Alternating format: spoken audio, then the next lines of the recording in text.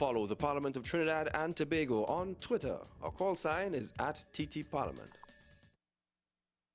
On Monday, March 23, 1903, the Red House was destroyed by fire.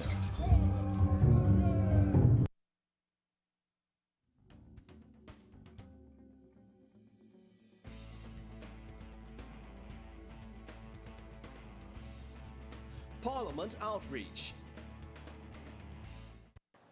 I do think that there are some biased comments that go out there into the media, especially in newspapers when you read articles. You could pick up on the biasness, as also in terms of letters to the editor, certain opinions, when there are many people who write letters to the editor, but only a few are selected to be published, and that shows some sort of biasness. I think they should report on what is truthful and not really what they want, because if they report on what they want, then they would just make shock headlines in order to increase their revenue. No, I don't believe they should report on everything, because it's all about how they sensitize things. Some things the media will not be able to handle. The public will not be able to handle. And to display that to the public could cause a lot of uproar and eruption of emotions. And so it should be sensitized and limited to some extent. Parliament outreach. Check our website for showtimes. ttparliament.org.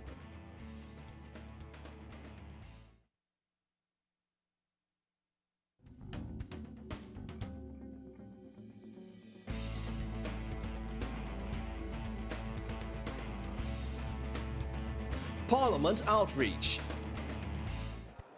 The roles and responsibilities of an MP is to ensure that he carries out about his duties and that he makes sure that his constituency is being taken for. The lecture series today was very informative, especially from Mr. Hamid Ghani. He made me very aware of what is mostly the main role of an MP, what happens, what ministers are supposed to do, and what processes the Parliament goes through in deciding a bill. I think the role of an MP is to seek the interests of the people in the area, deal with the matters that are pending, and give everybody a fair chance to state their problems and things that they think the MP should do to uplift the area. Parliament outreach. Check our website for showtimes. ttparliament.org.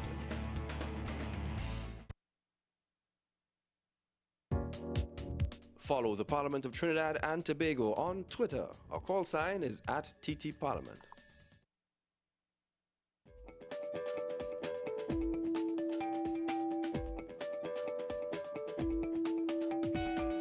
Parvati Anmal Singh Mahabir served as an independent senator during the 7th and 8th Republican Parliaments from 2001 to 2007.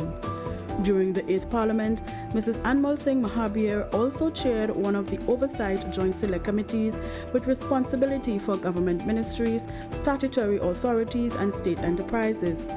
Prior to her appointment as an independent senator in 2002, Mrs. Anmal Singh Mahabir had a long career in the field of education as a lecturer at various educational institutions. She was frequently called upon by President Max Richards to serve as an acting independent senator and was appointed by him as a member of the Mediation Board. Mrs. Anmal Singh Mahabir is retired from parliamentary life.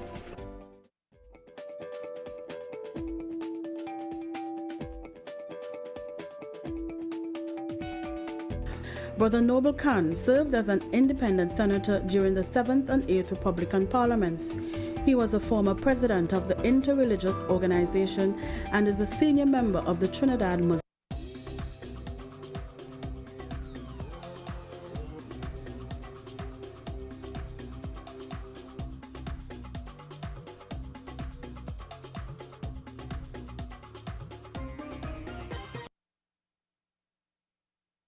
Afternoon once again to our listeners on Parliament Radio 105.5 FM, our viewers on the Parliament channel, and those of you joining us via the World Wide Web on the Parliament's website, www.ttparliament.org.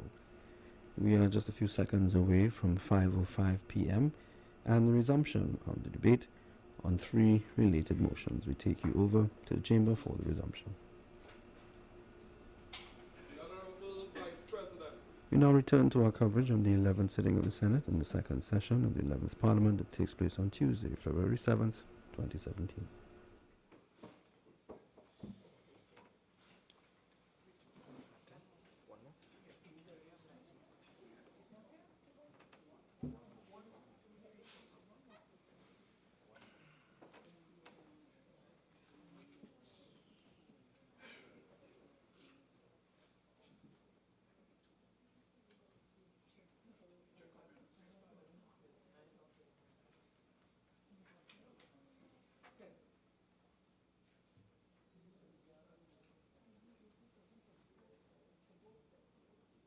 President, in 5 minutes, the dollar could on adjourn, please.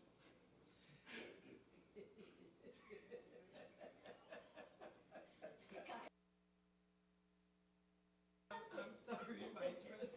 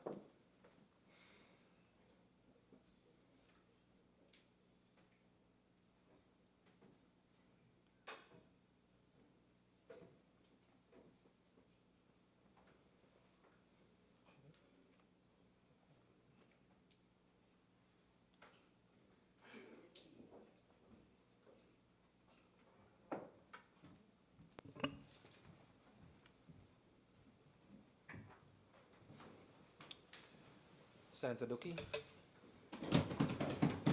Thank you very much, Mr. Vice President. I'm very delighted to join this debate and begin by congratulating members for their contributions thus far, as I believe members have been very objective by and large in presenting the merits and benefits that can be derived from the measures that are before us, not just focusing on the financial implications of the measures, but also the social implication, and that gives us the opportunity to evaluate how the social implications can have financial benefits in the future. Let me approach my short intervention here by examining some literature regarding the impact of price increases and taxes on the use of tobacco products. And I refer, Mr. Vice President, to an article written and produced by Dr. Emmanuel, Dr. Parehi, and Dr. Chapolo. And the title, as I may have said before, is The Impact of Taxes on the Use of Tobacco Products. And one of the reasons why I chose this article, Mr. Vice President, is that the article examined time series data. In other words, took a longitudinal study approach. And also, Mr. Vice President, the article would have used cross-country data examining the impact of taxes on this product in different contexts, and in particular in this case, Latin America and the Caribbean. And that gives me a little more confidence in saying that the findings could be described as generalizable because there is external validity. The first point I wish to point out regarding the findings of this article, Mr. Vice President, is that cigarette prices have a significant and direct impact on revenue.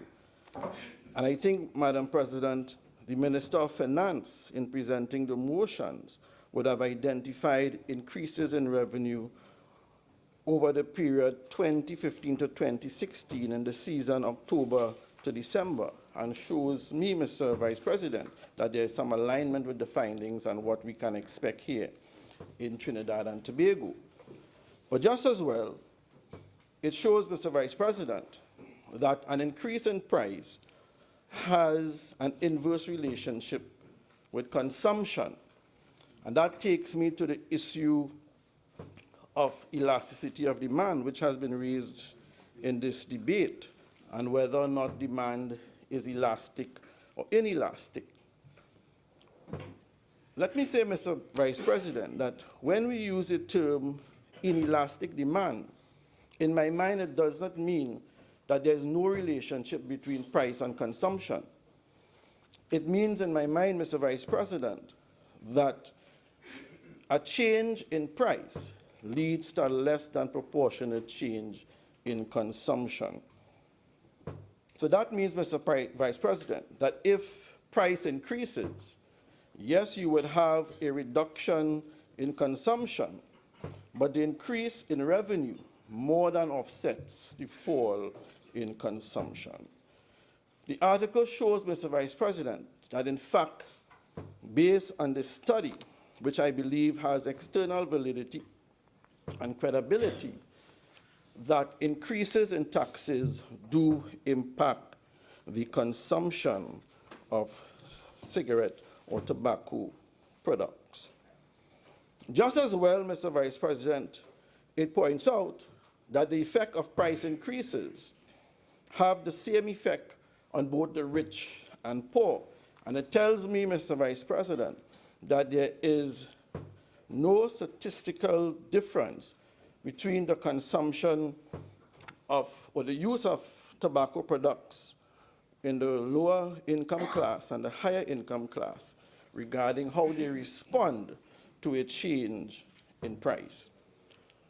The other point I wish to point out regarding the findings of this article, and this is something that I think is important to note, is that price increases delays a potential user's first experimentation.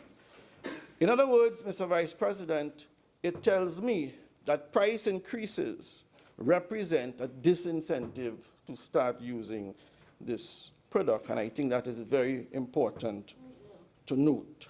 I think that's a very interesting finding, which leads me, to support the measure even more. So, Mr. Vice President, when I look at this article, I can conclude with some confidence, given the fact that I believe there is sufficient external validity in the research, to say that the measure before us, as shown in this document or this scientific study, would definitely positively impact revenue for Trinidad and Tobago, and I think the Minister of Finance would have presented evidence to show that. I think as well you would have a positive effect on behavioral change, which means, Mr. Vice President, a fall in consumption. How much, Mr. Vice President, it is difficult to say, because I think the only way we can know is that if we measure consumption scientifically. And I think, Mr. Vice President, there is no discrimination because the impact does not differ among the lower and upper income class. And as I said, I think because of the fact that the study would have used a longitudinal approach and would have looked at different contexts and different situations, that I have some confidence in the finding. The second article I wish to refer to, Mr. Vice President, was an article published by the Journal of Public Health, the American Journal of Public Health, February 2016, written by Dr. Volo, Dr. Kelly, and Dr. Kadowaki. And the article addresses the impact of taxes on the use of tobacco products on children 10 to 13 and young adults. And the reason why I chose this article, Mr. Vice President, because I would have looked at a number of articles in preparing for my short intervention here. But the major reason why I am bringing this to the attention of members is that it would have focused on children 10 to 13 and young adults. And one of the findings show, Mr. Vice President, that deliberate higher prices, and of course, the measures that are presented here in these motions are deliberate, and of course, would lead to higher prices, lead to a preventative measure, or is described in the literature, in the article, as a preventative measure regarding consumption for children 10 to 13 and young adults. Another finding which I think is important to note is that it shows that taxes significantly reduce the odds of daily pack smoking. And remember, Mr. Vice President, this is in the context of consumption regarding children 10 to 13 years old, which was shocking to me, and young adults. It reduces the odds of daily pack smoking. And it shows, Mr. Vice President, that a $1 increase in price through taxes reduces daily pack consumption by 17.9%. And this tells me, Mr. Vice President, that in fact, when you look at, or when I did somewhat of a brief literature review, there is alignment in literature that says that increases in the prices of tobacco products leads to a reduction in smoking. And in this context, Mr. Vice President, a $1 increase in price led, according to the study, to a 17.9% reduction in daily pack smoking. And this, as I said before, Mr. Vice President, is regarding young children, 10 to 13 years old, and young adults.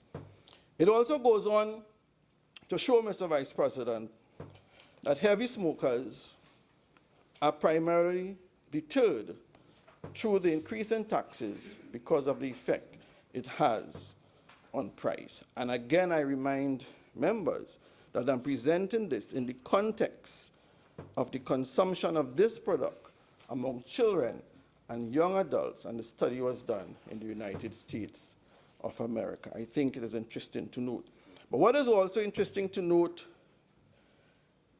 in this article regarding what was concluded, and one of the findings is that increases in taxes have proven to be more effective in reducing consumption of tobacco products than having a total ban on the product. And when I say a total ban on the product, for example, banning the product from smoking in public places, for example. And the study tells us, Mr. Vice President, that it is more effective to increase taxes than to go with an outright ban. And again, it tells me, Mr. Vice President, that I can conclude with reasonable confidence that there's a high potential.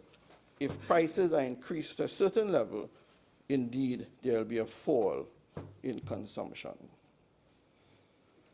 The third article I wish to examine briefly is an article written by Dr. Zhang, July 2010, again published by the American Journal of Public Health. And this one deals with alcohol consumption.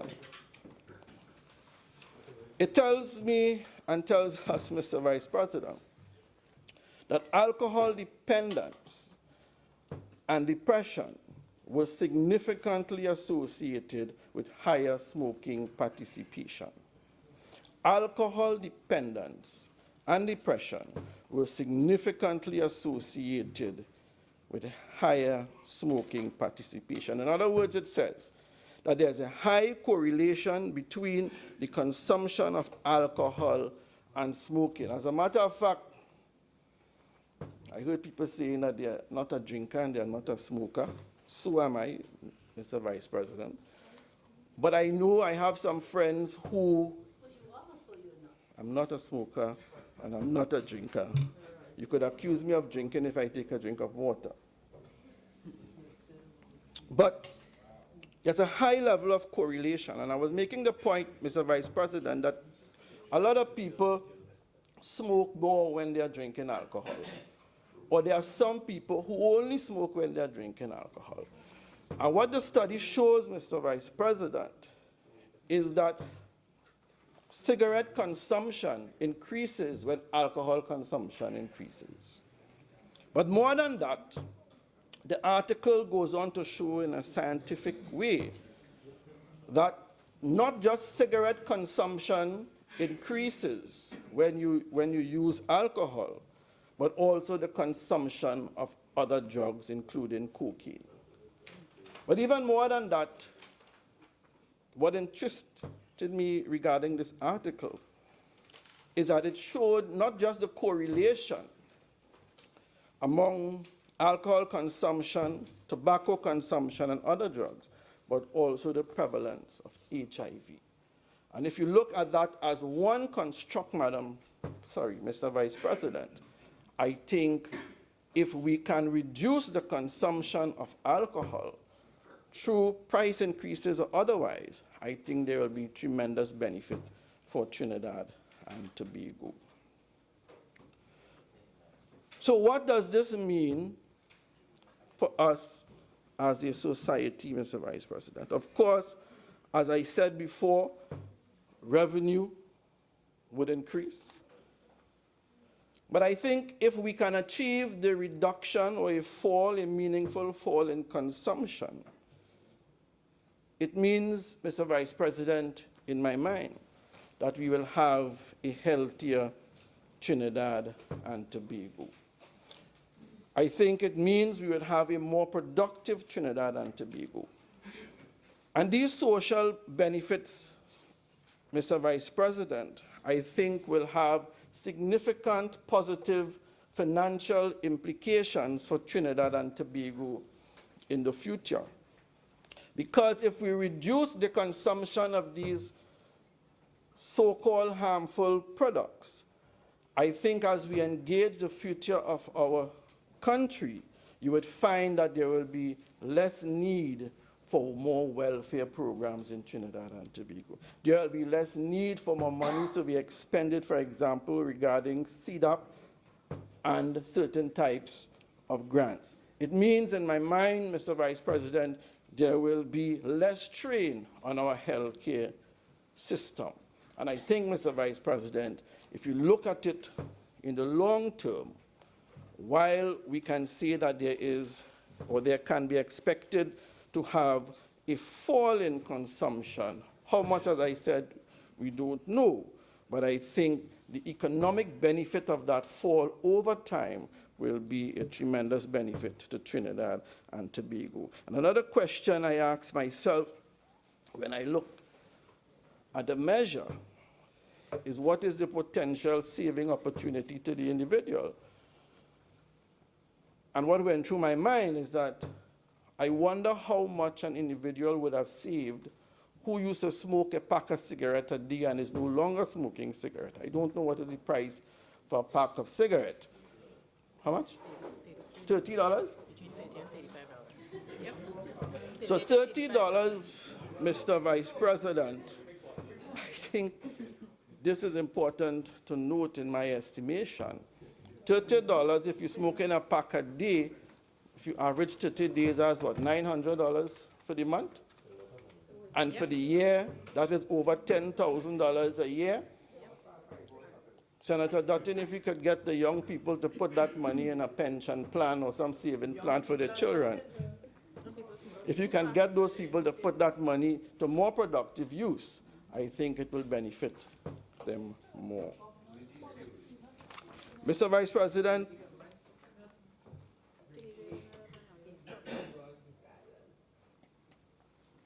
so I express my support for the measures before us, Mr. Vice President.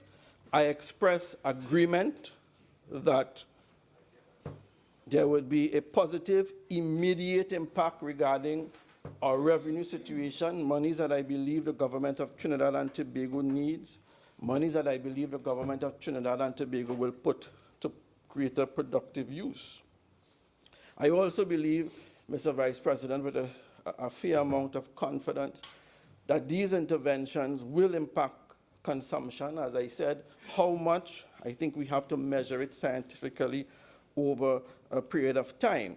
And more than that, the reduction in consumption would lead to a healthier Trinidad and Tobago, a more productive Trinidad and Tobago, less need to use money in terms of healthcare, less need to use money in terms of certain sort of welfare services. And I think that would mean, Mr. Vice President, that monies can be used for more productive uses. So I certainly support the measures, Mr. Vice President. It has been a joy to spend a few minutes chatting with you all in this wonderful occasion, because I really want to pay or say congratulations and thank members, because I really think this is a debate which has gone in a positive way, where I think members have been very objective, and I hope that that can continue in this honorable institution. I thank you, Mr. Vice President. Senator Samuel.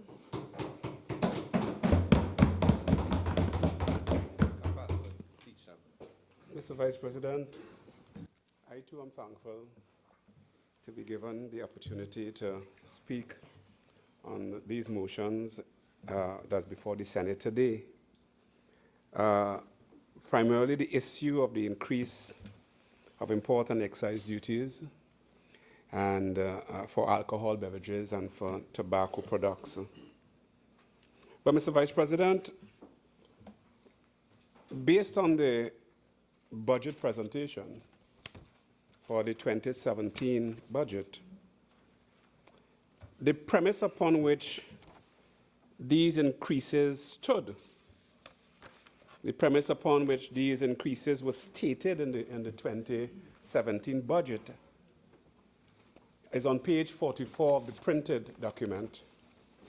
And it says clearly that the government is of the view that we need to curb the consumption of alcohol and tobacco. Worldwide tobacco use is the single largest cause of preventable death, killing around 6 million persons every year. So in other words, Mr. Vice President, the minister in his budget presentation was saying that for far too long, we've had to deal with the negative consequences associated with high consumption of these products. And it says to me, Mr. Vice President, that though the intention is a good one, this is not the first time we are hearing such remarks and almost along the same lines. And it would say to us that the increase in these entities have not worked out the way in the past in decreasing the consumption or the use of alcohol and tobacco. As a matter of fact, Mr. Vice President, on Monday, January 14, 2008, in a Newsday clipping, tobacco debate, tobacco use identified as second major cause of death in the world. And this was a presentation to the lower house by the Honorable Minister of Health then, in 2008. And he began by addressing the House and saying he was instructed and authorized by the Cabinet to address the House that day on a topic which is of utmost importance to the health and well-being of the population of Trinidad and Tobago, and more so to the vulnerable groups, our women and youth. And then he says, in fact, Mr. Speaker, when he was speaking, a study produced by Professor Jai, Research Chair of the Health and Development of the University of Toronto in Canada, estimated that deaths due to smoking in Trinidad and Tobago then, for 2002, in the age groups 35 and over, were 90% for lung cancer, 69% for oral cancer, 38% for respiratory disease, 19% each for heart disease, stroke, and other vascular diseases. That is in 2008. And subsequent to that, there was an increase in taxes. There was an increase in duties for the set products with the intention that it will in some way redound to a decrease in the use and the consumption of alcohol and tobacco. But between 2008 and now, what we have found, Mr. Vice President, is that more people are smoking. The consumption of alcohol has now, the age bracket has now significantly reduced. So you have young people that are consuming alcohol and smoking. As a matter of fact, school children. You know, I had to ask a serious question, Mr. Vice President. You know, when we debated the Marriage Act, we said it was 18 years, and we were doing all kinds of stuff. And then the idea of consumption of alcohol and tobacco is also 18.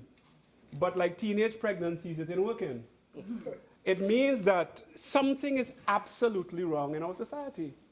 The fact that, Mr. Vice President, Madam President, sorry, the fact, Madam President, sorry about that we have had to be speaking about this on a regular basis. The fact that we continue to instill all other aspects of deterrence says that it's not getting better, but it's getting worse. As a matter of fact,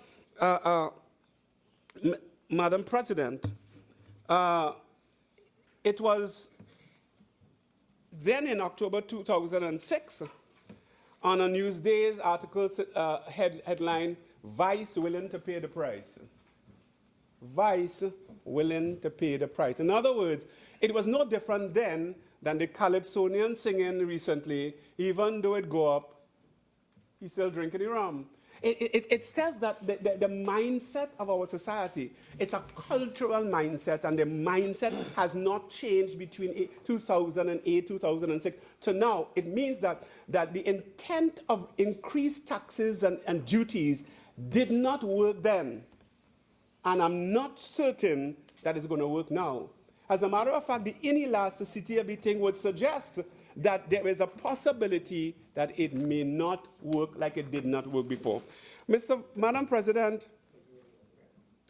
it was in this same report by Sean Douglas on Friday, October 6th, 2006 of the Newsday, "Vice willing to pay the price."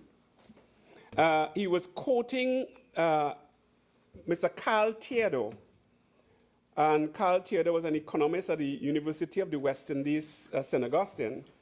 And he was commenting on the budget changes and the adjustments in the budget of that year. And Carl Theodore said, while he commended any measure which might reduce the consumption of alcohol and tobacco, he didn't think that the budget could do it alone. He said it was known that even raising the price of such items does not reduce the demands for them.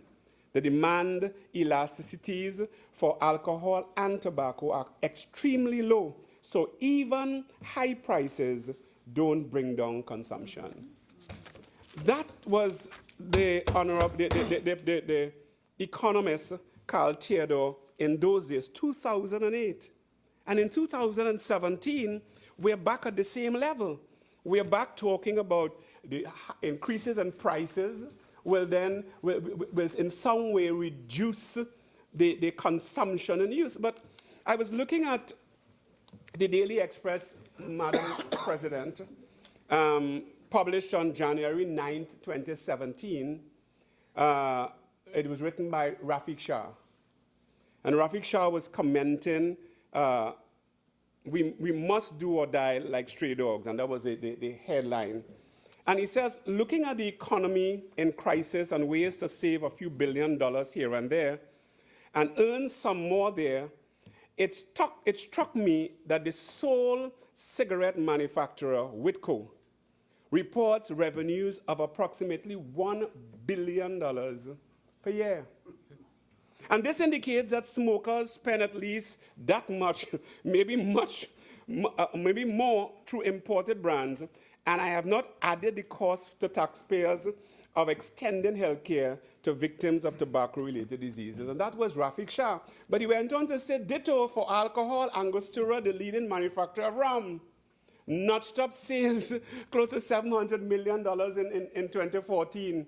And I add to that the spending on beer and all the other things. And he was showing that the profits and the gains on these two entities. And by the way, Madam President, there were things that are closely associated: tobacco use, alcohol, gambling, and quite a number of things are closely related in so many instances. And Madam Vice President, it is important for us to take note of these things. Why? Because we are then attempting to try the same thing and try to get an absolutely different outcome. So based on the presentation of the Honorable Minister of Finance, it is safe to say that it is not necessarily going to change the consumption. The minister seems to be hoping that it does something. But we need to go beyond just hoping. We need to go beyond just increasing things and begin to now deal with the issue of consumption as it pertains to Trinidad and Tobago. Quite a number of the statistics that are quoted from other nations, but we as a nation find ourselves not having any kind of empirical data that deals with the issues that it pertains to Trinidad and Tobago. And it pertains to Trinidad and Tobago based on the mindset of the typical Trinidadian and Tobagonian, based on the culture of Trinidad and Tobago, based upon how we think generally as we deal with severe and serious issues in our country, Madam President.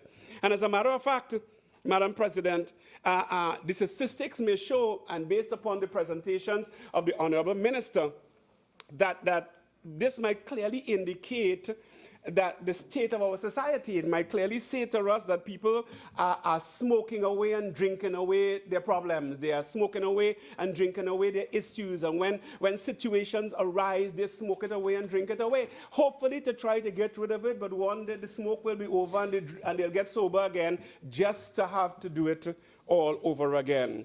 Because the lifestyle habits of consumption, like in every other area, the same way we are talking about obesity and the consumption of fast foods, which has become a tremendously cultural situation in our country that is affecting our country, the consumption of alcohol and tobacco seems to be following the same patterns. And we are talking about stuff, but we are not putting the necessary things based on empirical data to deal with it in Trinidad and Tobago.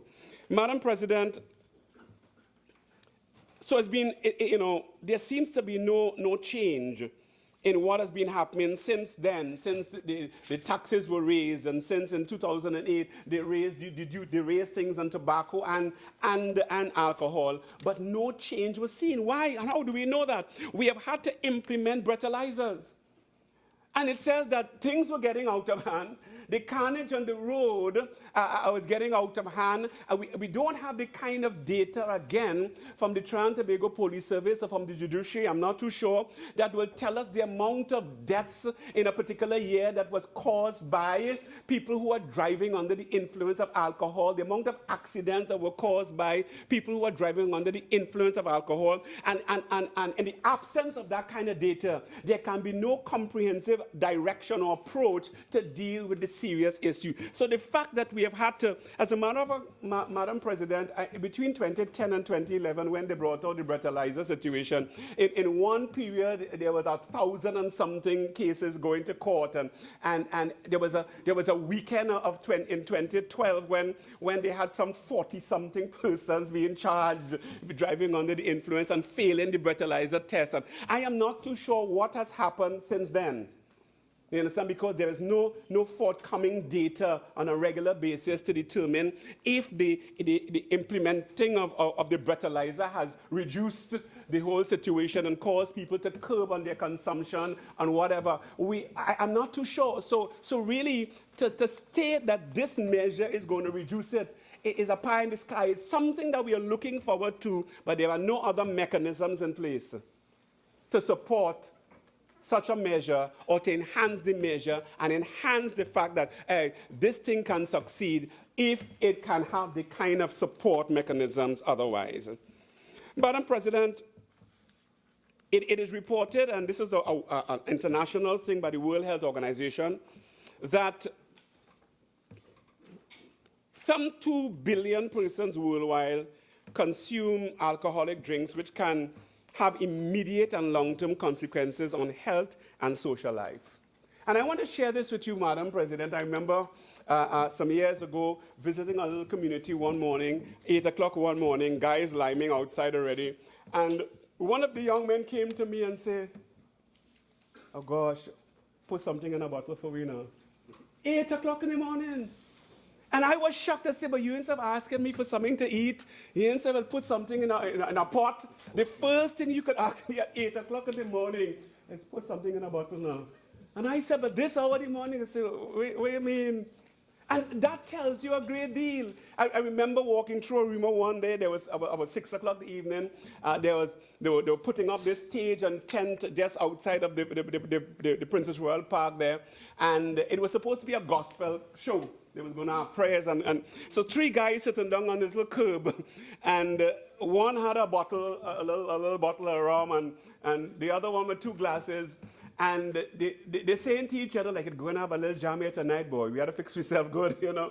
And it tells you that that's the first thing that people are thinking about, you know. Young people are consuming alcohol in measures that we are yet to determine as a country, because everywhere you turn, and the age limit of buying alcohol, I mean, that is a big joke because they get it anyway. And those are the kind of problems that we have.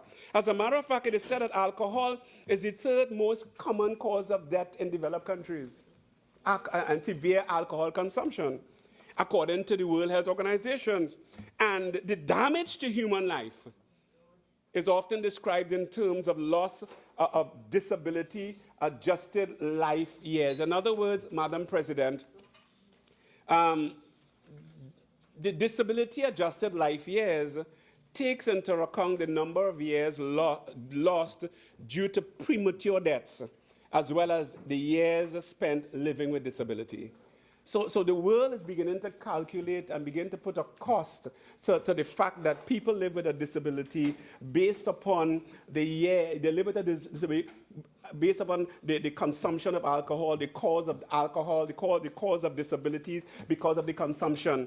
And they now market that and determine what is going to cost a nation with regards to the disability that's caused by alcohol consumption. So how can we analyze that? How can we determine it? Because we need to start to have data in our country, Madam President.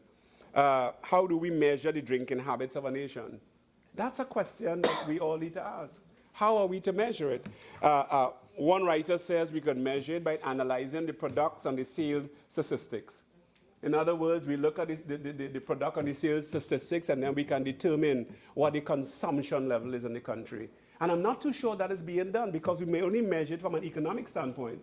We may best measure it to see how much was produced and how much was sold, and we see the profit margin from it. But we are not measuring it from a standpoint to look and see the consumption levels in the country, and then begin to categorize it in the consumption levels from the standpoint of male and female, and then look at it in age brackets and begin to deal with the danger of the consumption of alcohol and tobaccos.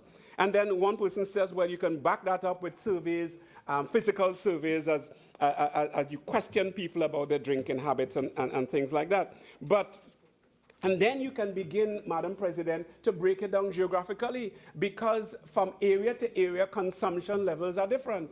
And we need to know which areas in our country people are consuming more, why they're consuming more, and how we can deal and help people with the consumption problems that they have. Now, the question is asked, who are really heavy drinkers? Because I'm not too sure if the average person who drinks believes they're a heavy drinker. But, Madam President, heavy drinkers, according to statistics seem to show that persons, and Pastor Dutton was referring to this, persons who consume more than a certain amount of drinks per day. In other words, they say if you drink more than 3 drinks per day, you're a heavy drinker. Or more than a certain quantity per occasion. It is said that if you drink 5 or more drinks on any one occasion, or any at least one in any 1 week, you're considered a heavy drinker. So it all depends on how you're going to, or if you're drinking every day. And we need to determine that as a society. Or else we would only say, the revenue that is going to be earned, but we have no way of determining if, Madam President, is going to significantly reduce the consumption. Madam President, it is time for us to deal with the impact that consumption of alcohol has on our work ethics. As a matter of fact, Madam President, alcohol consumption in the manners in which it's consumed can affect the work ethics in Trinidad and Tobago. We already have a low productivity rating in Trinidad and Tobago. And maybe that's one of the causes of low productivity. It affects, it is high on the absentee list. It is high on the accidents on work. It is high on productivity. It's high on employment. As a matter of fact, Madam President, quite a number of people actually have to drink every day, even during the day while they work in this country. Yeah. And not only that, but we have to study the effects, how it affects the family. We must deal with not just the workplace, but how it affects the family and how it impairs how a person performs as a parent, how it impairs how they contribute to the functioning of the household. We must look at all of these things when we are looking to deal with problems in our country. The lasting effects that it has on their partners and their children. If we are not ready to deal with those kind of things, broad brushing it and saying that, raising the taxes would reduce it, then we will find ourselves spinning top in mud and then doing the same thing over and over and not having the change that is necessary, Madam President. Madam President, it would appear from the presentations in the budget and even today that much more emphasis is placed on the revenue earned than the issues caused. And I'm quite concerned about that because I had so much calculations about every year and the data on the finances and what it realized, but there is no data on the impact on the cause, and so it's a one-sided kind of presentation. Because to balance that, even though I could have seen the income and the revenue from all of those things, I should be able to see the damages and the impact it has to balance the equation, and then we will determine if we are really benefiting. Because economic benefit is not necessarily benefit at all. If we just... Honourable Senators, can we listen to the contribution in silence, please? Continue, Senator Sam. And this is just for the Minister, and probably when you think about the amount of people being charged for driving under the influence, maybe that should have gone as part of the revenue earning in the budget, because that too is part of the impact of alcohol and tobacco in a country. And maybe we need to look at those what's the revenue from the driving under the influence, and how many people have been, because the payments now and the charges are $12,000 and $15,000, and there are people who have done it 2 and 3 times and they're before the court 2 or 3 times. And you may find that there's a lot of money coming in there too. So it's important for us to look at it and the revenue generating. And that's what I'm saying. So part of the revenue generating, we better look at that to see if we're earning enough money from that, Madam President. Madam President,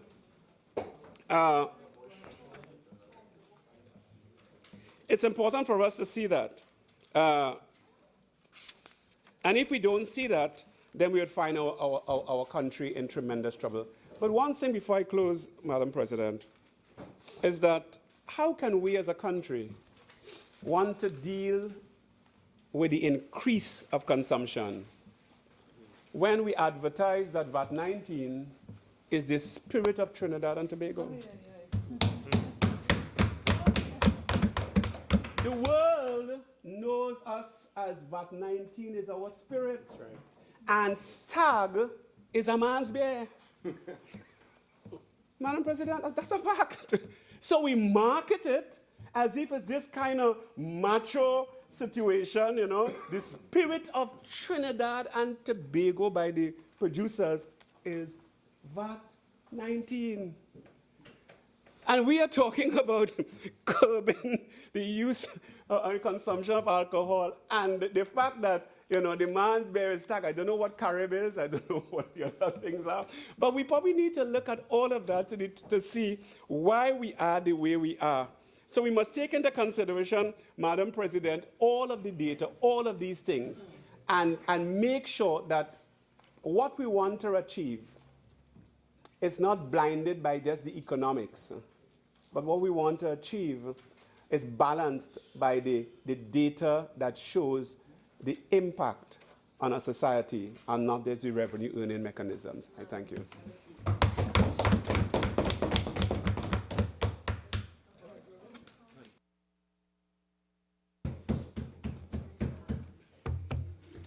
Madam President, it's my privilege to join this debate this afternoon, which is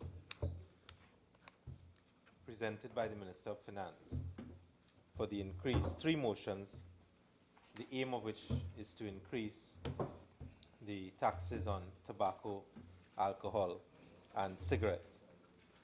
And the way in which I wish to structure my contribution this afternoon, Madam President, is to take us back to how we actually reached here, starting on Tuesday, November 15, 2016, and dealing with an issue that I consider, Madam President, to be very, very important. It was raised by Independent Senator Shriki Soon, and it was touched upon by Senator Lester Henry in their contributions. And it is very important, Madam President, because this debate started on the 15th of November, 2016. And before any of us could contribute to the debate, we were told on that day that the government was going to adjourn the debate because they had advice from the Treasury Solicitor. As Independent Senator Shriki Soon indicated, we were asked to make a decision on that day because we had to vote on what should transpire with respect to the motion in the absence of being provided with the information and the advice that lay within the bosom of the government. And that is a very unfortunate, very, very unfortunate position to be in, Madam President.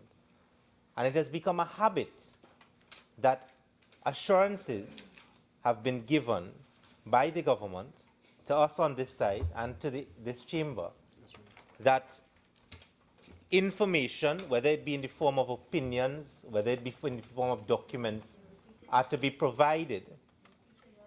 And those documents thereafter are not provided. Yeah.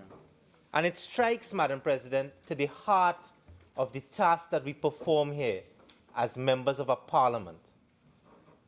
Because we cannot be asked to vote on a matter and there is information that should be shared among all of us.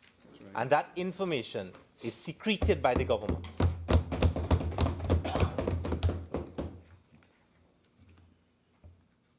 This is a very, very important matter, Madam President, because we have a standing committee on assurances that all of us in this, whether it be on the government side, the opposition, the independents, all agreed was a very progressive move for us to have a committee on assurances. And these assurances are being given time and time again, and nothing is being done about them, when no sanction is being attached to the fact that when these assurances are given, in this particular case, it was given by the leader of government business at the time, and I joined with my leader, Senator Mark, in wishing a healthy recovery to the leader of government business. But the leader of government business unequivocally, Madam President, indicated that we will be provided with this advice from the Treasury Solicitor. And I am lucky, I consider myself lucky, as Senator Mark indicated, through very inventive means, we, on the opposition side, have been able to see what it is that the leader of government business was speaking about, and to be able to read it, and to be able to analyze it. And part of my contribution today is to be able to take it apart and to show that that opinion, with the greatest of respect to the Treasury Solicitor, is not worth the paper that is written on. But before I get there, Madam President, I want to just spend a few minutes on this issue, because I really would not want there to be a repeat of what transpired on the 15th of November 2016 and what continues today. Because as I speak today, it is through the intervention of Senator Mark that I am able to speak to the advice. Up to today, 91 days, as Senator Mark has indicated, after we are not yet provided with the advice that we were promised by the government. And I say it is a matter that affects our democracy, Madam President, because the Court of Appeal in our jurisdiction, the highest court in our jurisdiction, has dealt with this matter. And Senator Lester Henry, with the greatest respect, I think, said flippantly in your absence, Madam President, that the Honorable Attorney General said, you can't be throwing legal advice around like that. Legal advice that is given to a ministry or is given to a minister. But I'll get to the issue about it being paid for by the taxpayers. But I want to read into the Hansard today for the benefit of those on that side and for all of us as members of Parliament, what the Court of Appeal has said about this idea of keeping material that should be disclosed in the public interest to all of us. And there can be no greater public interest to be served than to disclose material that is relevant to a debate in Parliament, because we are here to do the people's business. There was a matter that went to the Court of Appeal, Madam President. It is Civil Appeal number P200 of 2014, the Minister of Planning and Sustainable Development versus the Joint Consultative Council for the Construction Industry. And just to give two sentences on how this reached the Court of Appeal. This was a matter where the JCC applied under the Freedom of Information. Point of order. 46(1).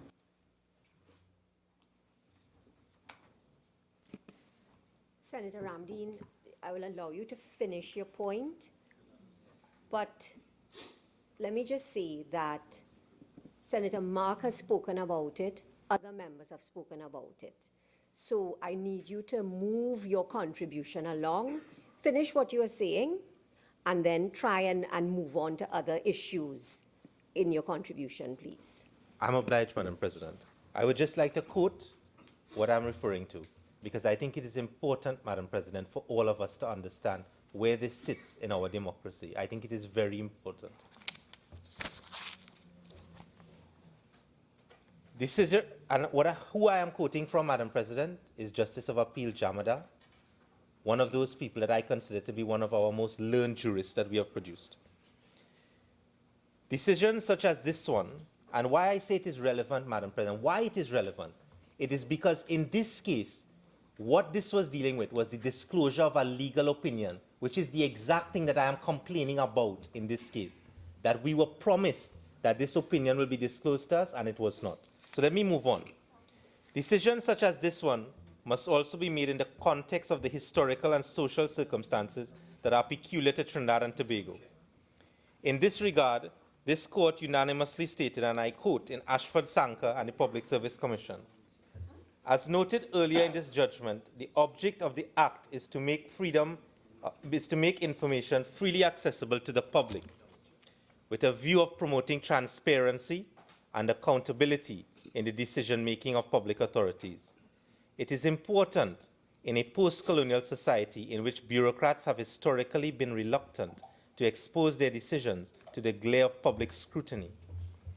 Freedom of access to information is also important in a society that is politically polarized along ethnic lines, and in which appointment to public office and decisions involving the allocation of state resources are often the subject of speculation and mistrust. Against this historical and social background, the right to access to information from public authorities must be jealously guarded and must not be allowed to be whittled down. Information requested must be provided unless refusal of access to information is expressly permitted by the Act and the public authorities provide adequate and intelligible reasons for refusal. And Justice of Appeal Jamada goes on. Senator Ramdeen, so you've quoted from I think you've made your point about the decision. So can you move on, please? I don't think we need to hear the entire judgment, okay? As you please, Madam President. The issue... May I just say to members that if a member wants to invoke a standing order, you should know by now how to do it. Senator Ramdeen, please continue. I'm obliged, Madam President. You see, Madam President, the issue that really concerns us on this side is one whereby what we are seeking, or what has been done by the government, is to impose taxation on the citizens of this country without any sanction from the Parliament. This is the real issue that we are concerned about. The issue, it is a fundamental principle, Madam President, and I will show for 802 years it has been a fundamental principle that you cannot impose taxation arbitrarily on the citizens of any country. We are a democracy. We are a democracy governed by a constitution. And the constitution provides that if you want to impose taxes, you can only do so under the authority of the Parliament. And where does this find its genesis, Madam President? The genesis of that, and the principle which I say the government has flagrantly disregarded in bringing these orders and not adhering to what the law is with respect to how these orders ought to be sanctioned by the Parliament, has breached that principle. 802 years ago, 802 years ago, when Magna Carta was signed, Chapter 12 and Chapter 16, 802 years ago, the barons went to the king to make him sign Magna Carta. To do what? To ensure that he couldn't impose taxation without the authority of the council. 802 years ago.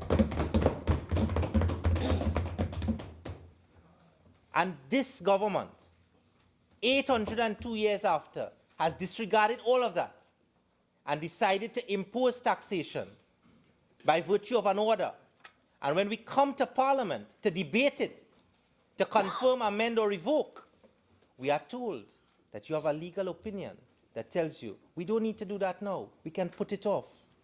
Well, when we are told that on the 15th of November, 2016, and we come here in February of 2017, and the motion that we are asked to debate and to pass says, and whereas it is expedient to confirm the order. That is what it says. Motion number 1. Motion number 2, and whereas it is expedient to confirm the order. And whereas it is expedient to confirm, what is expedient about this? When we came in November of 2016, when the legislation provides that within 4 and 21 days, it must be submitted to Parliament. Madam President, this act of attempting to impose taxes on the population without the sanction of the Parliament was one of the reasons why you had an American Revolution, you know. It was one of the reasons why you had an American Revolution that led to the American independence. That is what it led to, this.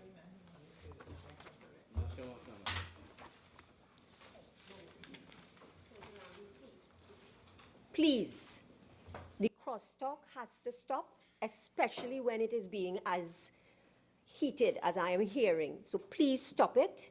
And if you all want to have that crosstalk, leave the chamber. Okay? Senator Ramdeen, continue.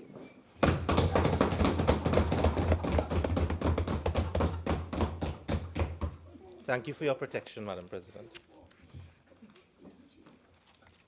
You see, the reason why I'm giving these examples, Madam President, is because when this was done in the past, we must, even if it's 800 years ago, we should learn from our history. Because it led to Magna Carta in 1215. It led to the American Revolution. And one cannot tell when you do this to a population, when is going to be the day that the population is going to decide they are not going to accept that kind of behavior by a government anymore, and what it can lead to. You see, we had an experience in 1990, and we don't want to have another one like that again. So, Madam President, I want to move on from that, because I think that we understand, and we should understand as a parliament, that as Senator Mark has indicated, and I join in what he has said, and I support him, that we cannot, no government should be allowed to impose any tax, no matter what it may be, no matter how good the intention might be, without the sanction of the parliament of this country. Now, Madam President, I have gratefully been provided with a copy of an opinion by the Treasury Solicitor to the Honourable Minister of Finance that is dated November 11th, 2016. And this is an opinion that was done at the request of the Minister of Finance. And we are here to debate what was the result of this opinion being given. And I wish to say that I would have thought it proper that for us to have a proper debate and a proper understanding of why we are here and why these measures were imposed on the population, that we ought to have been provided with the request for the opinion. Because reading the opinion and reading what the Treasury Solicitor has said, and I will read it and I will go through it and analyze it, but it is reading in a vacuum, because we don't know what it is that what was requested by the Minister of Finance for this to be the outcome of it. And I would have hoped, I was privileged to just finish a joint select committee with the Minister of Finance, and I'm surprised that we are in this position today, because the Minister of Finance is someone who's very learned in law, Madam President. He has 2 LLMs. And I would have thought that having been qualified to that extent, we would have all, he would have understood how important it was to give us the request together with the advice. But we have none from the Minister of Finance, unfortunately. And I think, to just add to that, I think the people who are disadvantaged the most by this is the independent bench. Because they are asked to contribute to a debate without even seeing the advice. We have the advice, we don't have the request. But unfortunately, they have neither. But, Madam President, from the time I read this advice, from the minute I read it, instinctively, I knew that there was something wrong about what was being stated here. Instinctively. And if I go straight to page 3, and paragraph 3 of the advice, you would see that the Treasury Solicitor makes a grave qualification on the advice. which is having dealt with the legal matters, the Treasury Solicitor indicated that the advice of Parliament should be sought on this matter. And as we stand here today, because of what I indicated when we started, that we have no, not even very little, we have no disclosure by the Minister of Finance. We cannot say, as a Parliament here, asked to approve this, we cannot say that the Parliament has contributed to this advice to the extent that we know what we are being asked to do is proper in accordance with parliamentary law, procedure, and practice.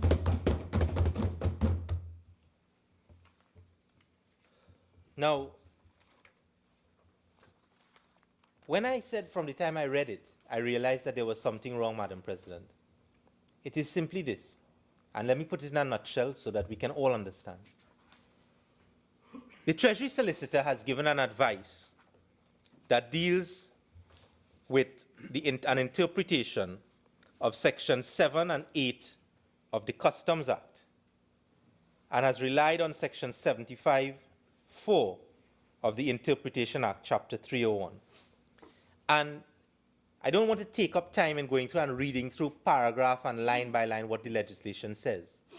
But in essence, the Treasury Solicitor has come down on the view or the opinion, respectfully, that because the acts provide that these orders ought to be submitted within 4 and 21 days, and it says submitted to Parliament, and Senator Mark indicated very clearly that Parliament is defined under the supreme law, the Constitution, as being the House of Representatives, the Senate, and the President. The learned Treasury Solicitor has indicated that because Parliament, having looked, and references made in the opinion to the standing orders of the House and the standing orders of the Senate, because Parliament has fixed no time by which the resolutions should be revoked, amended, or confirmed, then there is no time limit upon which it is to be done. But that leads to the question, Madam President, well, why are we here? Why are we here being asked to approve, to confirm, revoke, or amend these motions? Because the learned Minister of Finance indicated in piloting the motions that there is no time limit. So why are we being asked to do this if the orders can remain ad infinitum in place according to the learned Treasury Solicitor? The Minister of Finance has no reason to bring us here to debate these motions, because the logical conclusion of the Treasury Solicitor is that we don't need to be here. There is no time limit fixed. Once you're late in Parliament, there is no time limit fixed, and therefore that is the basis upon which this opinion is, the fundamental basis upon which this opinion is given, is that there is no time limit.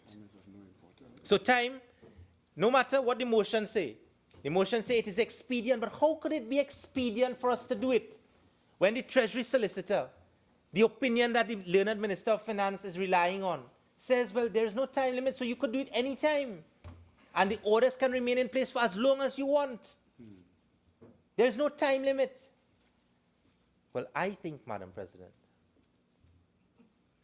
with the greatest of respect, that that is the most absurd result that one can come to in reading these pieces of legislation.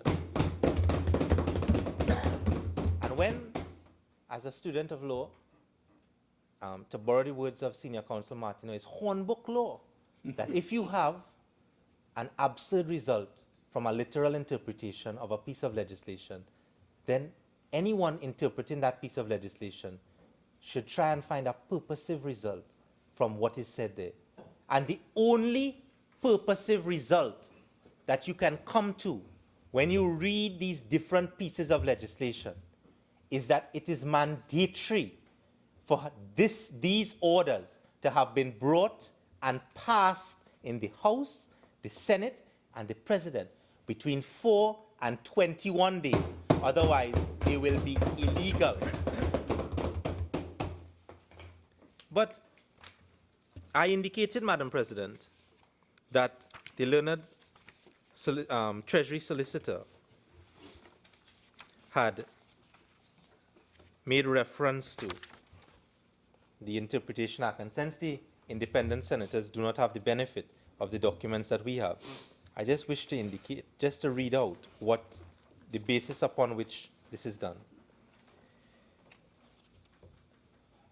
It should be noted, however, that by virtue of Section 75(4) of the Interpretation Act, Chapter 301, a reference in any written law to a resolution of Parliament shall be construed as a reference to a resolution passed by the Senate and by the House of Representatives.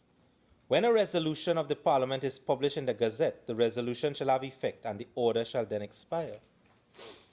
And this is the important part, Madam President. It does not appear from a reading of the Acts that the Parliament gave itself a time by which the resolutions are to be confirmed and hence published. It also does not appear from a reading of the standing orders for either the House or the Senate that the Parliament gave itself a time by which the resolutions are to be confirmed and hence published. The latter view, however, is subject to that provided by the relevant officers of the Parliament, who should be consulted on this point. Notwithstanding, the resolutions were debated and passed in the House on the 9th of November 2016. The resolutions are still to be debated and passed in the Senate. It is my view that having submitted the orders to the Parliament, the statutory requirement has been met, and the orders will continue to be in effect until the Parliament has confirmed and published the resolutions associated with the relevant orders. The state, in my view, has the requisite authority to collect and therefore continue to collect the import and excise duties. What I would have liked the learned Treasury Solicitor to make reference to, in her opinion, is that in addition to Section 75(4) of the Interpretation Act, she should have made reference to Section 23 also of the Interpretation Act. And I'm sure the learned Minister of Finance would be very familiar with this. Section 23 of the Interpretation Act says, where a written law requires or authorizes something to be done, but does not prescribe the time within which it shall or may be done, the law shall be construed as requiring or authorizing the thing to be done without unreasonable delay, having regard to the circumstances and as often as due occasion arises.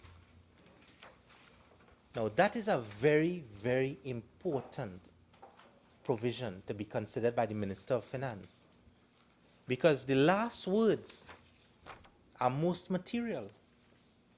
It is required to be done without unreasonable delay. That's the first part. Having regard to the circumstances and as often as due occasion arises. So when we came here on the 15th of November 2016, and the occasion arose for us to debate these motions, to approve, to confirm, revoke, or amend, and it was not done, the Minister of Finance should consider, if a High Court action is brought by someone upon who these taxes are imposed, and Section 23 is invoked, whether the state of Trinidad and Tobago will be liable for the taxes that have been collected from the 15th of November 2016 to today and continuing. Because the Minister of Finance was very careful, and I commend him for in piloting the motions, for indicating to date what has been the collections pursuant to these three motions. And what is interesting, Madam President, is that 54 million plus 58 million is 112 million, plus 36 million, which is 148 million, plus 5 million, which is 153 million, could be the liability of the state of Trinidad and Tobago if this is struck down in a court and the state becomes liable for the taxes that they have collected through their ignorance of what the law is. So the Minister of Finance should be put on warning that this, as I indicated before, respectfully, Madam President, should be reviewed. But it may well be too late, because both pieces of legislation are very clear that if we are correct and it was not done between 4 and 21 days, that is the end of the matter. There is no residuary discretion in the Parliament to change the law. So that if I am correct that this should have been done at that time, and the occasion arose for us to do it, and the Interpretation Act that the said Treasury Solicitor relied upon to find out what was the meaning of Parliament and what is the meaning of a resolution is applied to this particular case, all that we have been speaking about and all the benefits to the government for the revenue collection that has been done will amount to 0, 0, 0. Oh, Jesus Christ. I am always privileged, Madam President, to be able to give my short contribution to what the law is in this matter. And I think that the Minister of Finance, with all the qualifications that he has the ability to analyze what has happened here and to take steps or to ask the Parliament to take steps to redress what is, I consider, to be a clear illegality that has been perpetrated on the people of this country. And what is most unfortunate about it, Madam President, is this. Up to now, we had the opportunity to do what we are doing here within the time period so that it would be lawful. And up to now, we haven't been told why we were not allowed to do it on the 15th of November. Up to now, no good reason has been given as to why we were brought back here. Again, like Senator Shriki said, we had to be brought on a Saturday. We could have been debating something else today. We could have been doing the people's business that we should have done on the 15th of November and be doing something else today. But because of what has happened on that side, right? Because of what transpired there, without us being told why, we are here today to do what we should have done. And the consequences may be irreversible. But, Madam President, more relevant to the motion that is before us, the Minister of Finance gave us the figures of the revenue collection that has been made from October, when these measures were put in place on the 19th of October 2016. And despite all that we've been told, Madam President, unless my calculations are wrong, there hasn't been any increase in the revenue.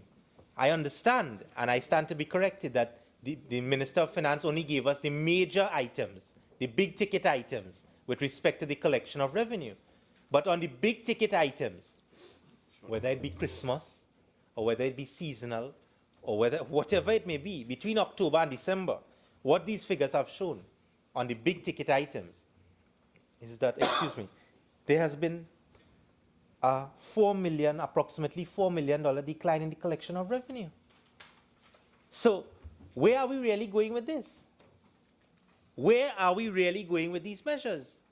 There's been no increase in revenue when Christmas falls within the period when people drink the most. Right? You have no increase in revenue. You expect it to get better for the other 9 months of the year? All that this amounts to, Madam President, is old school economics. When you cannot raise revenue, you tax alcohol and tobacco and cigarettes. It just demonstrates what we have been saying all along on this side, which is simply that you have no plan and you have no vision and you have no innovative ideas to create any revenue generating mechanisms to increase the revenue to be collected in this country. So what do? We go back and tax like we said before. But, Madam President, there are spin-offs to this, you know. There are serious spin-offs to what is transpiring here. Because when you raise, we have heard, everyone has talked about how inelastic the demand is for these products. Well, the inelasticity of the demand for the products doesn't reveal itself only in the fact that demand doesn't go down.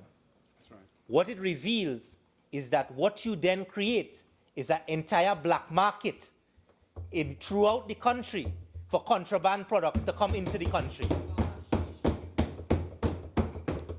What has the Minister of Finance told us about what has been put in place to protect the citizens of this country from the contraband that comes in Las Cuevas and the contraband that comes in Cedras and Icacas? There is a running trade of contraband from Icacas to Venezuela and Venezuela back to Icacas, to Copita back, and you go in 10 minutes, half an hour, back and forth. And the Minister of Finance and the Minister of National Security have told us absolutely nothing about what measures are going to be put in place in those ports. You know what we heard? We heard in the budget debate of 2016-2017 that the Border Protection Agency is far advanced. Well, from 2016 to now, at page 70 of the budget debate of the Minister of Finance, he told us back on the 30th of September 2016 that we are far advanced on establishing a joint border patrol agency. Senator Ramdeen, I'm obliged. you have 5 more minutes. Could I ask you to use those 5 minutes wisely and to come back to the matter at hand, please? Okay? Senator Ramdeen, okay? I'm obliged.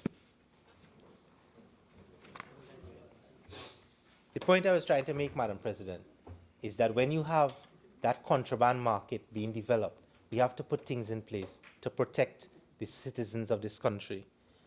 But one issue that I don't think any of us have faced frontally, Madam President, that arises directly out of this, is that we have a serious problem in this country that we should admit. That there are many of our women who suffer every day domestic violence because of persons they are in relationships with who consume alcohol.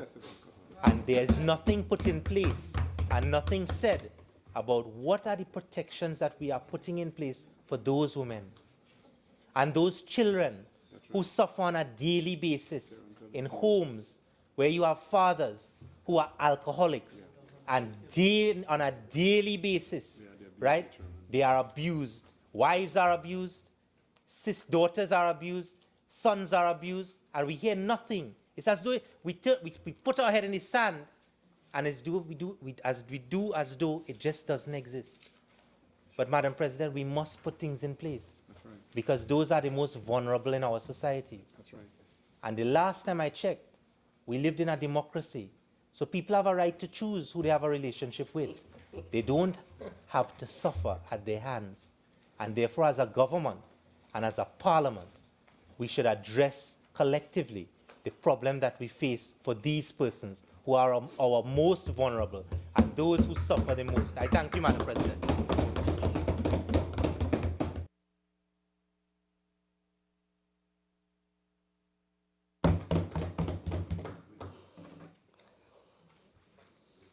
Madam President, I listened attentively to the contributions of my colleague, Senator Amin, and temporary independent Senator Pastor Dutton, who, together with Senator Ramdeen, basically made all the points I was hoping to make. So I'm at this point scraping the bottom of the barrel.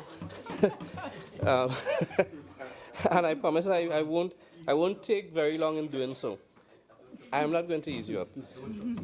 Madam President, when I listened to the contribution of Senator Dutton in particular, he made some very good points, which are worth repeating, but I won't repeat it right away. I'll try to get down to the issue.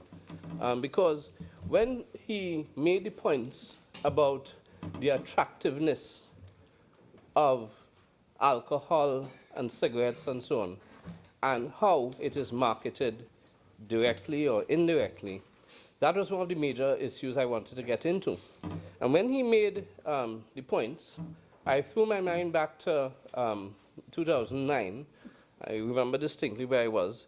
And when I was privileged enough to see a debate on tobacco control, which is now Act number 3004. And I remember that there were a series of offenses created under the Tobacco Control Act, and for good reason. But as I listened to Senator Dutton, I wondered whether there was a parallel piece of legislation dealing with alcohol. Now, correct me if I'm wrong, but I've just been looking through the laws of Trinidad and Tobago as per the Legal Affairs website, and I typed the obvious, alcohol, and there's no parallel legislation. If I can just give an indication of the type of offenses created, because there are offenses which deal with a certain malady which we are dealing with. Senator Sturge.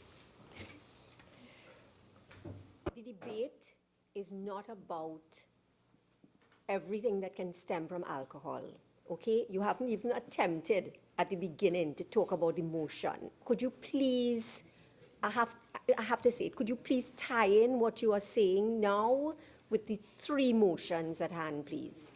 Well, I was about to by simply saying that I noticed there are a series of offenses created in the Tobacco Control Act, and maybe it is wise that since the minister said in his opening remarks that not only are we dealing with revenue generation, we are also dealing with certain societal ills created by alcohol. So that's where I'm making the link. Since we are, and I'm being disturbed, but since we already have these offenses which seek to penalize the advertisement of tobacco and so on, and I simply wanted to go through them because I just simply wanted to say that if we have those offenses as they relate to tobacco, I see no reason why we should not have similar legislation dealing with alcohol.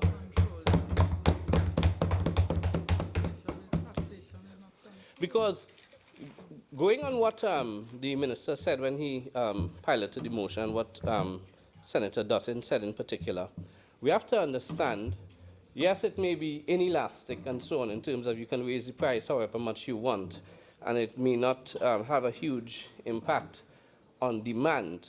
We have to take into account the type of damage these two products are doing on our society as a whole. Now, whilst we are concerned about revenue generation from these taxes, the collection of these taxes, if we want to deal with crime in particular, you deal with crime and you can get a result. Some measures are short-term, some medium-term, some long-term. Point of order. 46.1. Yes, when you are dealing with alcohol, yes. Yes, please come to the point. Yes, I am coming to the point. Yes, alcohol is responsible, if my friend didn't know, for a great deal of the maladies in this society. So I'm just seeking to not necessarily repeat what Pastor Dutton, Senator Dutton has said, but it would be remiss of me not to mention as I'm going some of the, at least an anecdote, two anecdotes at the very least. I'd like to mention, first of all, it relates to this very thing because there are measures which we can emulate, quite apart from, since we are seeking to use this measure simply to control a certain type of sin, and we want to deal with the effects of the sin. There's one thing I wish to mention, and I would not wish to close without mentioning the name Carla Maxima Collins.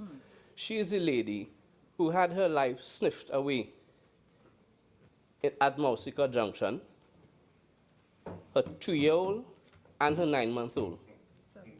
A Belmont girl, Bella Road, Belmont. I don't know if Senator Henry knew her. But the short point is this, and the point I wish to make is, keeping in mind, consonant with what Senator Dotting was saying, is this. This is a greater evil than appears at face value. If we know the facts of the case, we are dealing with someone who was not only using alcohol when he broke a red light and so on, but he was a repeat offender. Senator Sturge, please. Are you speaking about something that is now before the courts? Is that what you're doing? Because you should know better than that, okay? Let me move. So I'm simply saying that in there are jurisdictions, the United States in particular, whilst we are focusing on making, on profiting from sin taxes and so on, in the United States, for instance, I'll just give tobacco as an example, and perhaps we can look at it for the future. In the United States, not only are there fines if you can make a direct connection between the product and the result, but persons are able to sue. There's an inability in this country because you have to be able to make a direct connection between cigarette use and cancer.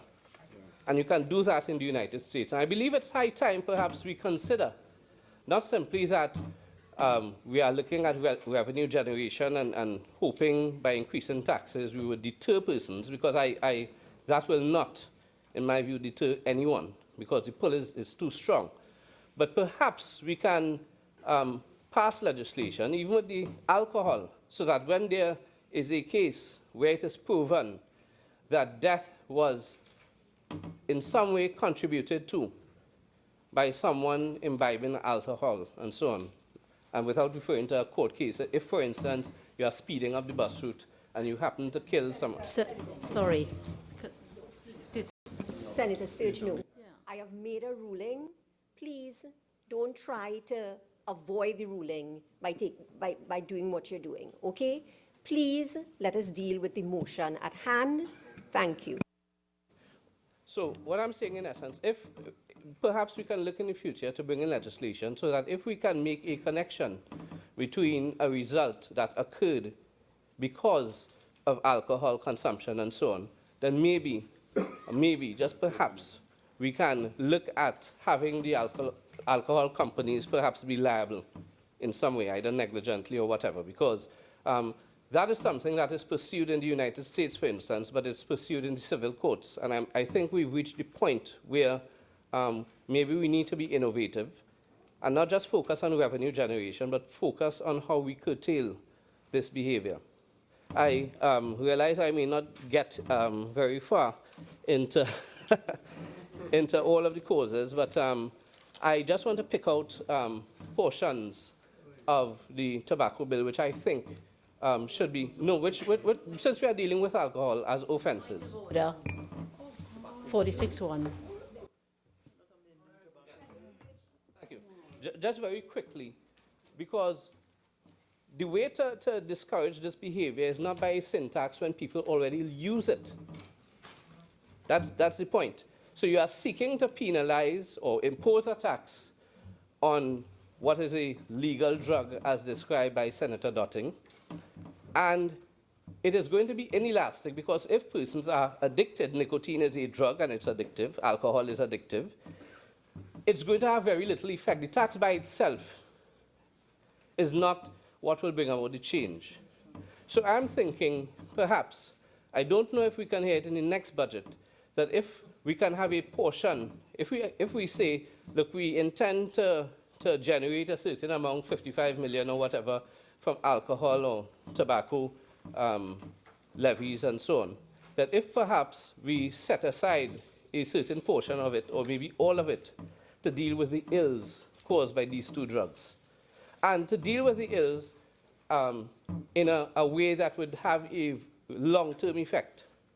So that the same way I can stand here and say 12 12s are 144, it's not because I am able to reason it out, it's because of inculcation, that perhaps from a very early period in education, perhaps standard 2, standard 3, we start educating as part of the syllabus and we devote money, perhaps from the revenue we collect, to the Ministry of Education for these programs, so that we don't simply invite people now and then to say, oh, cigarette is bad for you and alcohol is bad for you, and it really means nothing to the children.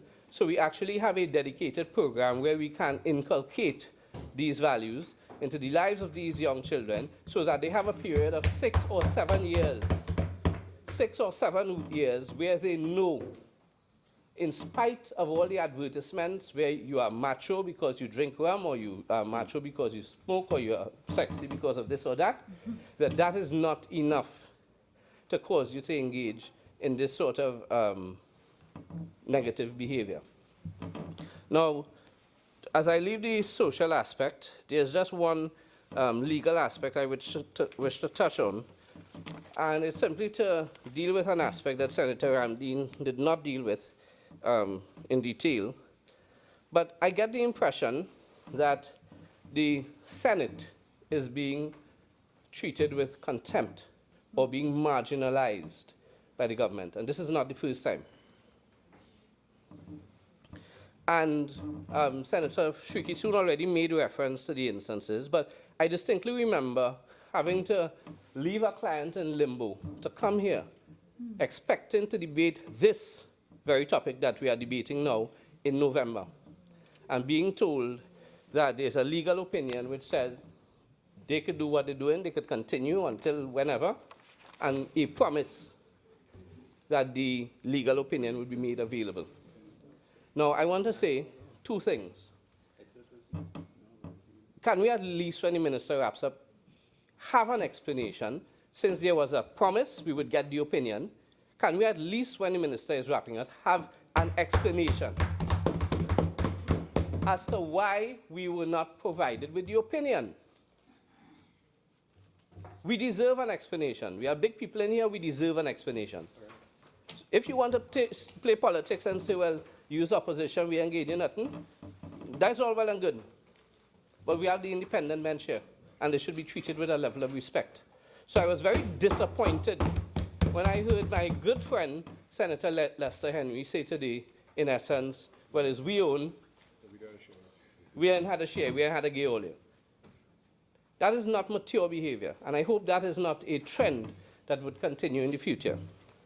But in any event, if I can simply go through the opinion before I take my seat. Senator Sturge, please. We've heard about that opinion. Senator Ramdeen, for most of his contribution, dealt with the opinion. You did say it is something new that you were going to bring up, yes, but you have not brought it up as yet. So if you're going to raise something new, raise it now, or else move on in your contribution. Yes, that's what I was going to do, Madam President. I was simply going to say there's something, there's a rule of statutory interpretation, expressio unius, which in essence says if there's a statute of general applicability and there's one dealing specifically with a subject matter, you go with the interpretation. In this case, there's a Customs Act and there's an Excise Act, and there's an act dealing with the provisional collection of taxes. So I looked at the opinion, and this is new. I looked at the opinion, and the opinion basically starts off on the premise that all of these taxes can come under the Provisional Collection of Taxes Act. It has to be. When one looks at the Provisional Collection of Taxes Act, obviously it refers to the House. And if it refers to the House, and specifically the House, then it doesn't mean the whole Parliament. We understand that. That's common sense. And it deals with the provisional collection of taxes generally. So if there had not been a Customs Act dealing with this issue, or if we did not have an Excise Act dealing with these taxes, these measures, then I can understand you starting off on the premise that we can go under the Provisional Collection of Taxes Act and we can wait 4 months down the road and seek to collect it. But if you have the Provisional Collection of Taxes Act dealing specifically with certain types of taxes, and in the opinion it relates to the online purchase tax, which is a new tax, and the provision is referred to in section 3, which basically states how it is to be collected. But it goes on, and whilst it flows logically and then refers to the provisions of the Customs Act and the Excise Act, the Treasury Solicitor then defies logic by making a quantum leap into a totally different direction. Because I can't understand if the Customs Act, referring to the customs taxes that we are referring to in this bill, if the Act itself says the Parliament, then I don't know how you arrive at using the same formulation that the House uses for the provisional collection of taxes. Because this Act is dealing specifically with customs.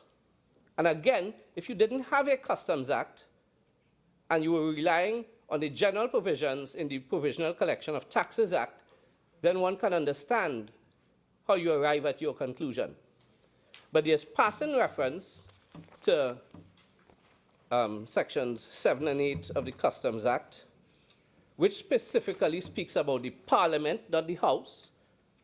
And then there's passing reference, section 13 of the Excise General Provisions Act, which again speaks specifically about the Parliament.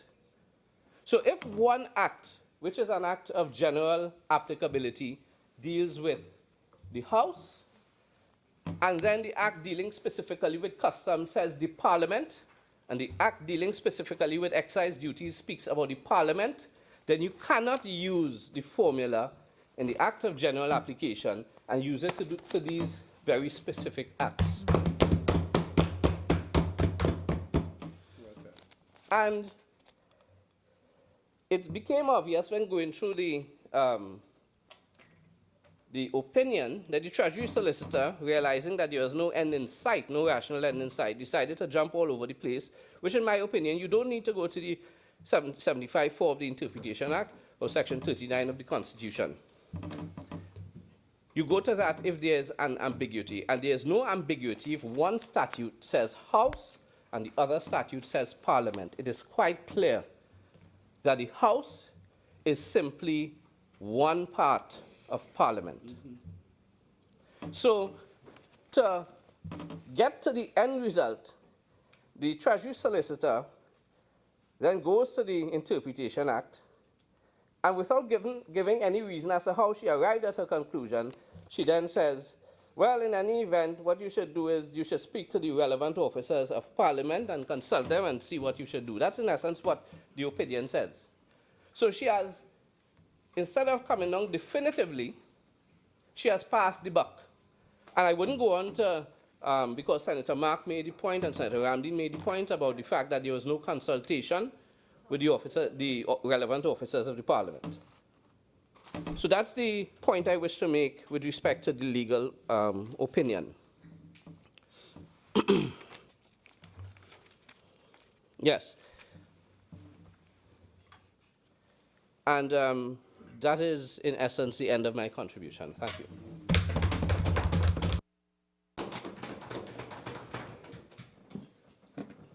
Minister of Finance. Thank you very much, Madam President.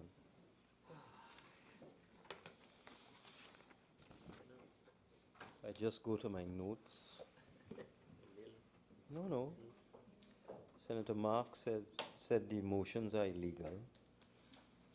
The Treasury Solicitor is wrong.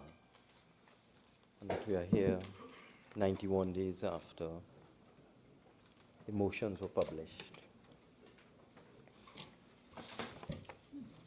Senator Ramdeen engaged in quite a bit of melodrama about the Magna Carta and taxation, demanded to see the request for the opinion, asked why are we here, and then went into Section 23 of the Interpretation Act, among other things. I would put those two points together in due course, together with Senator Sturge's illuminating legal discourse on the Constitution, the general versus the specific, etc., etc. But let us just deal with some more substantive matters.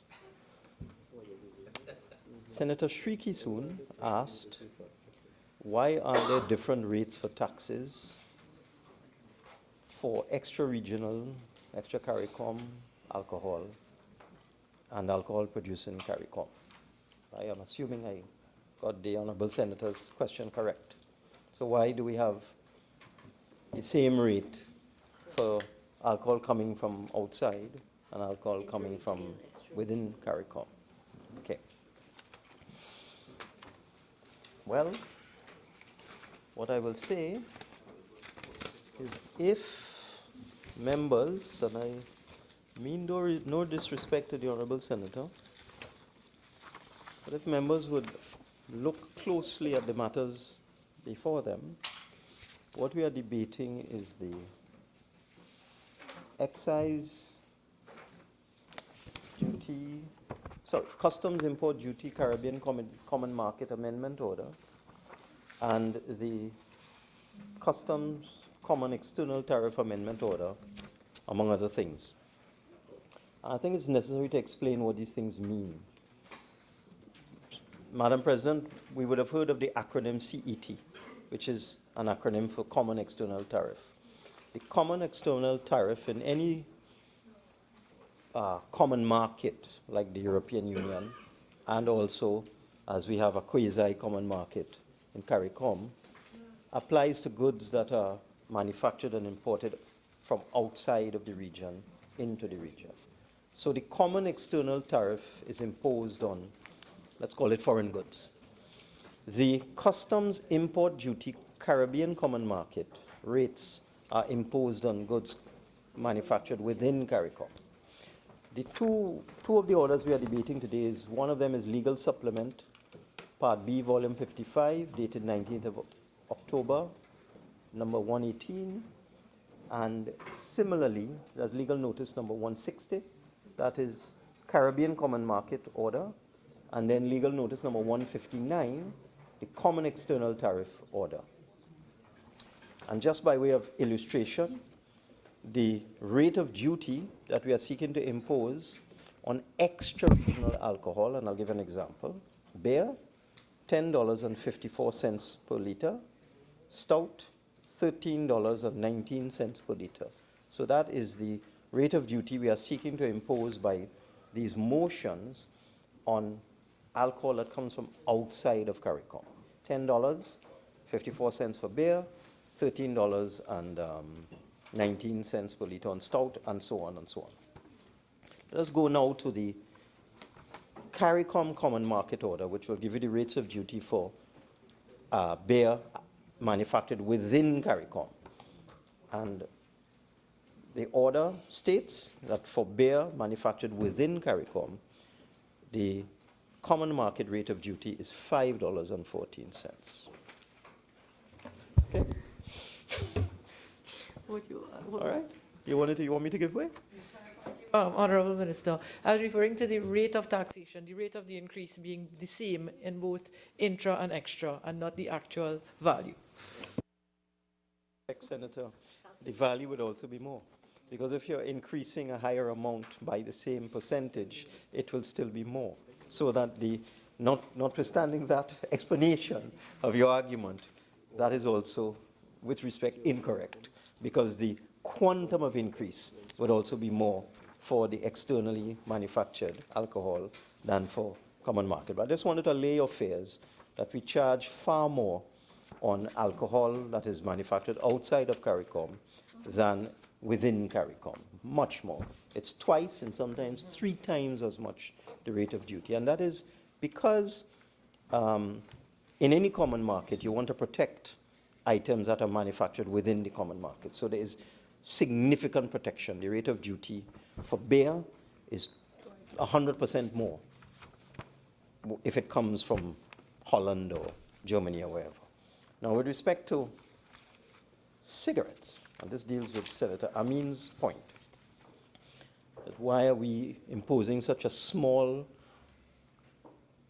rate of duty on cigarettes, only 20% or 15%, That is what the Honourable Senator said. But if the Honourable Senator had read the legal notice number 159, you would have seen that the rate of duty that we are seeking to impose, or have imposed since 19th of October, on cigarettes is 65.7%. So we are not far away from the 75%. And I can go through. Cigars, cheroots containing tobacco, 65.7%. Water pipe tobacco, 65.7%. We have harmonized the duty on all tobacco of any kind at 65.7%. So we are quite up there in terms of the rates. I just want to allay some concerns senators may have about what's actually going on. Now, these are very complex matters, and I must confess that it is only since I was given this portfolio that I've had cause to really dig into, the significance of the common external tariff and the common market rules of origin and all that sort of thing. So I wouldn't, criticize anybody unduly. So just for the record, what we are doing is imposing a rate of duty on cigarettes and tobacco of 65.7%, and the rates of duty on alcohol coming from outside the region are double and sometimes triple what we charge on alcohol from within the region. Now, let's take a look at what Senator Dottin had to say.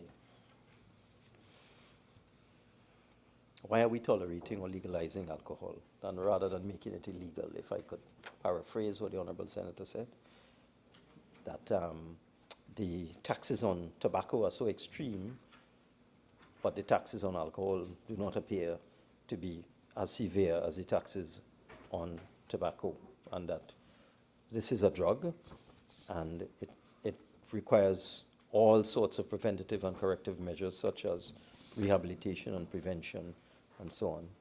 And Senator Dottin did say that, the theory that alcohol is good for you, particularly red wine, arose from a study done in France, the home of wine. And what do you expect Frenchmen to say? And if I'm saying anything, Senator Dottin, that is incorrect, please let me know. But I got the impression from the Honourable Senator's presentation that he was not in agreement with the studies or the scientific nature of the studies that claim to prove that wine is good for you, and maybe it's just the ingredients or the chemicals in wine. Now, as a lover of red wine myself, me too. I must declare my interest. And I would like to draw the Honourable Senator's attention to article. How could I?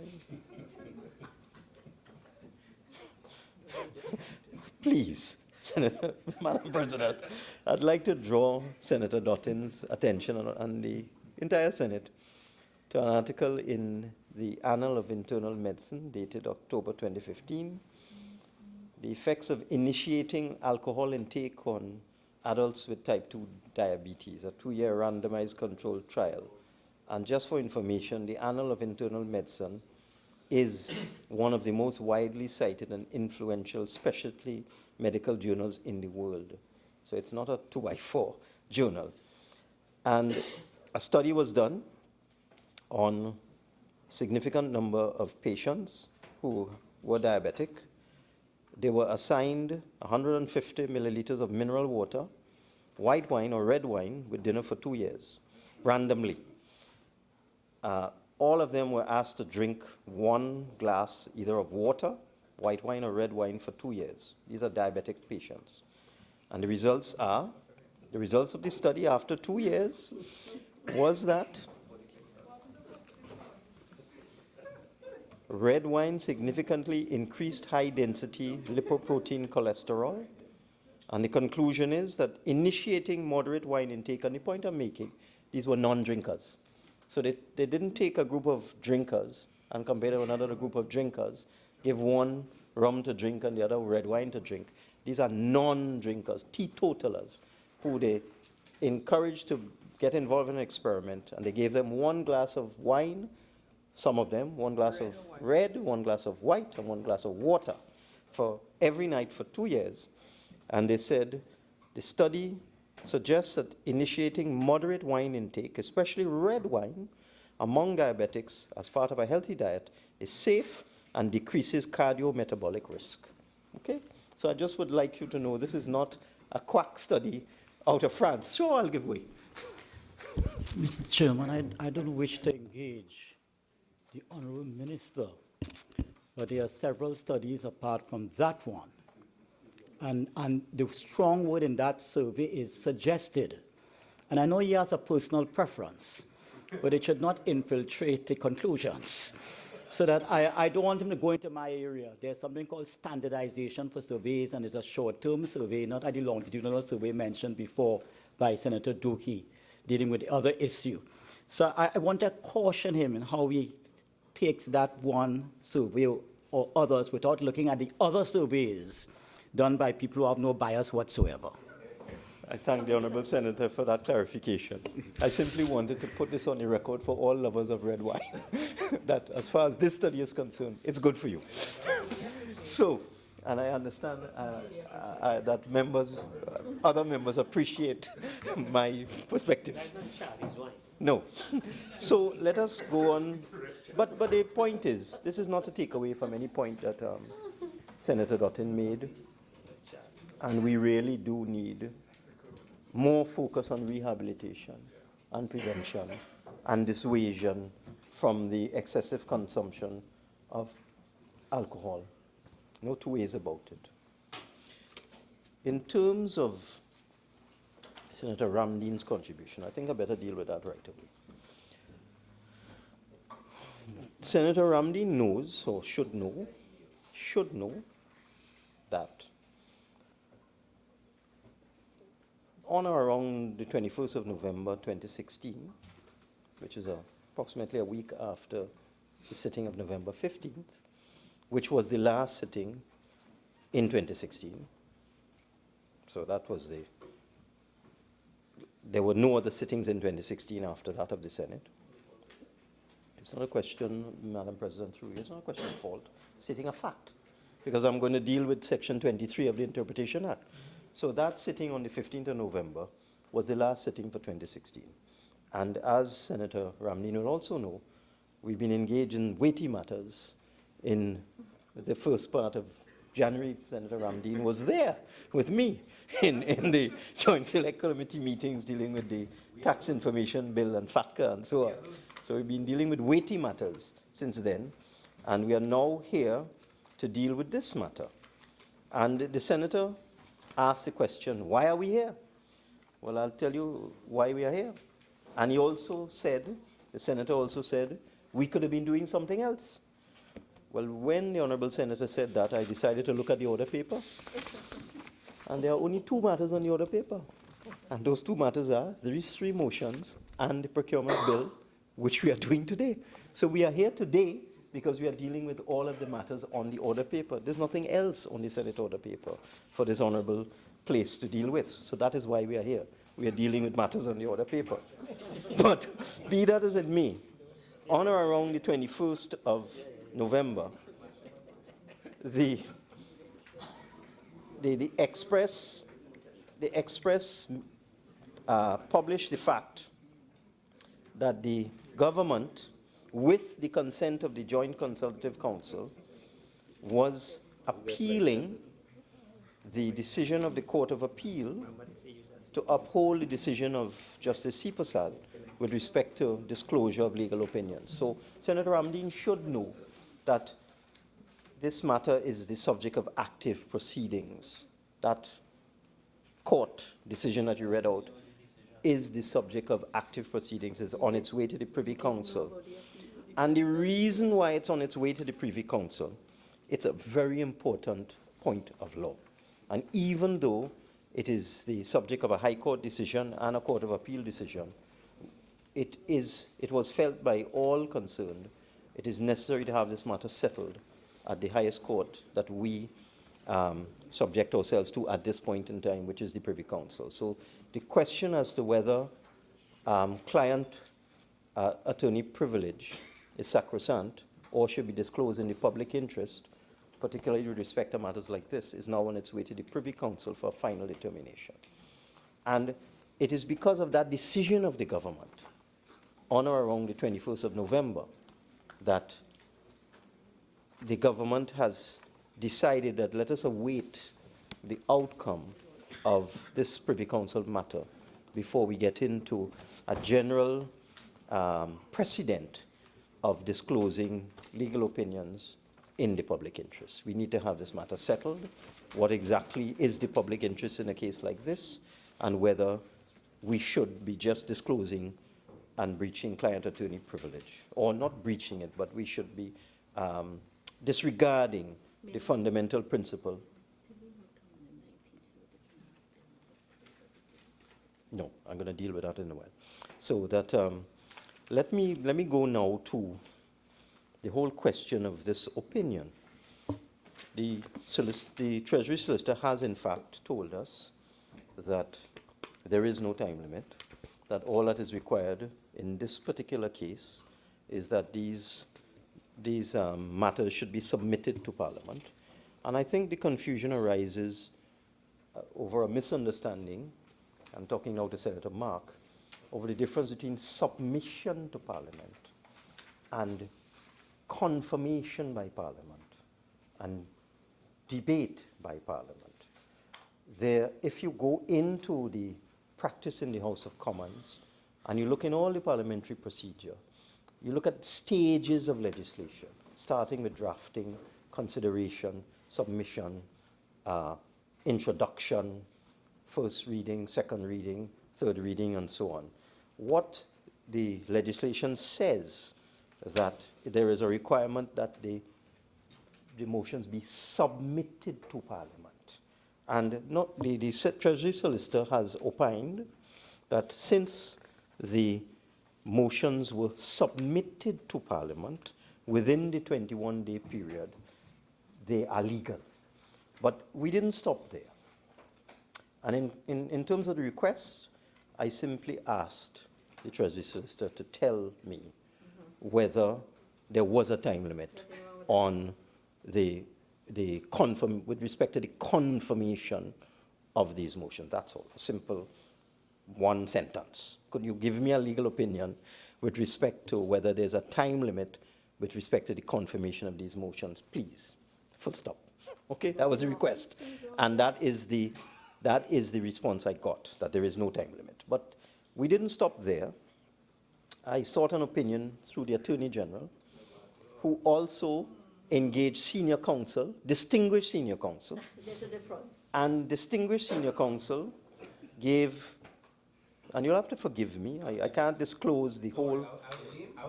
It's okay. I can't disclose the entire thing, but I would just read part of it. The legal notices all related to increases in the rates of duty importation of alcoholic beverages, whereas the fourth notice related to increase in excise duty on tobacco.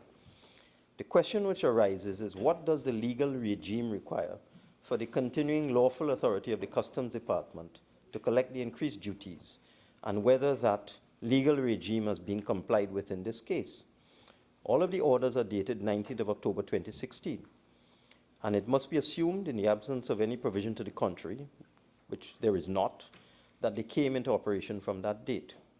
And then Learned Senior Counsel goes into the Customs Act, speaks about Section 7.1 of the Customs Act, and says the increased rates of duty on alcoholic beverages will last from the date of publication of the order on the 19th of October until the expiration thereof.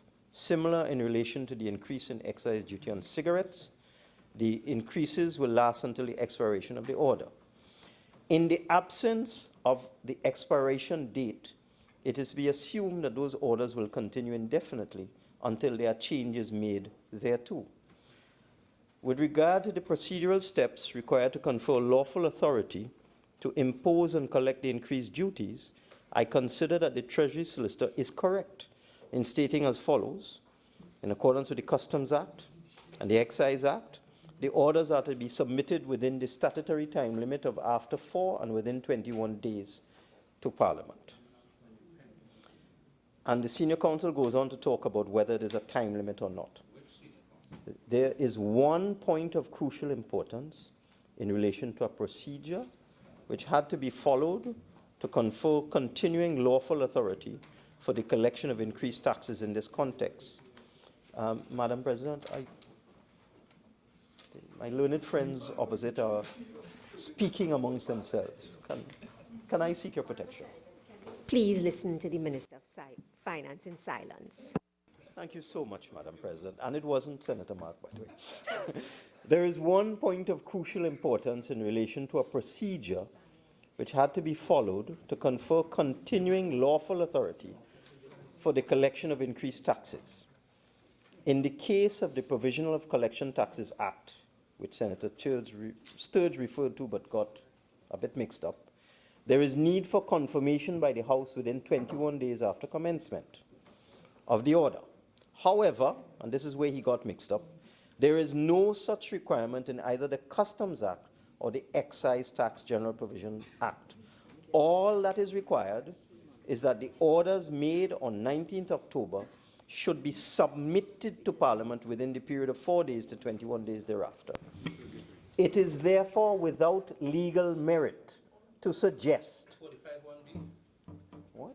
Would the Minister give way? We simply wanted to know the name of the Senior Counsel who gave the opinion. Madam President, as I said, I am waiting for the decision of the Privy Council before I can disclose this legal opinion, and that would include the name of the Senior Counsel. It is therefore without legal merit to suggest that because confirmation by Parliament has not taken place within 21 days after the 19th of October, therefore, the continuing lawful authority to collect increased taxes has disappeared.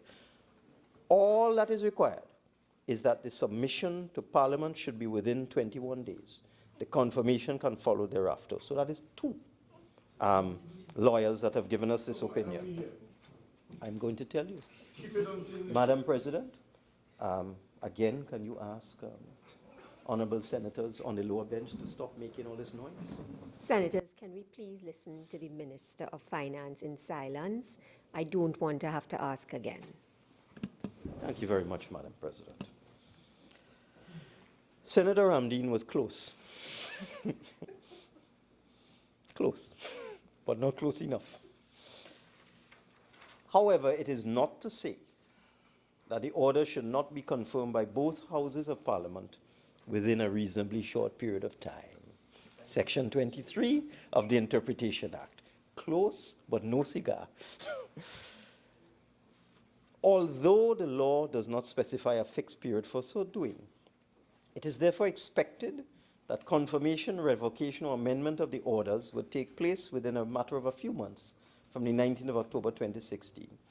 A reasonable time in the context of everything would be 4 months by February 2017.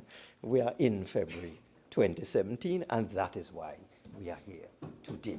Because as Senator Ramdeen correctly said, correctly referred us to the Interpretation Act, Section 23, where a written law requires or authorizes something to be done, but does not prescribe the time within, the law shall be construed as requiring or authorizing the thing to be done without unreasonable delay, having regard to the circumstances, which include the fact that the last sitting of the Senate was on the 15th of November. There was no sitting after that, and we have been engaged in weighty matters. There was no sitting of the Senate in 2016 after that. Yes? Oh, I am terribly sorry. On December 19th. So I apologize. You're wrong again? Yes, I am. But, Madam President, the fact of the matter is that learned senior counsel has told us that a 4-month period is reasonable. We are here within that 4-month period. The law does not specify a time frame. There is no requirement for the matters to be brought to this House within 21 days, and therefore you are well within the four corners of the law. So that settles that. Now,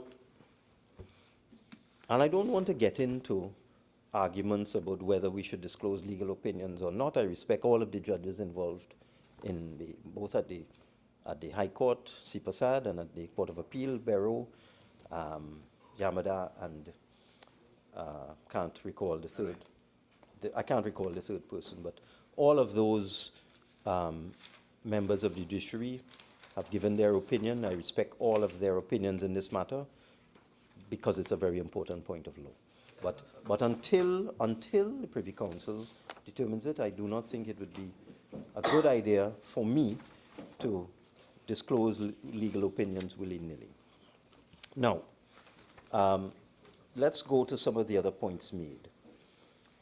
There was a point made that the evidence does not, there's no evidence in terms of tax collections with respect to the effect of this measure on revenue. But if you look at the actual figures very closely, you will see a pattern. And let us take rum and spirits. It gives you a good indication of what is going on. In 2015, the duties collected on rum and spirits was of the order, October 2015, that is, in the month of October 2015, duties collected on rum and spirits was 11.8 million. In October 2016, the duties collected dropped from 11.8 million to 5.5. In November, the duties collected on rum and spirits in 2015 was 24 million. In November 2016, that dropped to 6 million. So you see a significant fall off immediately after the orders were published. You see a significant fall off in the revenue collected on rum and spirits in the months of October and November. But then they sell out the stock. So when we go now to December 2015, when all the old stock sell out, the duties collected in December 2015, 20 million. In December 2016, 22 million. So it started to come in where they had sold all of their inventory and now had to import, manufacture and take out of the bond new alcoholic products. So you start to see the revenue from rum and spirits go up because, as I said, rum has a very long shelf life. So you can have stocks and stocks of rum, which you can sell without any complaints about quality. But it's different with beer. If you look at beer, which has the short shelf life, in October 2015, the collection of duty on beer was 9.8 million. October 2016, the collection on beer was 11.4 million, so it went up because they don't have any significant amount of stocks. November 2015, collection on beer 15 million. November 2016, collection on beer 17 million. So it's steadily going up with the increased taxes. December 2015, collection from beer 21 million.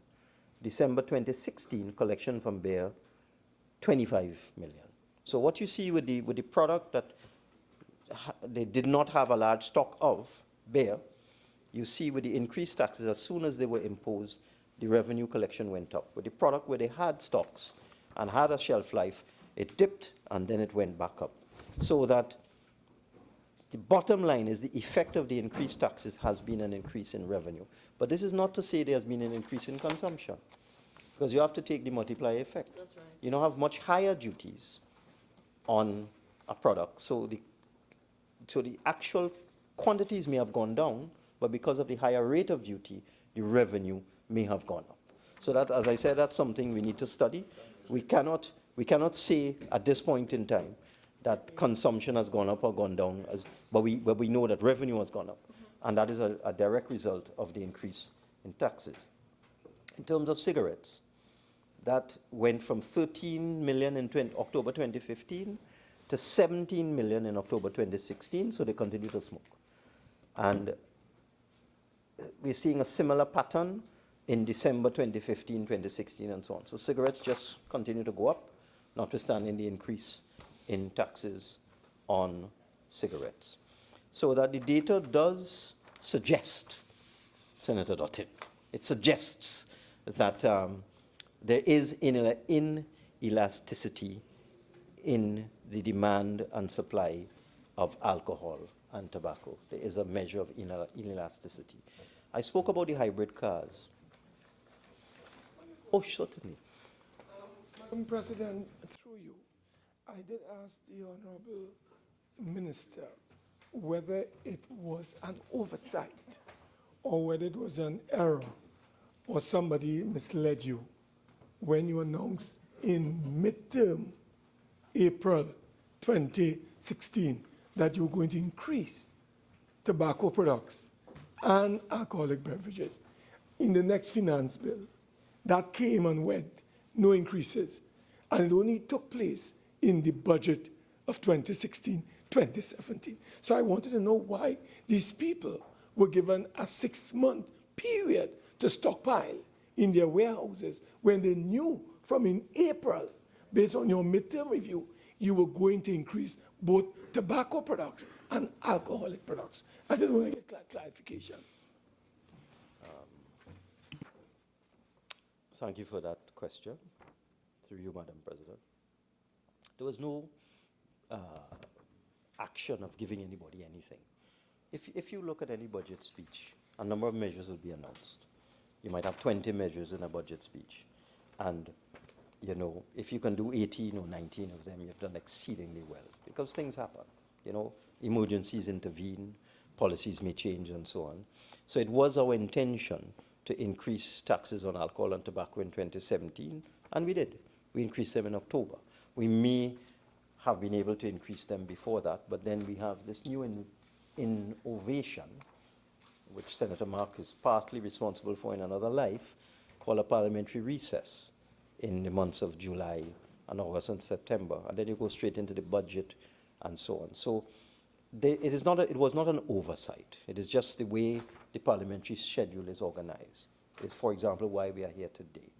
That a number of things intervened between October and now is the first realistic opportunity to deal with this matter. So there was no oversight.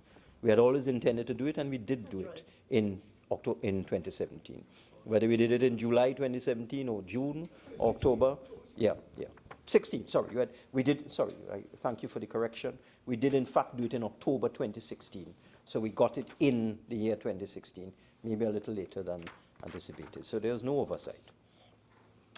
And the stocks are gone, as you can see. From the data, the figures don't lie. The figures are showing you that they have exhausted their stocks. So whatever temporary relief,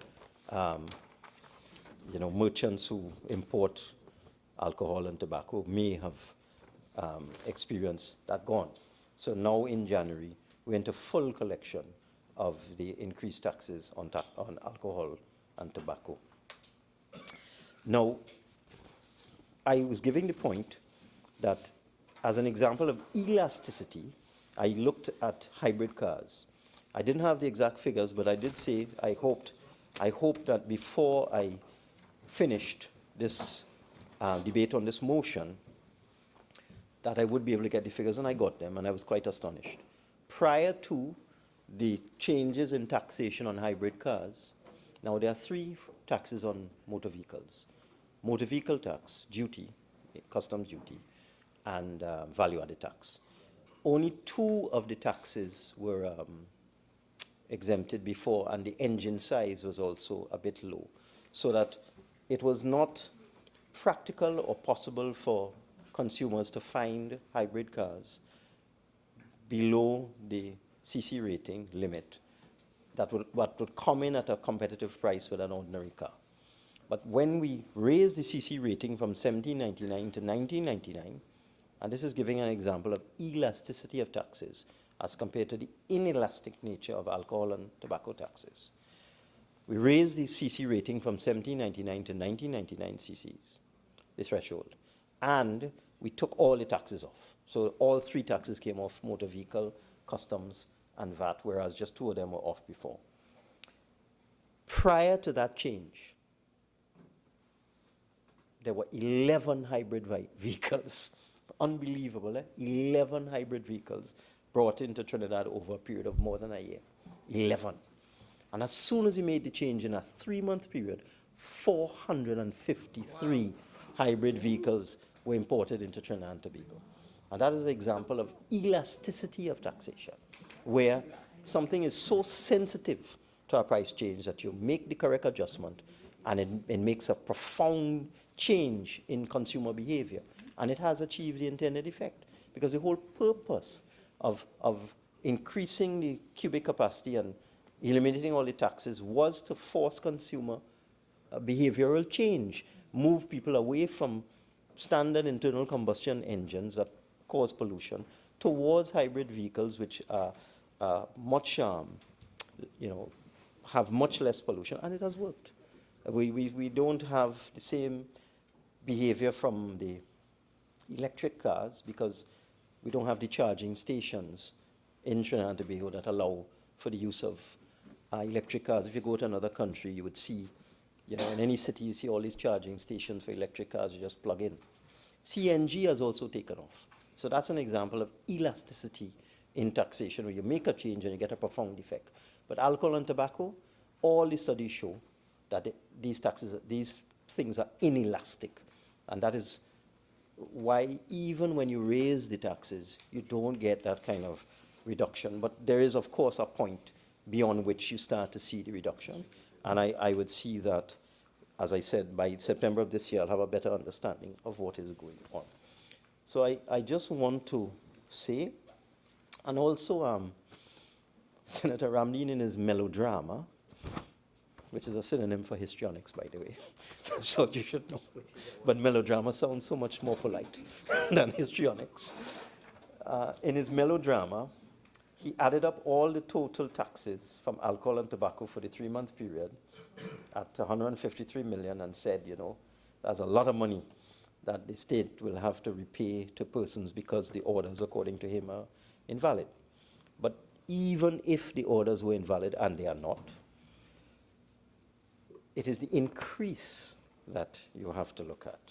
Because all that would happen is that you'd revert to the status quo, which would be so it's much less than 153.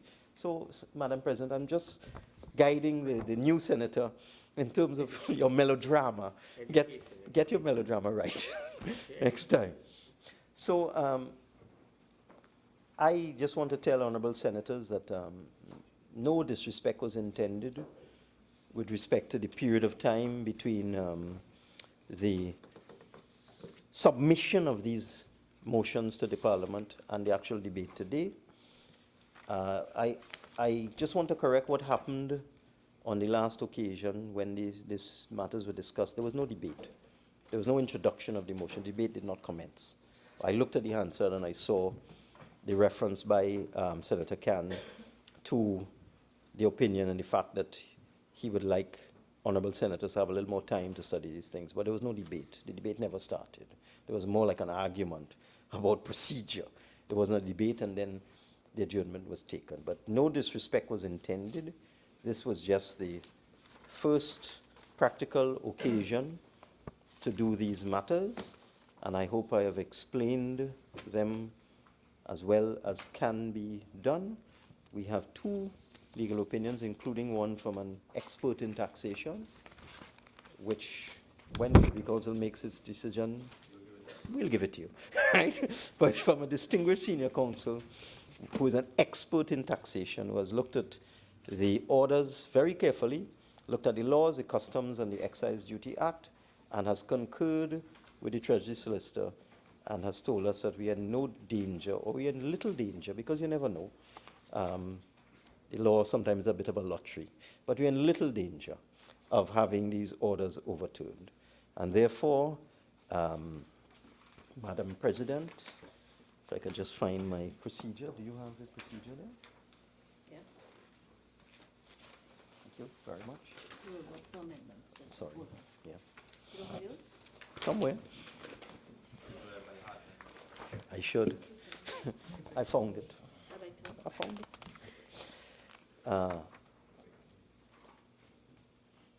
Believe it or not, I beg to move.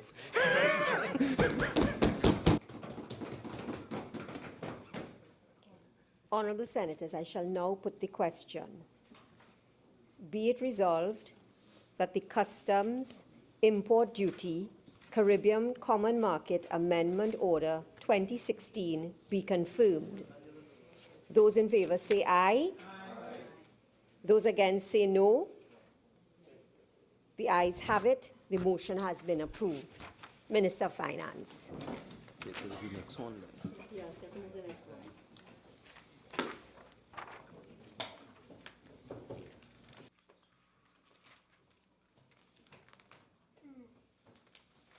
Madam President, I beg to move motion number 2 standing in my name. Whereas it is provided by Section 13(2) of the Excise General Provisions Act, Chapter 7850, hereinafter called the Act, that the Minister may by order impose any new excise duty or increase any excise duty, and from the date of publication of the order in the Trinidad and Tobago Gazette, and until the expiry of the order, the duties specified in the order shall be payable in lieu of the duties payable prior thereto. And whereas it is provided by the said Section 13(2) of the Act, that every order issued under that subsection shall be after 4 days and within 21 days from the date of its first publication be submitted to Parliament, and Parliament may by resolution confirm, amend, or revoke the order, and upon publication of the resolution of Parliament in the Trinidad and Tobago Gazette, the resolution shall have effect and the order shall expire.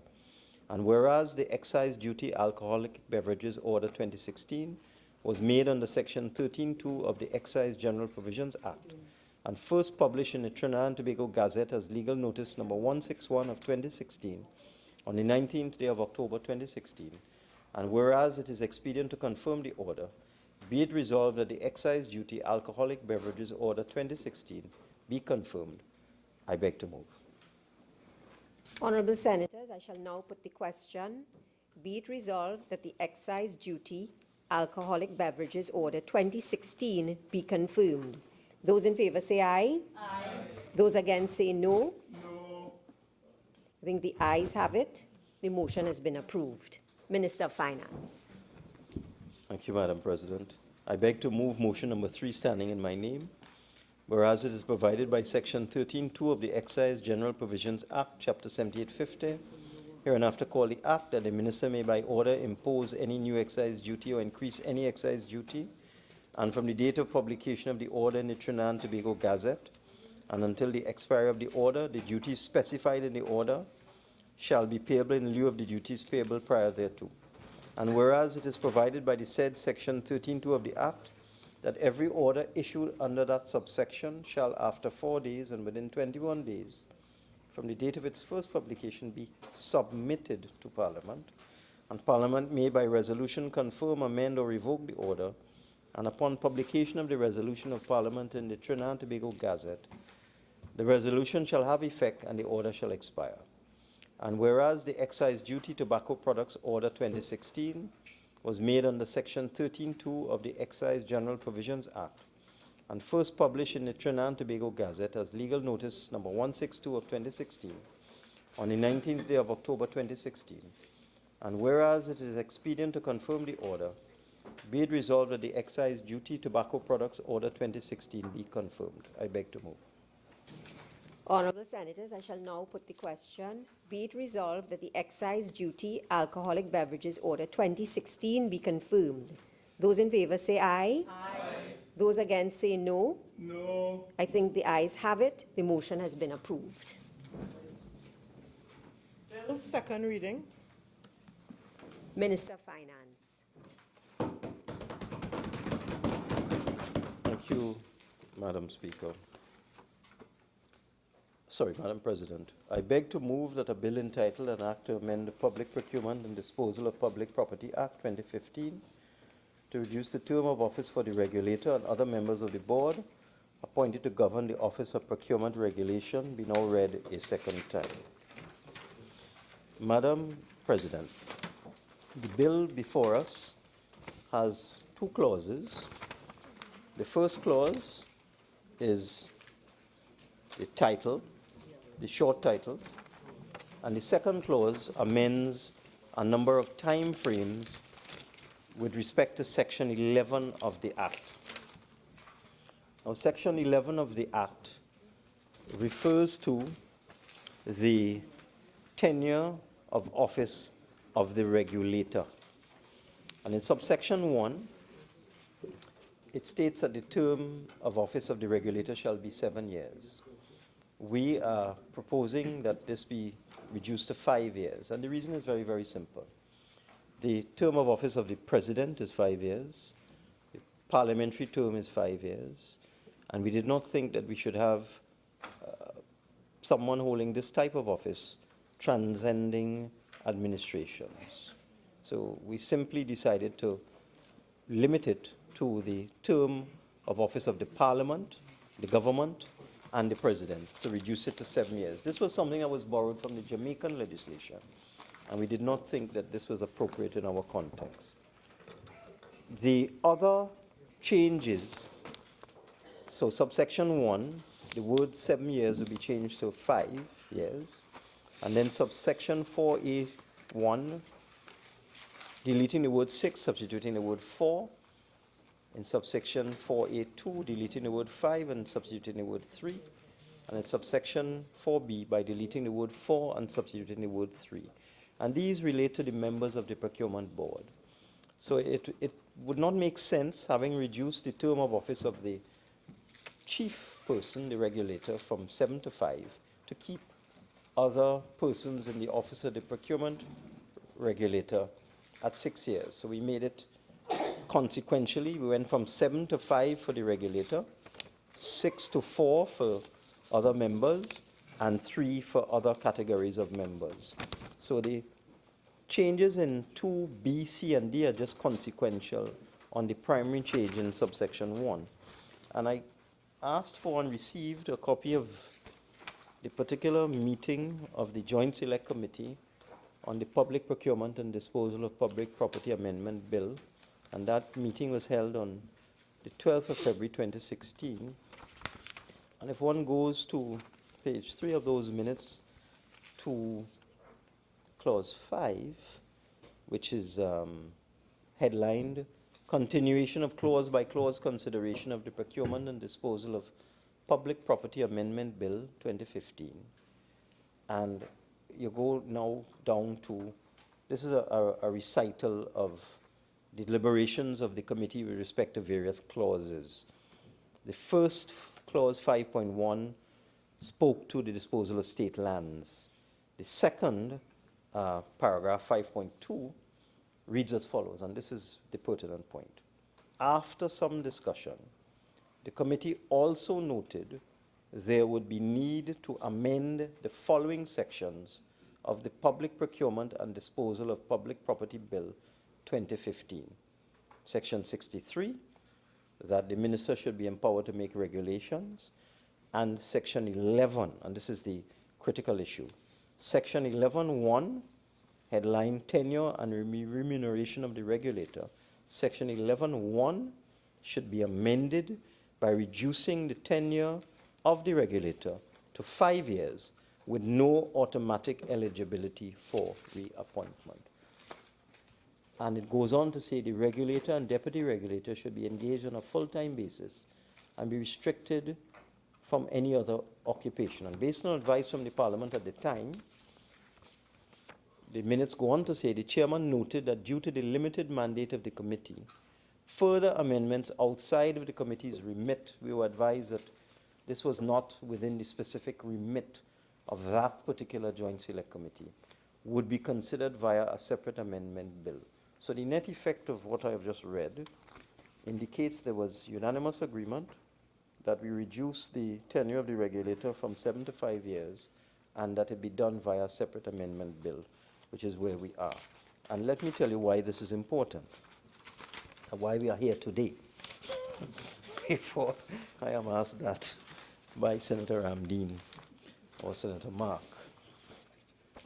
One of the first things we have to do with respect to this Procurement Act is to finalize the recruitment, appointment of the regulator. The Procurement Act can't function without a regulator. The regulator's duties and responsibilities are very wide-ranging, and it is the regulator that will ensure the establishment of the various procurement units in the various ministries and state enterprises, and also finalize the regulations and the procurement rules which would guide procurement in Trinidad and Tobago from there on. So that the law as it now is written requires the regulator to be appointed by His Excellency the President after consultation with the Honorable Prime Minister and Leader of the Opposition. But before the President can do that, the recommended terms and conditions must be settled. That is in process. We have a multidisciplinary team finalizing the recommendations that will go to the President with respect to the salary and allowances for the regulator. And also, we need to deal with this important issue of reducing the term from 7 to 5 years, as was agreed by the Joint Select Committee. Sure. Madam President, in accordance with Standing Order 14.5, I beg to move that the Senate continue to sit until the completion of the business at hand. Honourable Senators, the question is that the Senate do continue to sit until the completion of the business at hand. Those in favour say aye.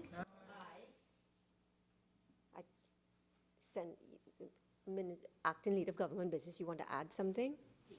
Sure.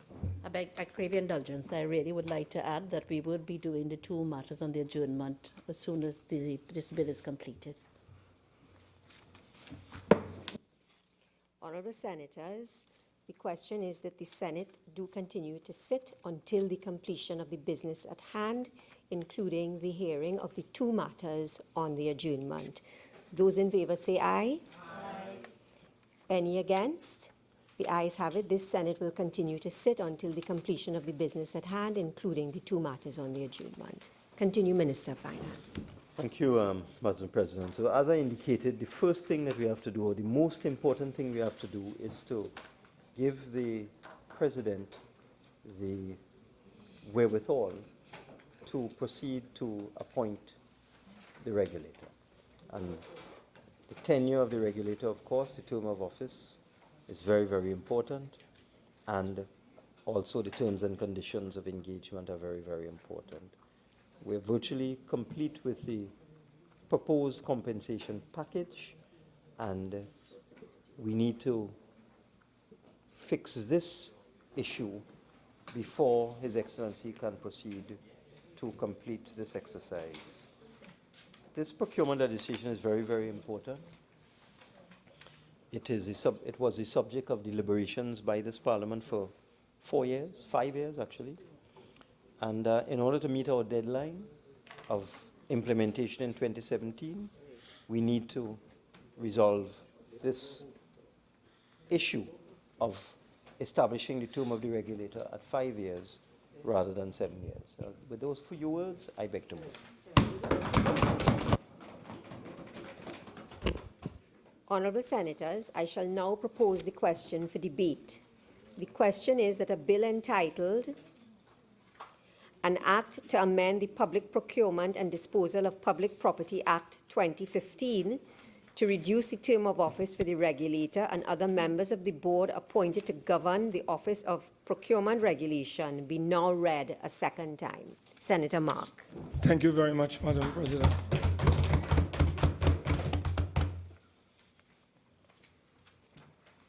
Madam President, I rise to make my contribution to the Public Procurement and Disposal of Public Property Amendment Bill 2016. Madam President, may I say from the very outset that this is the second amendment in less than 1 year since the arrival at the gates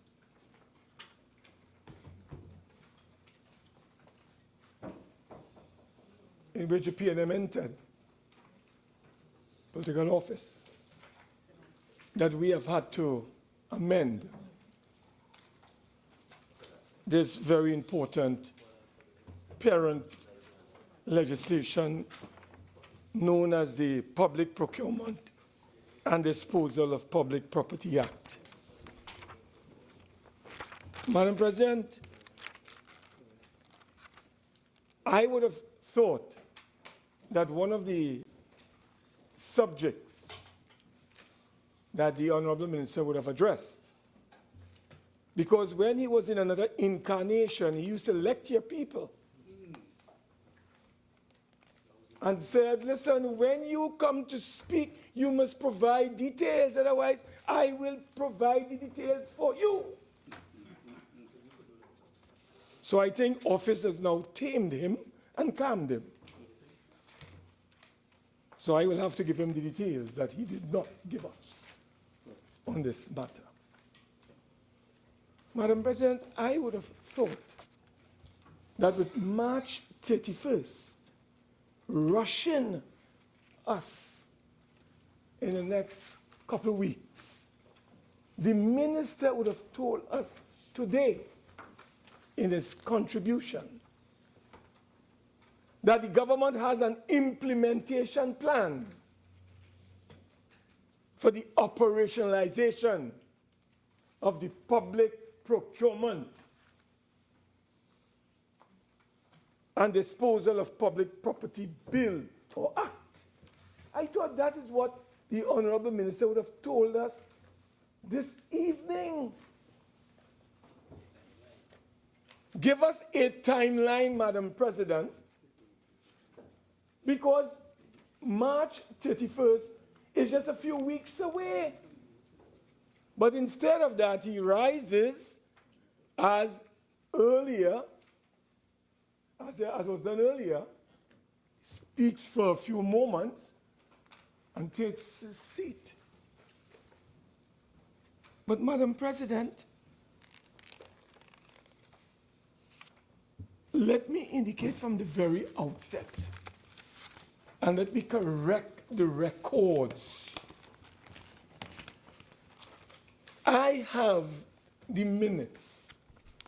I have the Joint Select Committee report. And I want to make it absolutely clear, incandescently clear, Madam President, that when the Honorable Member for Degomate Northeast and the Minister of Finance says to this Parliament and this Senate that there was unanimous agreement to reduce the tenure of the procurement regulator from 7 years to 5 years, and those, Madam President, from 5 to 3. Nothing could be further from the truth. You know, I want to quote for you, Madam President, who was at the meeting that the Honorable Minister referred to and told us in the Senate a few minutes ago there was unanimous agreement. Madam President, let me tell you who the everybody was. You know, there's something called Imbertian facts. You know about Imbertian facts? I'll tell you what they are. Madam President. Also called alternative facts. Well, no, there's a Mr. Who sci-fi series. You know about that? Doctor Who. You know about the powerful and the stupid? Yes, I'm speaking to you. Yes. Senator Mark, just have a seat. Please continue to address me. If you want to have your discussions on sci-fi, you can do that after, okay? Yeah. So, Madam President, I don't think the Honorable Minister could come and fool anybody in this Parliament. Not as long as I am here, Madam President, he will not be able to fool anybody on this side of the Parliament. Because we have researched just as well as he has been able to research. I don't have an LLM. I don't have an LLM. Or two. With distinction. But I can tell you, Madam President, I'm well researched. So let me just bring to the attention of the Honorable President of the Senate that on February the 12th, 2016 at 9:30 a.m., the fourth meeting was held. And Madam President, let me just also indicate to you that the Minister of Finance is on record as saying and boasting that 5 meetings were held of the Joint Select Committee on Procurement. I have it here in the record right here. No, you know when he said it? On the 7th of June 2016, when you piloted, Honorable Minister, the Public Procurement and Disposal of Public Property Amendment Bill 2015. Hear what the Honorable Minister said. You see, some of us suffer from amnesia. But, Madam President, hear what he said. We had, Mr. Vice President, we had 5 meetings before a report was submitted and amendments came to this bill that is now a bill, Madam President. It's now an act of Parliament. I think it's Act number 203 of 2016. You know what the Honorable Minister indicated to us? I'll tell you, I'll quote for you. Most members of the committee had the time to attend meetings. Mr. Khan attended all, Franklin Khan, and I wish him a speedy recovery. He's one of the decent ones. I really wish him a speedy recovery. I missed his presence, I must say. So I want Paula to shift down so that gentleman could come back. No, I'm the honorable member. I was going to say point 410, you know, but I don't think she's point 410 any longer. I think she's the honorable senator. Honorable Senator Paula Gopi-School. So my apologies, my apologies. I thought you were hopping across, like when you hop across to Obama, to come across by me. Back to the bill Sorry. My apologies. But, Madam President, Mr. Vice President, may I continue? Hear what the Honorable Minister said. Mrs. Gopi-School, my dear friend, attended all 5 meetings. So they had 5 meetings, Mr. Vice President. Mr. Sturge missed all 5 meetings. Yes, Mr. Sturge missed all 5 meetings. Yet the minister just said a few moments ago that a meeting, and you will believe that all the members were present, unanimously agreed that the procurement regulator should be reduced in terms of the tenure from 7 to 5 years. Totally wrong, totally misleading. How can Sturge be absent at all the meetings, Mr. Vice President, and yet still like a ghost? He will come and say, I agree. It doesn't make sense. So why are you misleading the Parliament?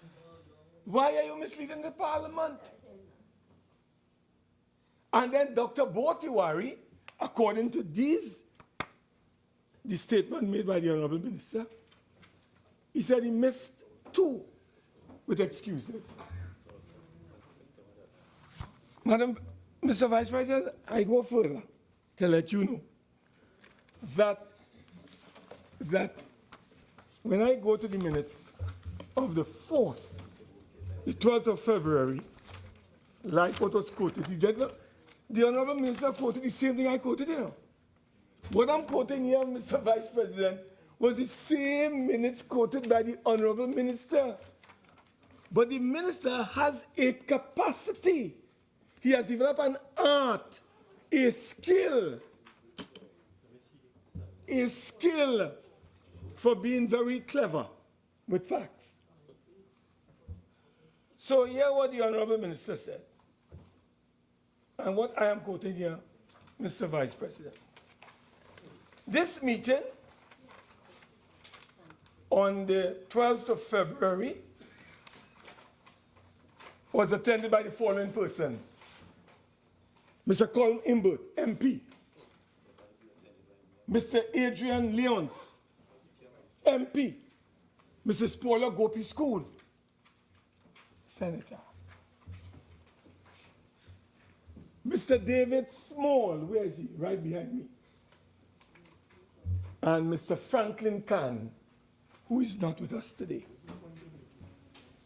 Absent, Mr. Wayne Sturge, Dr. Bohindranath Tiwari, and Mrs. Sherry Ann Krishlo Coburn, absent. But you know why I call those names, Mr. Vice President? To let you know the decisions taken by this committee. That the Honorable Minister said was a unanimous decision. Unanimous, you know. That is what we were told. Unanimous. I am in amazement. If I did not hear it, I would not believe it. But you know, I tell you, the more you live is the more you see. Take what I tell you. You know, Mr. Vice President, there are some people in this parliament and in this country, when they tell you to stand up, you better run. You better run. And when they tell you stand up, when they tell you run, stand up. Take what I tell you. Mr. Vice President, here, what was agreed to on page 23. Tenure, section 2. Tenure and remuneration of the regulator. Section 2, subsection 1, should be amended by reducing the tenure of the regulator to 5 years with no automatic eligibility for reappointment. And it goes on to say that the regulator and deputy regulator should be engaged on a full-time basis and be restricted from any other occupation. The chairman, Mr. Colin Imbert at the time, now the Minister of Finance, also noted that due to the limited mandate of the committee, further amendments outside of the committee's remit would be considered via separate amendment bill. That is the bill. This is the bill before us today. But then why did you tell the Parliament a short while ago that it was unanimously agreed upon by the committee? Tell the Parliament a majority of the committee members supported that decision. Not unanimously agreed. And why didn't you tell us that Senator Wayne Sturge and the Honorable Botiwari did not support that measure? I am saying they did not sign the report. This report was not signed by Wayne Sturge and it was not signed by Botiwari. In fact, Mr. Vice President, attached to this report is a minority report. It may not have spoken to it, but what I'm saying is that he did not sign the majority report. Once you submit a minority report, you cannot submit a minority report and sign the majority report. It doesn't make sense. So please, this is 1917. Don't try to mama guy and fool us. 2017 rather. This is 2017. Don't try to fool us because you want to take us back to 1917. That is what you want to do. You want to take us back to 1917. Don't fool us. Don't fool us. Yes, I did. That's very good to wake up everybody. So we are not in 1917, but in 2017. And don't try to fool us, please.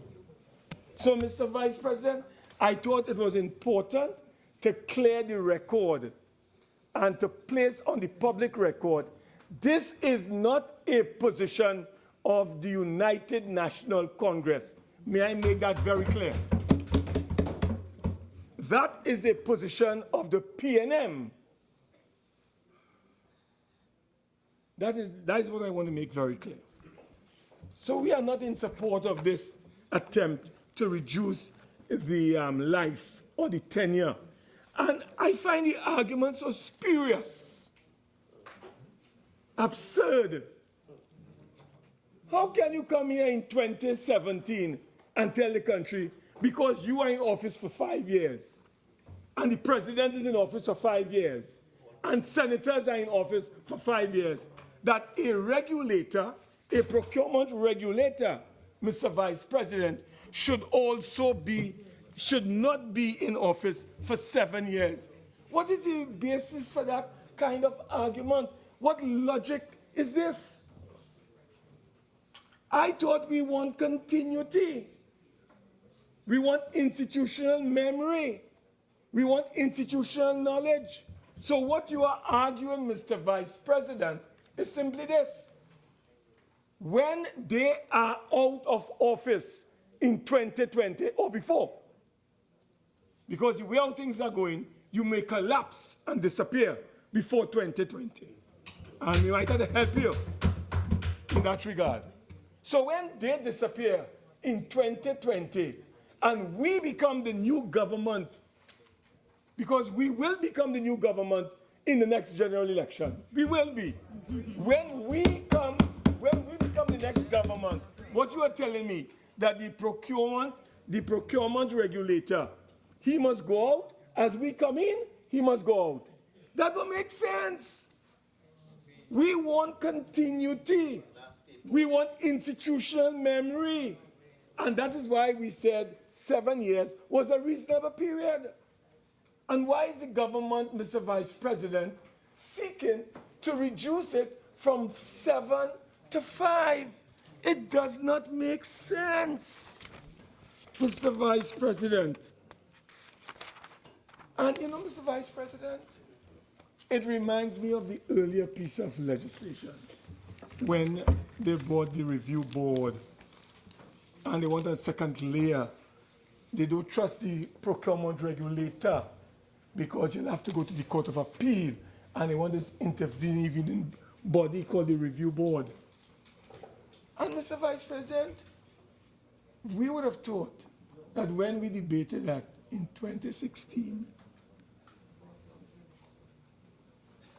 that by now the legislation would have been proclaimed. You know, today as we speak, that legislation is still to be proclaimed. You came to the Parliament, you gave the impression this was urgent, it must be done, we must make all these changes to strengthen procurement legislation. You got the support, Mr. Vice President. And today, legislation amending the Procurement Act has not been proclaimed by the government of the Republic of Trinidad and Tobago. So, Mr. Vice President, we have the parent legislation. The parent legislation has not been proclaimed. We proclaim certain sections of the procurement legislation back in July or August of 2015, or before, I believe, and no other sections have been proclaimed since 2015. The government came with a new bill. It became an act assented to by the president, but its proclamation is determined by a date to be determined by the president for it to be operationalized. That has not been done. And now we have a third bill.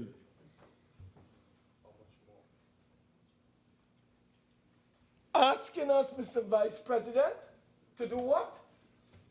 To reduce the procurement regulator from 7 years in accordance with, let me just quote the relevant section, Mr. Vice President.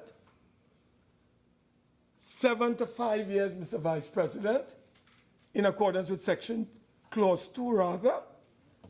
And then you want to move from 6 years to 4 years. Section 2, sub B, and then you're going from 5 years to 3 years, and then from 4 years to 3 years. What is the rationale for this kind of change, or those changes that are being proposed, Mr. Vice President? We haven't gotten any real reason for these changes, but I want to proffer that the real reason for this bill today is a continuation of the delay in the implementation of the procurement legislation. You want to go back to the Calder Hart era. Bid rigging, influence peddling, corruption, giving contracts to your friends and your family. That is what you want to do. That is why you don't want this bill. Senator. Yes, sir. I just want to caution you in regards to imputing improper motives in what you're saying. I see you're pointing at the Minister of Finance. So continue and just be very mindful of how you impute improper motives. Well, I'm not imputing improper motives. I'm saying overall, it appears to me, without pointing any fingers anywhere. I may point in the sky. Tell me something, Mr. Vice President. What is the real reason? The Honorable Minister of Finance is on public record, is in a budget statement, making a commitment, giving a commitment to Trinidad and Tobago, and their spokesmen have been talking, Mr. Vice President, about corruption and about bribery and about influence peddling. And you would have believed, Mr. Vice President, that they would have wanted to get this thing cracking and implemented. Mr. Vice President, the Minister of Finance gave an undertaking in the budget that the 31st of March, 2017 is the day for the operationalization of the Public Procurement and Disposal of Public Property Act, Mr. Vice President. Today is the 7th. We have less than 7 weeks to go. Maybe 7.5 weeks to be charitable. And we come here this evening and we are debating another amendment to that very act. And the Minister of Finance gets up in this parliament, talks for less than 5 minutes, takes his seat, and does not give us an appreciation of when we are going to implement and what plan he has to implement and operationalize that piece of legislation. Mr. Vice President, I want to tell you that I have before me on my iPad, Mr. Vice President, a speech delivered at the Hyatt Regency Hotel next to us here, dated the 18th of January. It is an address by the Prime Minister to directors and boards of the various state enterprises, and not a word in his statement, not a word, Mr. Vice President, on impending procurement. That was the 18th of January. If you are going to implement the Public Procurement Act, would not the Prime Minister inform these directors of the various state enterprises to get your house in order? Because the most amount of corruption, the Honorable Prime Minister stated in his presentation, takes place in the state enterprise sector. I know why? Because of bad procurement practices. No, I'm telling you what the Prime Minister said. He knows. He was in government. I am talking about the Prime Minister, who had a conversation with the people yesterday. Sorry I wasn't there to be part of it. I would have asked him a couple of questions well. Mama guy in the population. Victim shaming. So,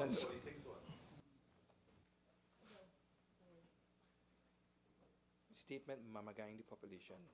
It's not relevant to the bill in front of us. Could you please bring your contribution back specifically to what is in front of us? so you don't know about Mama guy? Senator Mark. All right, focus yes, on me. You know, Paula always attracts my attention. Sorry. Senator. Acting leader. So, yeah, acting leader. I beg your pardon. You must forgive me, we have had a long day. And we seem to be having a long night. A long evening, I should say. So, Mr. Vice President, I want to let you know that I have done my research. I have gone through every item in the budget, Ministry of Finance, and all the ministries looking for an allocation for procurement. Maybe the minister, maybe I missed something. And maybe the honorable minister can advise us, can guide me at the end of my contribution when he's winding up, whether there is any line item in the estimates of expenditure for the various ministries where he has allocated a certain amount of money. You understand, Mr. Vice President? If you are interested, Mr. Vice President, and Mr. Vice President, may I advise you that according to the research, and I don't know if the Honorable Minister has seen it, but I want you to go to the JCC website, and there's a nice document that I was able to download today, Mr. Vice President. It is entitled Implementing the Procurement Legislation. And I want to pass a copy on to the Honorable Minister, since he does not know, and his government does not know, how to go about implementing the procurement legislation.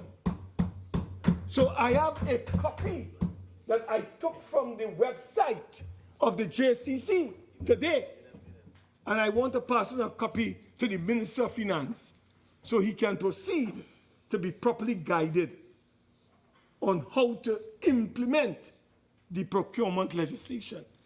Mr. Vice President, let me just advise, as I'm speaking to your good self, the entities that are going to be affected when this procurement legislation is operationalized on the 31st of March. The country is waiting, you know. You cannot fool the country on the 31st of March and ask for an extension, you know. You must come and implement the law. Otherwise, you pay a price. We will ensure you pay that price. Mr. Vice President, 21 ministries are affected. Statutory boards, 15. Regional corporation, 15. Regional corporation districts, 106. State enterprise, 59.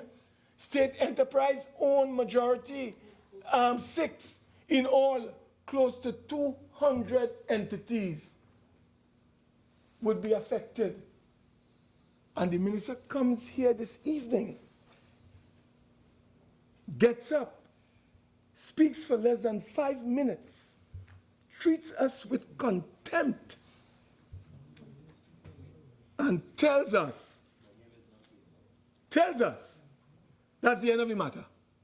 And no information whatsoever on when, what plan, how we are going to implement the procurement legislation on March 31st. That is the issue, Mr. Vice President. Not reducing the tenure of the procurement regulator from 7 years to 5 years. That is not the issue.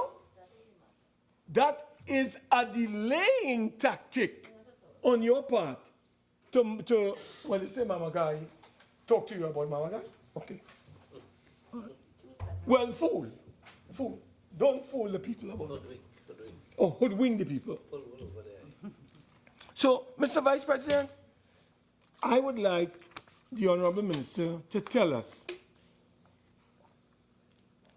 what kind of environment is he going to establish to ensure that the Act is operationalized.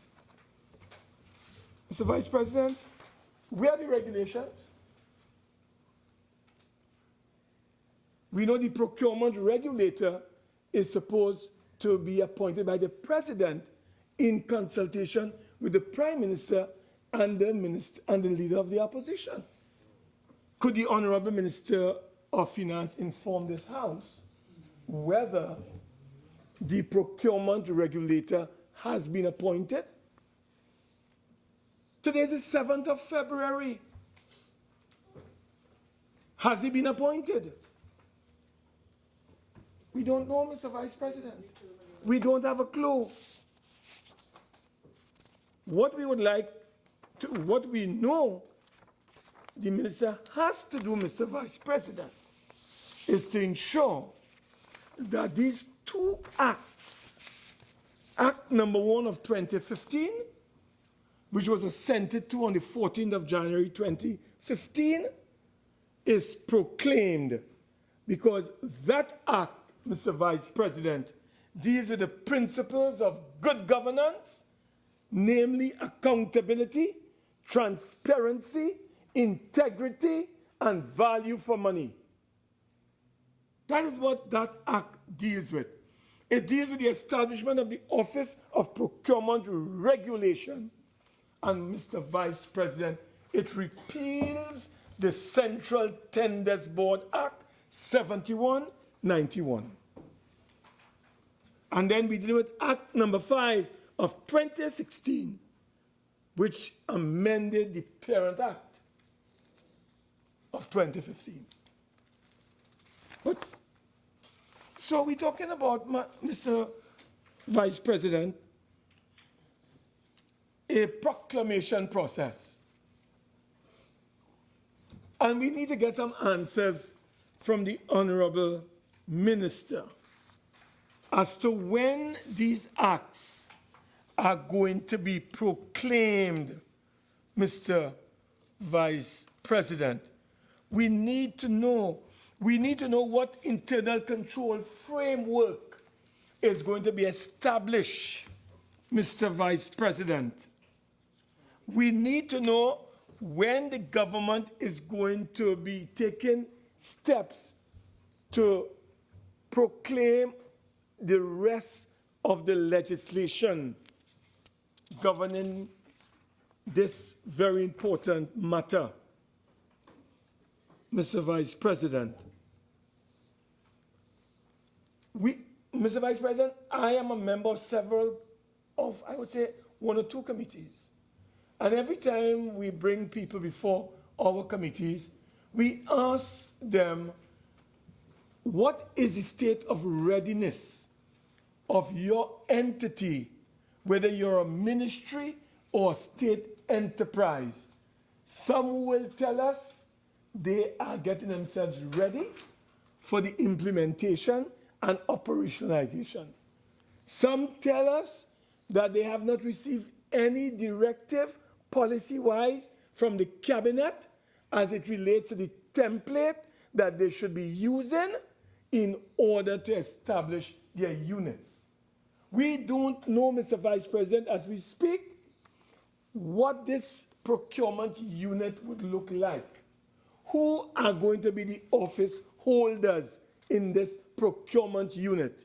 Mr. Vice President, the private sector is going to be affected by this legislation. NGOs who receive monies from the state will be affected by this piece of legislation. We have not seen any educational... 2 things. You have 5 more minutes. Yes. Number 1, and you're speaking towards proclamation of the Parent Act. I want you in these last 5 minutes to bring it back to the bill that's in front of us, which speaks specifically to the regulator and the tenure of the regulator moving from the 7 years to the 5 years. Yes, So I understand what you're saying about the proclamation, but you've been speaking about it for almost 5 minutes now. So I want you to bring it back to the bill that's in front of us, dealing specifically with the tenure of the regulator. I, of course, am guided by your wisdom. I will link them up for you, connect the dots, as they would tell you. Mr. Vice President, this is a matter that will impact on the integrity of this country. The reason why the corruption index and the perception of corruption is so high in this land is because of this kind of practice that we have here, Mr. Vice President. Point of order. 46-1. Let me just rule as I'm understanding that yes, you are winding down, and I do rule that the point of order does have merit. Again, like I said, in these last few minutes that you have, bring it back into the bill that's before us. Mr. Vice President, as I said, I would like the Honorable Minister to advise us in his winding up as we seek to reduce the number of years of the regulator and all of those persons and offices that fall under him. We would like to know from the Honorable Minister what is the program of work he has set out to ensure that there's a smooth transition as we head towards the full implementation and operationalization of the legislation that we are currently dealing with. This element of the legislation that we are dealing with, Mr. Vice President, constitutes a small element in a larger jigsaw puzzle that we have to address. And I'm saying that in dealing with this particular matter of the procurement regulator, we do not support, Mr. Vice President, that there should be any reduction in the number of years of the tenure of the procurement regulator. So we want to make that very clear. You will not be getting the support of the opposition insofar as any reduction is concerned, Mr. Vice President. And I have a lot more to say, but they're always late, and my time is running out. So I want to thank you very much for giving me the opportunity to say a few words. Thank you very much. Senator Small. Thank you very much, Mr. Vice President. Thank you very much for giving me the opportunity to join in this debate on the public procurement and disposal of public property. Even though I'm a senator without portfolio here, Mr. Vice President, and I am not employed by the Parliament, I've been here in this building since 8:31 this morning. So for those who clearly are not employed, but I'm just liming here because I have nothing better to do with my time. Mr. Vice President, the amendments before us are straightforward. As noted by the previous speaker, I was a member of the Joint Select Committee that dealt with this issue. And this matter came up in discussions at the meeting, at the committee level, but it fell outside of the remit of the committee to deal with. So the way for us to treat it was to bring it via a separate amendment. So as such, I think that this is a straightforward bill, and it essentially treats with the term of office of the regulator and the other categories of members of the board. Mr. Vice President, if you permit me, I think it's important that I'm trying to weigh the whole issue of procurement has to do with trying to drive accountability through the system. And it's something that is a challenge in our country. We face challenges with it. I think the member before me spoke about, I am also a chairman of a joint select committee, and every time an entity comes before my committee, we ask them as the status of implementation. But we still have challenges, Mr. Vice President. This morning an entity came, and the line ministry who was supposed to attend never turned up, never said they won't come in. And I'm going to deal with that. And this is where we have a disconnect because people don't understand about accountability. If your entity is appearing and the line ministry can't do the parliament the courtesy of sending a representative, then that's a disrespect to the parliament. And I am going to deal with that. But, Mr. Vice President, for many years, we've been seen in Trinidad and Tobago to have been resigned to accepting that public procurement cannot have the same type of pressure as a commercial entity and can't have the type of sound management of expenditure as their private sector counterparts. However, the resultant hemorrhaging of state funds has really precipitated a course of action that is seeing us sitting here in previous versions of this bill and now treating with this amendment to try to make sure that we have the appropriate resources in place to be able to manage procurement in a professional manner. Whilst I would agree, Mr. Vice President, that the focus of the agencies and these persons to be employed, their work should be primarily on the procedures and the individual contracting authorities. I want to say that one of the things in my mind that should engage the regulator and his board is ensuring that the appropriate rigor regarding fitness for purpose in the expenditure of public monies is very important and should be one of their areas of focus. The persons to be appointed to the offices prescribed in the Act will be mandated to exercise their authority wholly within the ambit of the Act when they make decisions to consider and take actions. But, Mr. Vice President, it's also important that they understand that they have a fiduciary responsibility to every citizen of Trinidad and Tobago when they take office.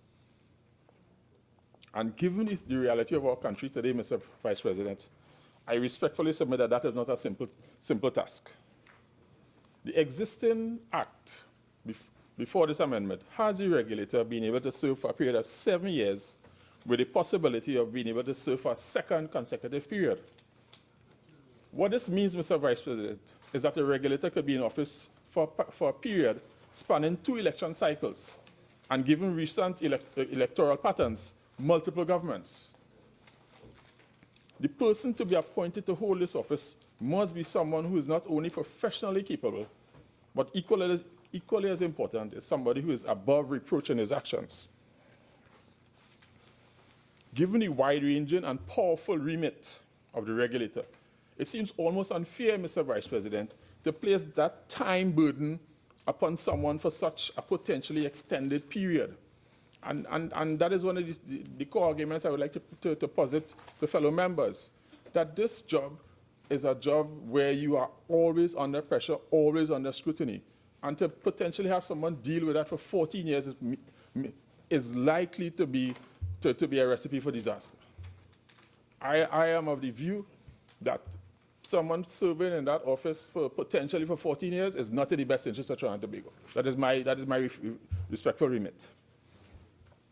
Now, the Honorable Minister of Finance, in a short introduction, indicated that in the Jamaica legislation, the Contractor General actually can serve for an initial period of 7 years with the possibility of an extension.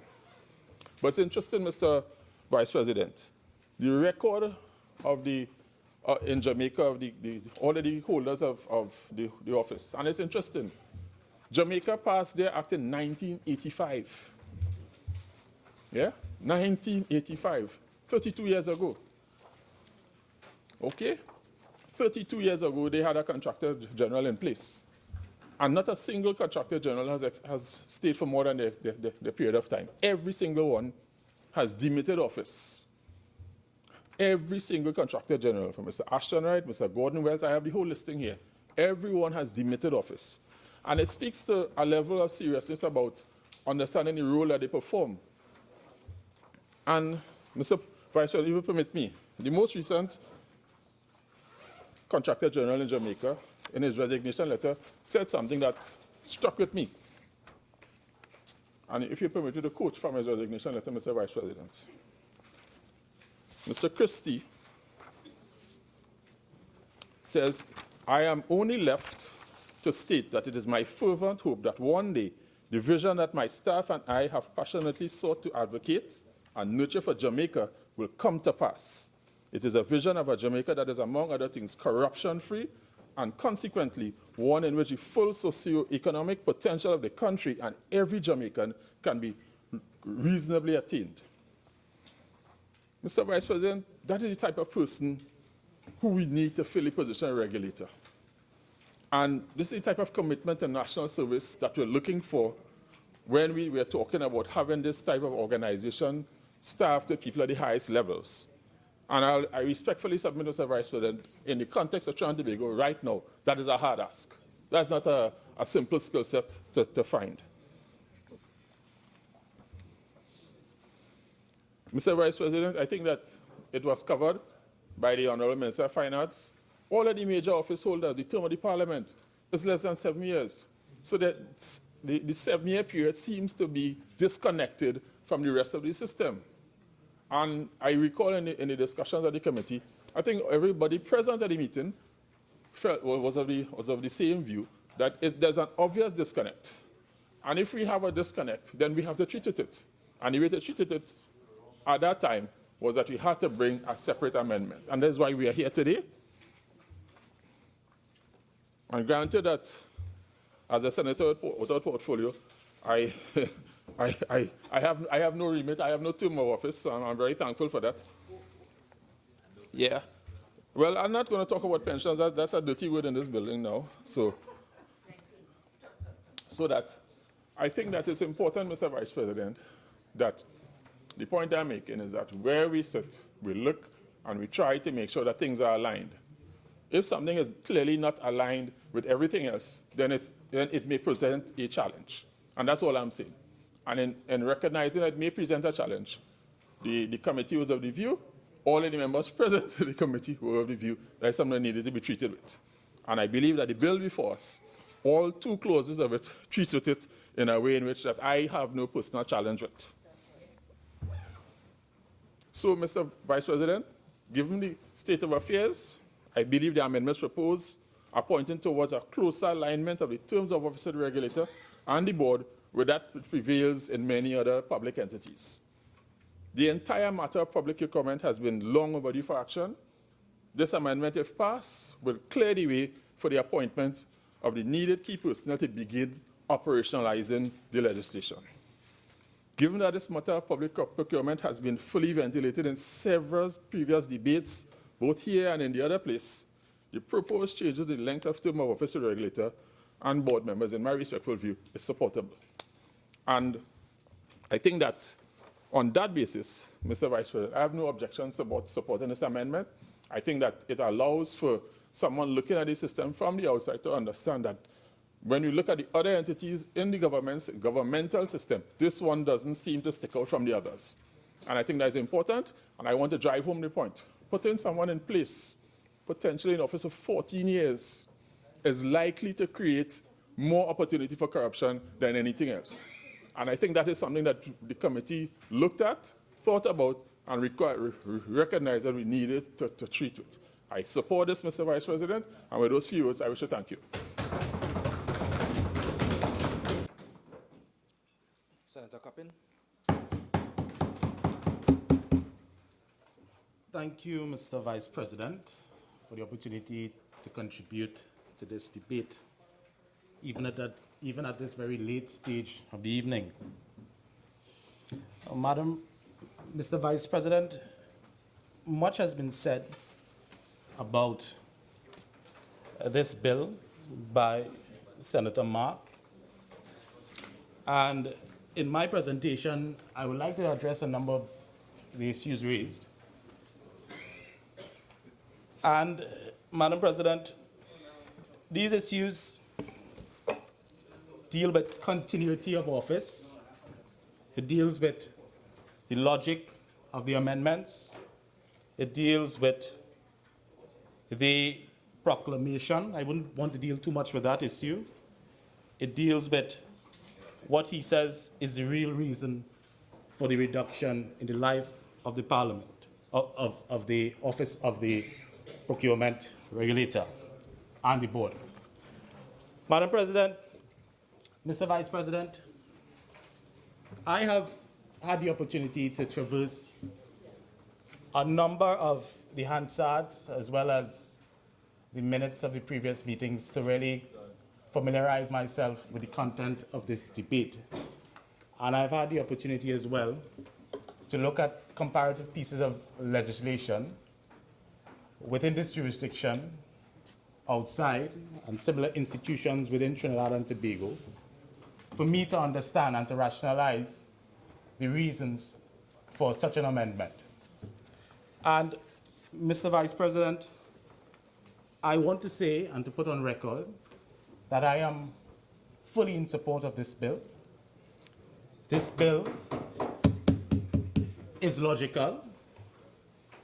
It is the right thing to do, and it comes after a long period in this country's history where we have debated what is the best procurement model that we as a country should adopt.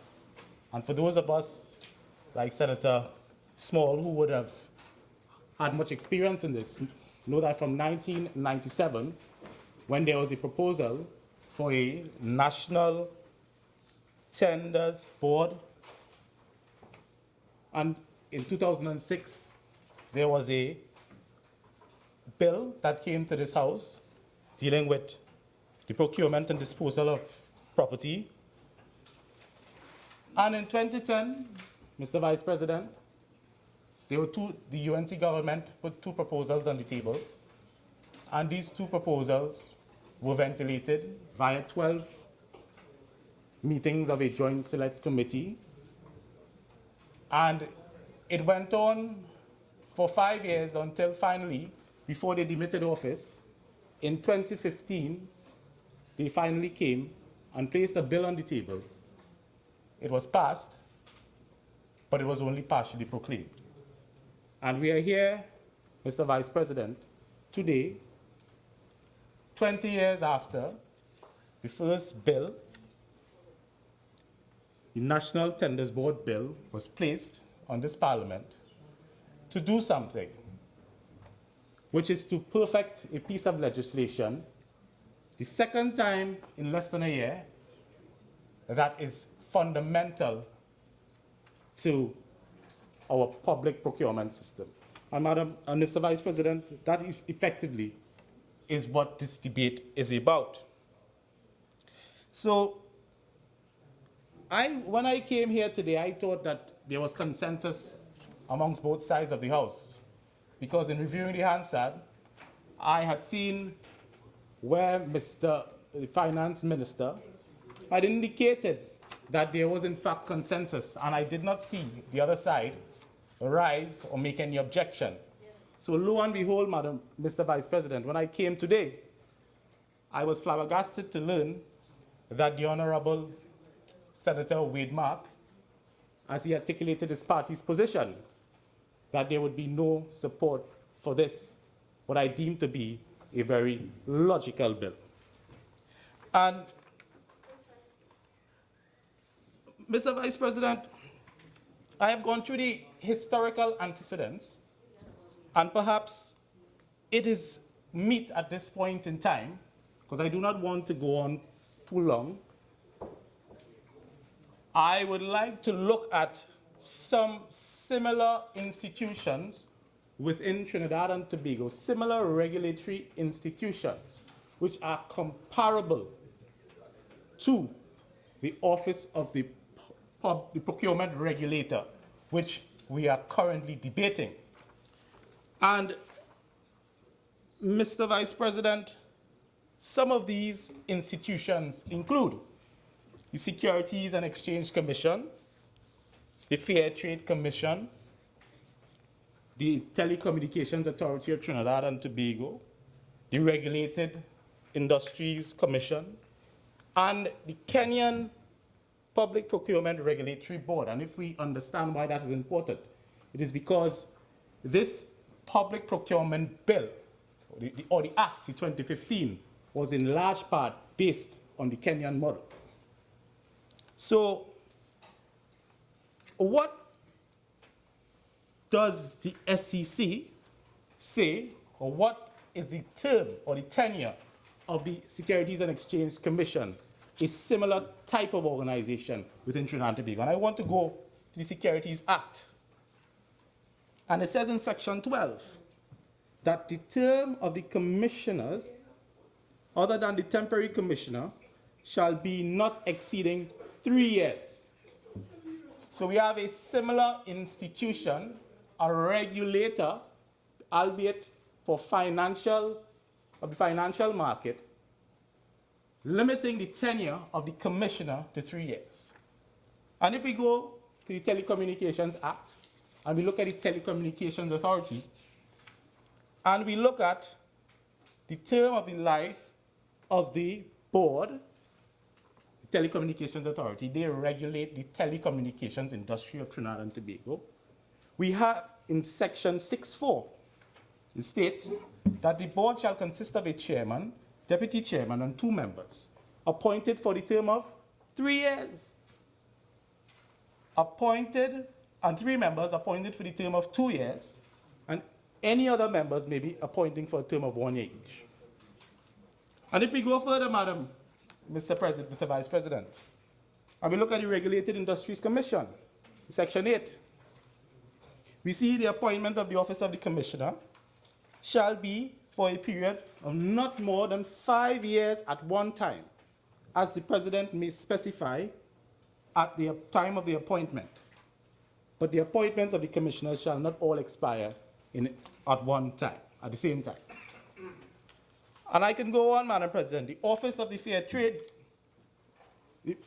Commission, as expressed in the Fair Trading Act, Chapter 81.13, another regulatory organization. So we have to compare apples with apples. We have in Section 27, the appointment of the commissioners shall be for a period not exceeding 5 years at any one time, as the president shall specify. And again, but the appointments of the commissioners shall not expire at the same time. And I can go on. The Environment Management Authority, a member of the board. Senator, I just want to guide you. I think you've made your point in regards to the comparison with the number of institutions that you've compared with. So I'll just ask you to move on in regards to the point that you're making. So, Mr. Vice President, I raise this to emphasize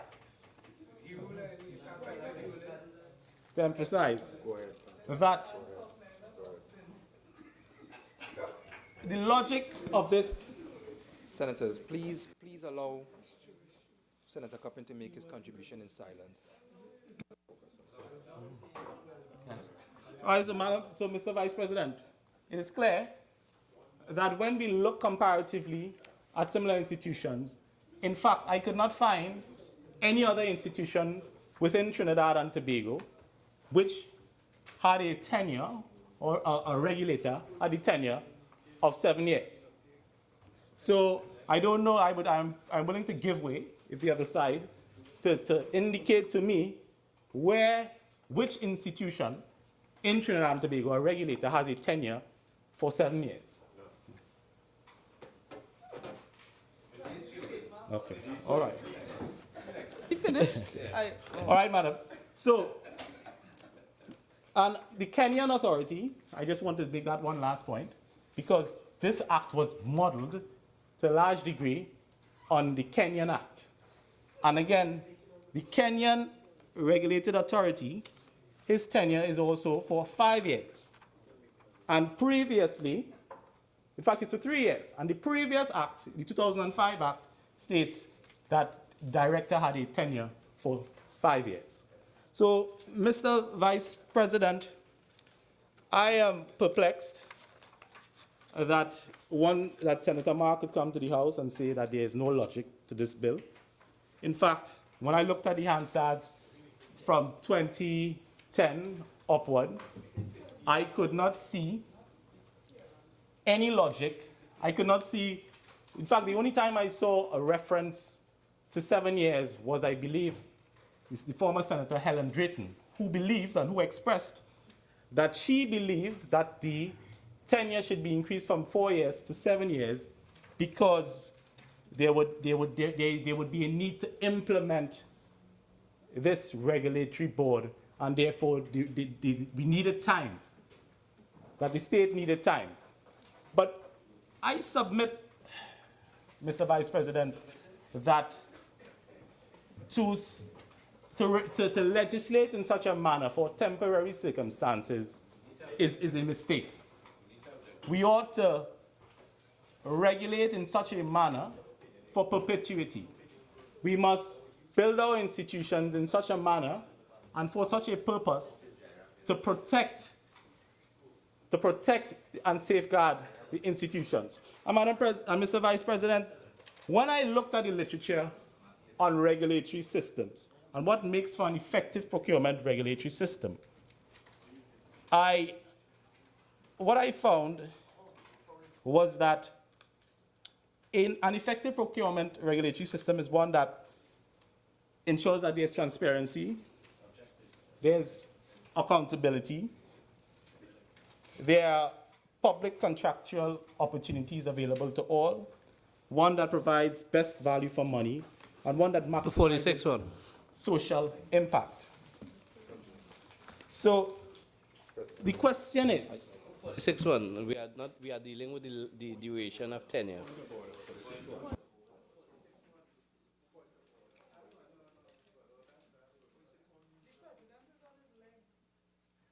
Thank you. Senator Copping, on the point of order, all right, I'm going to ask you to, again, bring it in to the bill that's in front of us in regards to the tenure of the regulator. And Mr. Vice President, I submit that this amendment, it supports transparency and professionalism in a way that maintains the independence of the office from political interference.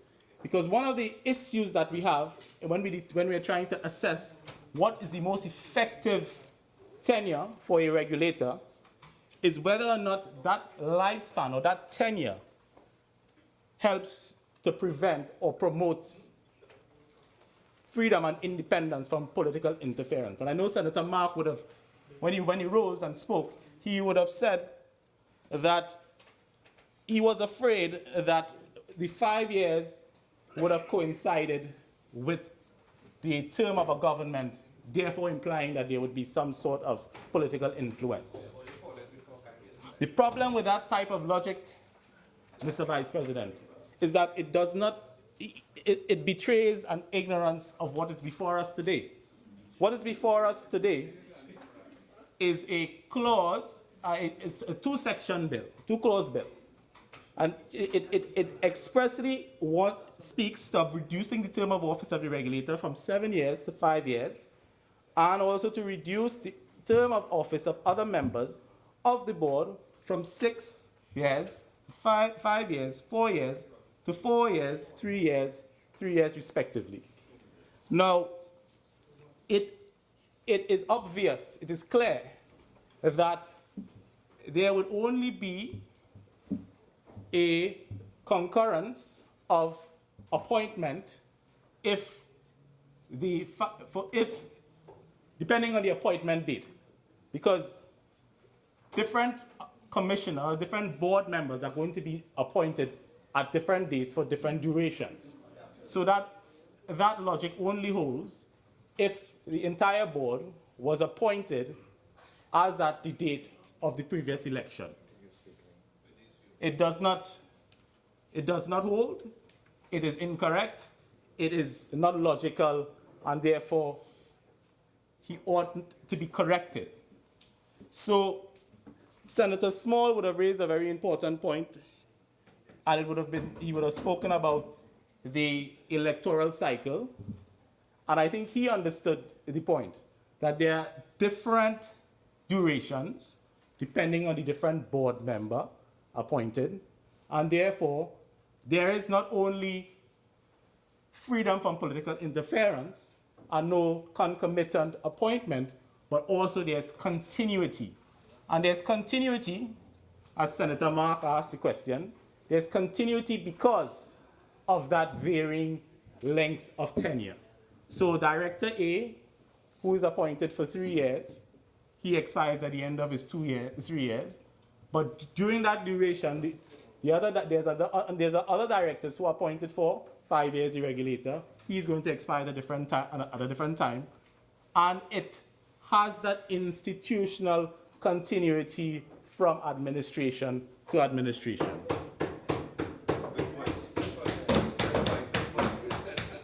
So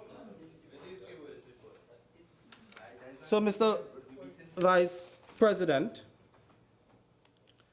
I take serious umbrage to Senator Mark coming here and arguing that there's no continuity in this bill, that this bill has no logic. He blames the PNM for the proclamation of this bill and saying we have no proclamation plan, when if one understands and if one looks back in time, the United National Congress had 5 years, and on the eve of election, more or less, is only when they decided to pass the procurement legislation. So they had 5 years, but they have the audacity to come to this House and to ask us about our implementation plan. Now, there is no direct relationship, Mr. Vice President, between the date of proclamation and implementation, as my good friend Senator Sturge would know, because he sat with me last week in a joint select committee that spoke about electronic monitoring, and we both were amazed at the fact that there was a partial proclamation, or there was no proclamation, and an entity that was supposed to be set up to bring about, to operationalize in time for the proclamation of the act. And they had 3 years, and after 3 years, there was nothing to show for it. So, Mr. Vice President, I would like to say that there's an operationalization problem in Trinidad and Tobago. We can't escape that. But we can't use that to argue against why we ought not bring the tenure of the procurement regulator in line with other regulators in this country. We can't argue implementation plan or lack thereof for trying to perfect a piece of legislation that has been on the cards and for a very long time, and we've only now gotten to where we need to be. So the Minister of Finance, Mr. Vice President, needs to be commended because he has lived up to a commitment that he gave this Parliament last June, that he would be returning to this House to bring substantive amendments. These substantive amendments come on the heels of amendments made by the People's National Movement to right another wrong that was perpetrated on the people of Trinidad and Tobago. The review board, and I don't want to go too much into that, is a serious amendment that the government, this government, had the foresight to bring to this honorable House. We don't always get it right, Mr. Vice President, but before this legislation is totally and fully operationalized, it falls on us as a responsible Parliament to come to this House and to perfect this legislation. So, Mr. Vice President, I don't want to go much further because much has already been said. This debate is a very restricted, simple type issue that doesn't need to be politicized. It doesn't need to be politicized. So, I would like to wrap up my contribution to say that we ought not be playing party politics with this matter. One day we agree, the next day we don't.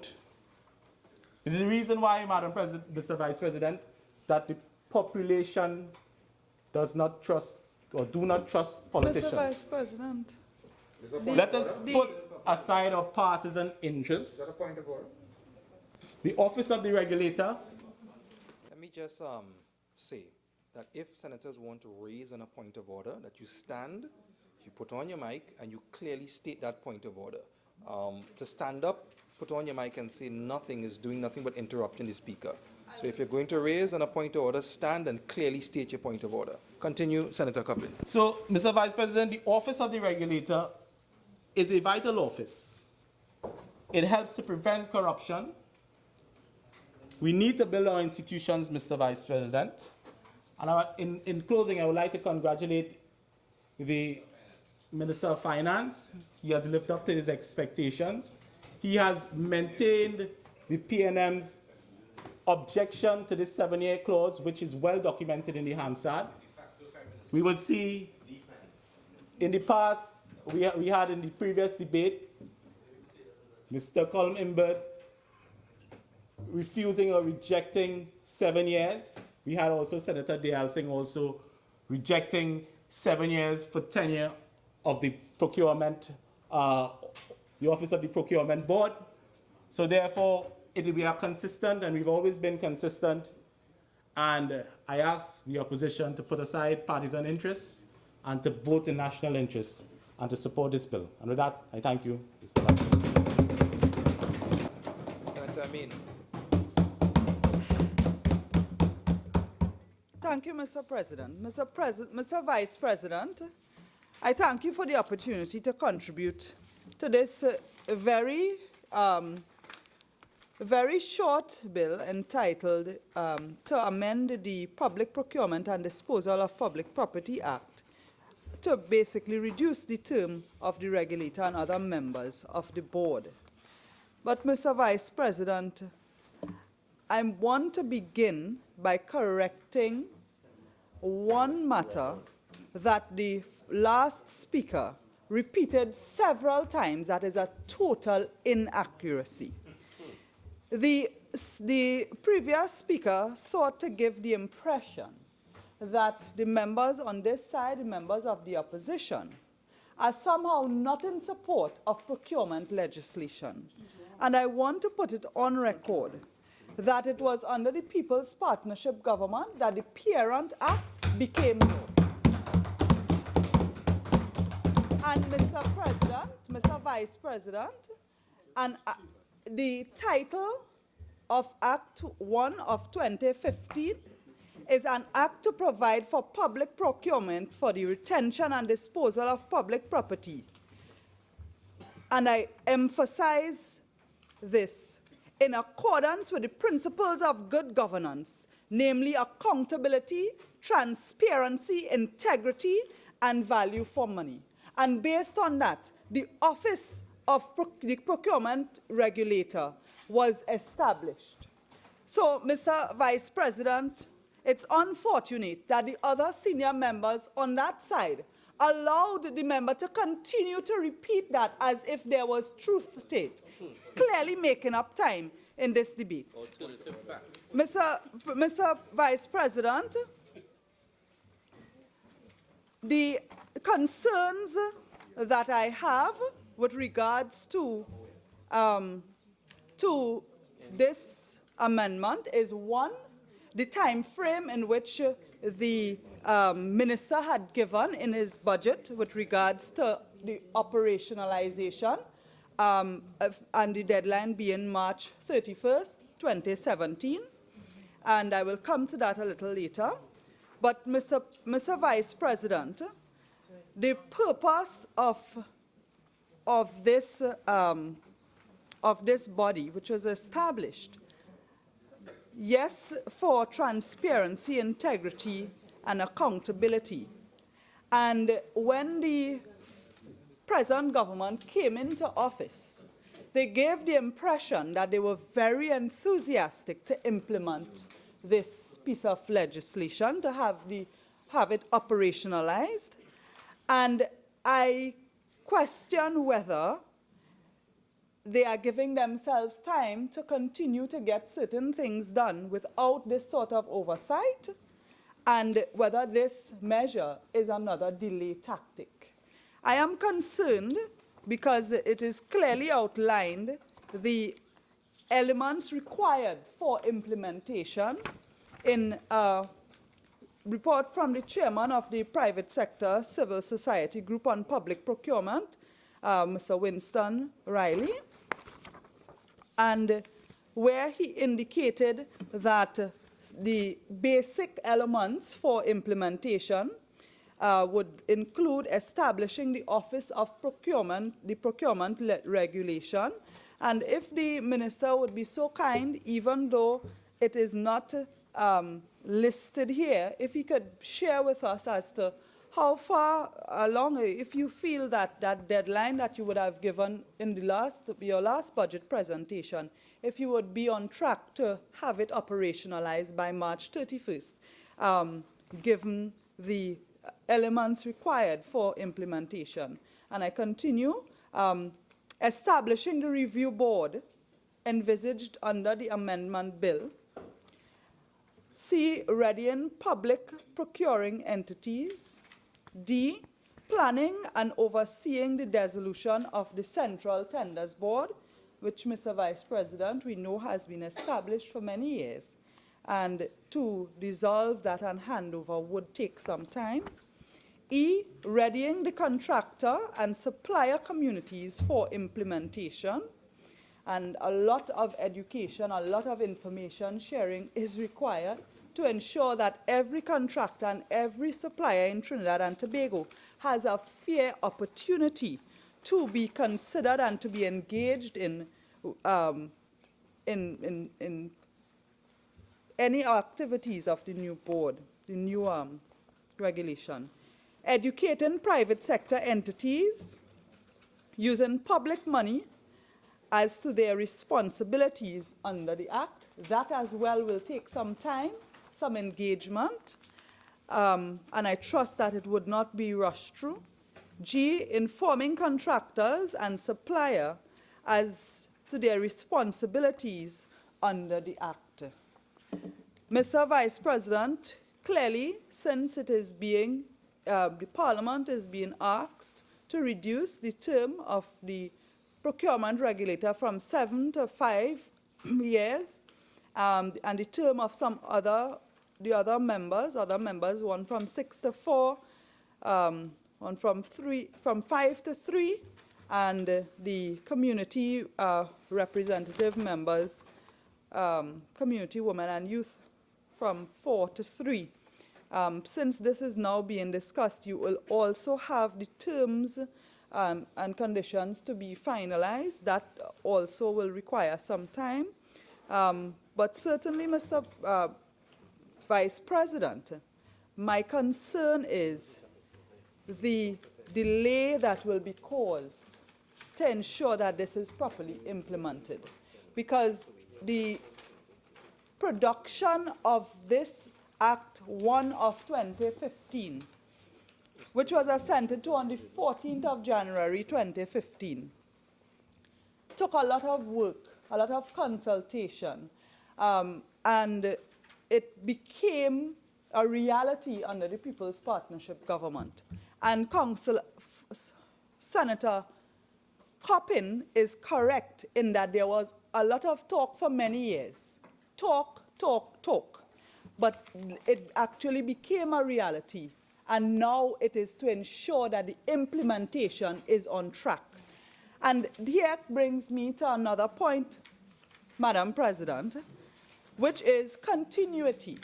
Because here you had the opposition, both the opposition and the government participated in the production of this legislation.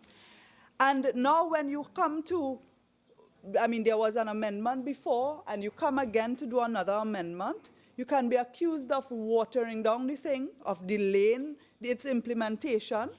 But when it comes to the real action, now is the time for the present government to show that all its words about agreeing to procurement legislation, that it really was true to itself.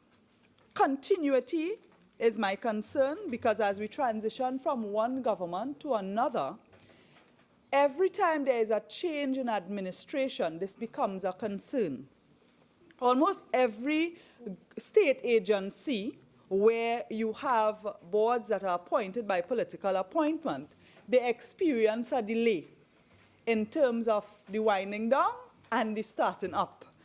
In fact, there are many boards currently that don't have their members appointed as yet, even though we are well past several months in government, and the government has failed to put those boards in place.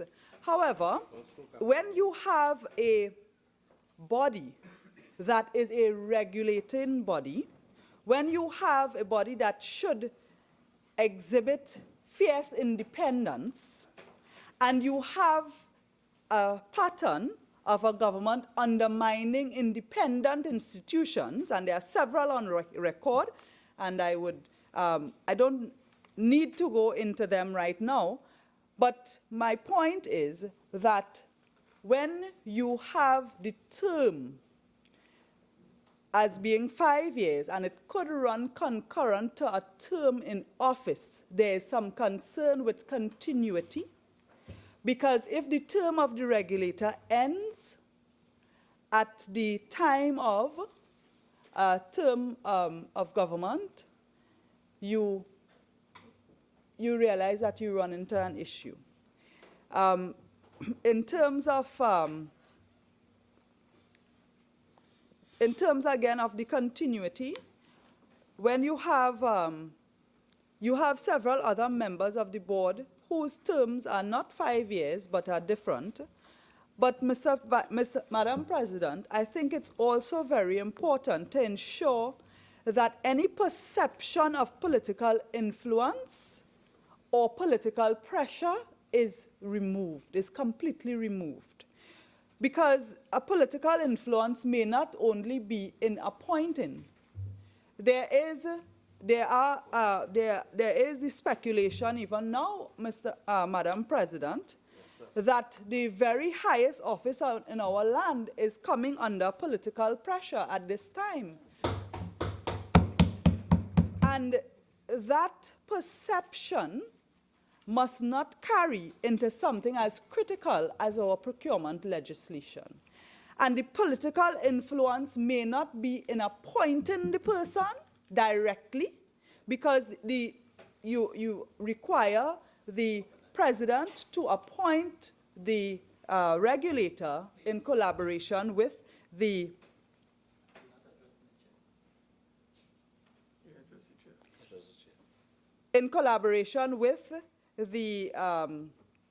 Prime Minister. So you must have some collaboration, Madam President. And there, of course, lies, again, the opportunity for there to be a perception of political influence. When you have a president who, the Prime Minister and the government of the day plays a big role in agreeing to who would serve as president, again, the question comes up in terms of how much influence a government would have on the president's agreeing during this consultation. And when this term runs for 5 years, you increase even more the perception of political influence and the opportunity to apply political pressure to this very critical office that would guard the transparency, integrity, and value for money that the procurement regulation asks this office, this regulator, to do. So, Madam President, that is the main concern I have. And I hope that the minister will be kind enough to indicate to us, as far as he knows right now, if we are on track, if the relevant departments are on track to do this transition to ensure full operationalization of this unit of this body, this regulating body, by the 31st of March. And we have to be reasonable. There were 2 occasions for amendments, including this one, that may not have been taken into consideration at the time of naming this March 31st deadline. So if you foresee that based on these 2 amendments, and there may have been a delay. I think it would be fair for him to indicate at this time if you see that as a hiccup. Madam President, I also want to mention that the Parent Act indicates that the regulator should be engaged on a full-time basis and be restricted from any other occupation. That is something that I fully agree with, because it gives the regulator the opportunity to be very dedicated. But to ask a well-qualified person of integrity to forgo whatever else whatever their profession is, and to come in to serve this term for 5 years. You spend some time in the startup, you spend some time in the wind down, and the question is in terms of how effective it might be. But I think it's important for that stability in the organization to be allowed to take place. And so I am not in support of this 5-year recommendation. I am in support of the Act 21 of 2015 coming into being. I am in support of operationalizing and making a reality out of the procurement legislation. We have had a lot of talk for a lot of years. We now have a piece of legislation that requires operationalization and implementation. The government would do well to avoid any sort of speculation that they are delaying implementing these measures and this regulating body to give the what has become practice, to give it a little more time, especially at a time when there are allegations and reports of people who are related to high government officials receiving contracts from the government, and we have members of cabinet whose names have been called as well in some of these speculations. And if the government is serious about getting this done, you would try as far as possible to have it implemented in a short space of time. Madam President, with those words, I want to thank you for the opportunity to contribute.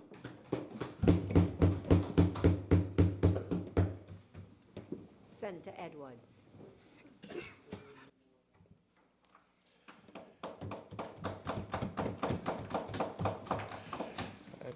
Thank you very much, Madam President. And I intend to follow suit with the other members of the independent bench in keeping my contribution very short and to the point. I would first like to say that I do understand the rationale behind the change in time for the members of that board.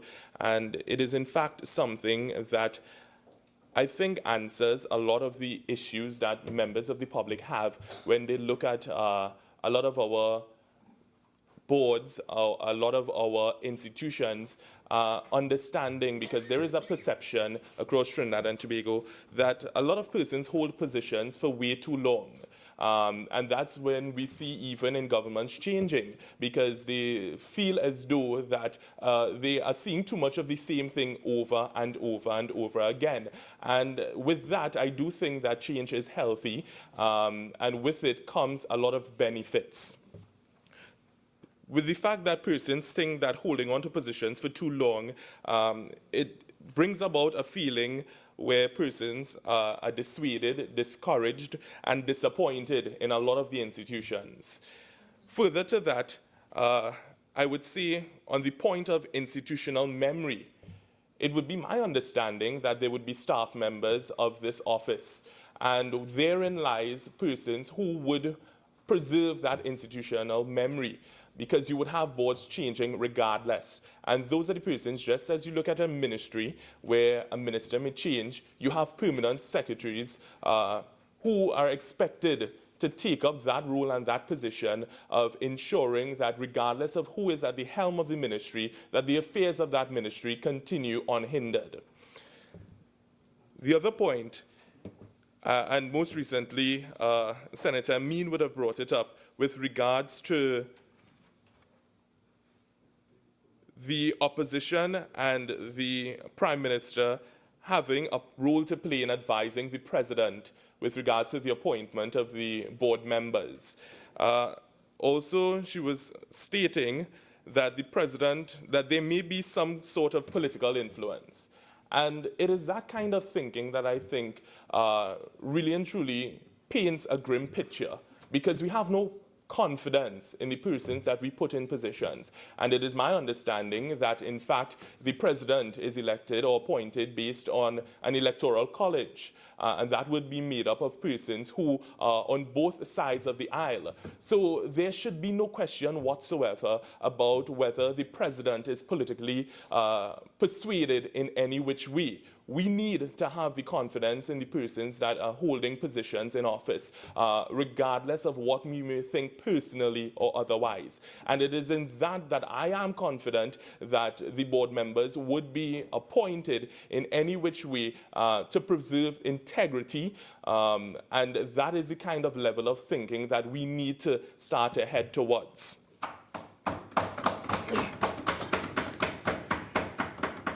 Now, many young persons, I see this as an opportunity, and as you would know, Madam President, I speak on behalf of young people. Now, many young people are lacking opportunities. I am very much encouraged to know that some of the members are to be appointed based on their interaction or based on representing the interests of youth. That is very encouraging for me. I have made the call previously, and I would say it again, I do think that there should be a young person on every state board, just as Labour has made a call, but I specifically look towards young people, because young people will be the ones taking over positions of power, taking over positions of influence, leading organizations. And I do think that this is encouraging, and this should be mimicked in many other pieces of legislation, because we are acknowledging the fact that when legislation is crafted, a lot of the time young people are not considered. When you put down pieces of legislation, if you do not differentiate age whatsoever, it will always be perceived that it would go to positions, would go to persons who are much more older and, as they would say, more experienced, discrediting the fact that young people today, because of many of the offerings that society has given and governments in the past have given, young people are in fact experienced and ready to take over positions. So I am encouraged to know that this year would be an opportunity for that, because I would have this House know that the Commonwealth in last year released its World Youth Index 2016.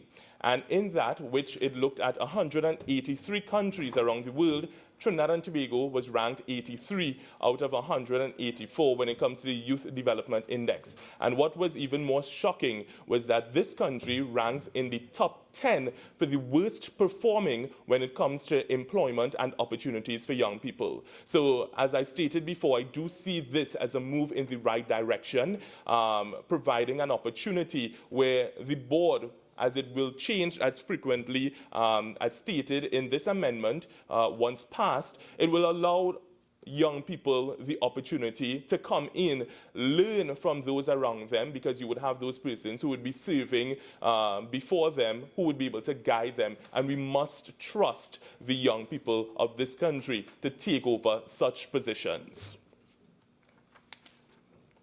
I would also want to point out that right now, millennials or Generation Y, which are born between 1977 and 1995, of which I fall in that category, would in fact dominate the workforce.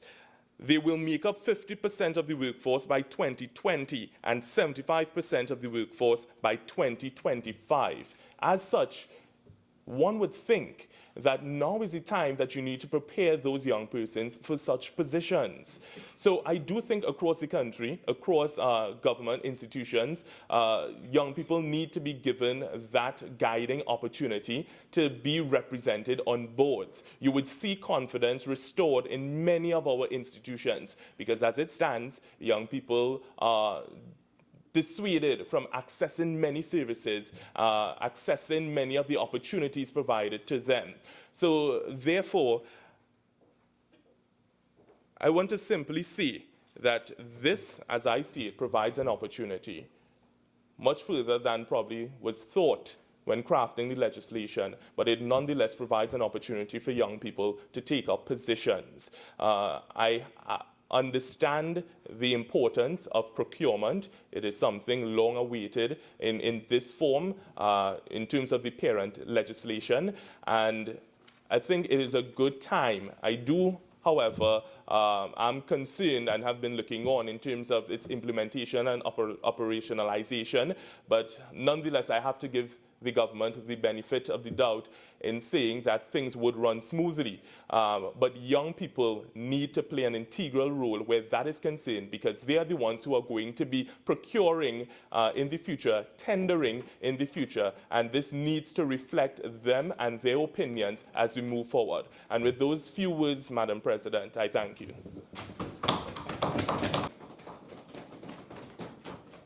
Minister of Finance. Thank you, Madam President. Madam President, just to respond to the last speaker, he in fact touched on a very relevant section of the bill, which some members of the lower bench did not.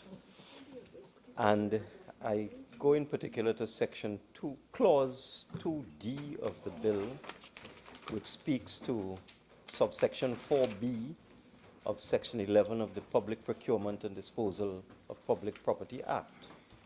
And we are changing the term of office of persons appointed under Section 11, subsection 4B of the Parent Act from 4 years to 3 years. And if you go to that section, it actually speaks to a group of persons who shall be appointed to represent a number of interests, and in particular, the persons who are appointed under Section 11, subsection 4B, for 4 years, or now 3 years, would be no more than 4 members who represent the interest of the community, women, youth, religion, or civil society. So I want to thank the young senator for drawing that fact to our attention, that these persons that we are speaking about, who would be now appointed for 4 years and 3 years, respectively, come from a variety of disciplines and areas, including persons with qualifications in accounting, finance, business management, civil engineering, an attorney at law, any other field relating to procurement, and then the 4 members at large, community, women, youth, religion, and so on. So it's an important point to note. And when you look at the way the board is constituted and the way it will now be constituted with this amendment bill, if it is passed, you would see you actually would have continuity, because while the regulator would be appointed for 5 years, some of the other members would be appointed for 4 and another batch for 3. So that as the persons appointed under Section 11, subsection 4B, go out of office, another group would come in, and therefore they would transcend the termination of the appointment of the regulator. The regulator would be for 5 years, but these people appointed under subsection 11.4b would be for 3 and then another 3. So they will be in office when the regulator goes out, providing the required continuity. Similarly, the ones who would be appointed for 4 years, be 4 and 4, 8, so that they would be there while the regulator is still there, and then remain for a further 3 years after the regulator goes out. So there is going to be continuity by definition because of the structure of the legislation and the amendments we are proposing. But to break it down to its simplest point, and this is for the benefit of Senator Amin, it is almost impossible to have the term of the regulator coterminous with the term of the government. It is virtually impossible. If all goes according to plan, this regulator will be appointed this year in 2017. And the term of office is fixed. It is not discretionary. It shall be for 5 years. So the person shall be the regulator unless that person resigns or is terminated for some reason until the year 2022, which will be 2 years after the life of this parliament comes to an end. So therefore, by definition, the first regulator will be in office for 2 years into the next government. That person will transcend parliaments and transcend governments. And then the other members, because they go 4 and then another 4 and 3 and another 3, they'll be appointed before the end of the life of this government, and they will transcend the term of office of this parliament and the government. So there's no issue whatsoever with continuity. And after that, it would be a virtual miracle if the date of the first sitting of the next parliament would be coterminous with the beginning or the end of the term of the regulator. It's a mathematical impossibility. In the same way that the term of office of the president, for that to exactly coincide with the term of office of a government, is a mathematical impossibility. The first time that has happened is when we had the Republican Parliament, when everything started from scratch. And then after that, for one reason or another, every term of office of a president after that, even though it's 5 years like the government and the parliament, has transcended the expiry date of the government or the parliament, as the case may be. So there's absolutely no chance that this regulator or any regulator in the future would be coterminous with the term of office of a government or parliament. There would always be an overlap and continuity. Now, it is entirely regrettable that Senator Mark, for the second time today, did not read the documents that are a matter of public record. I read into the record the minutes of the 4th meeting of the Joint Select Committee on the Public Procurement Bill 2015, held on the 12th of February. If Senator Mark had taken the time, he would have read the minutes of the 5th meeting.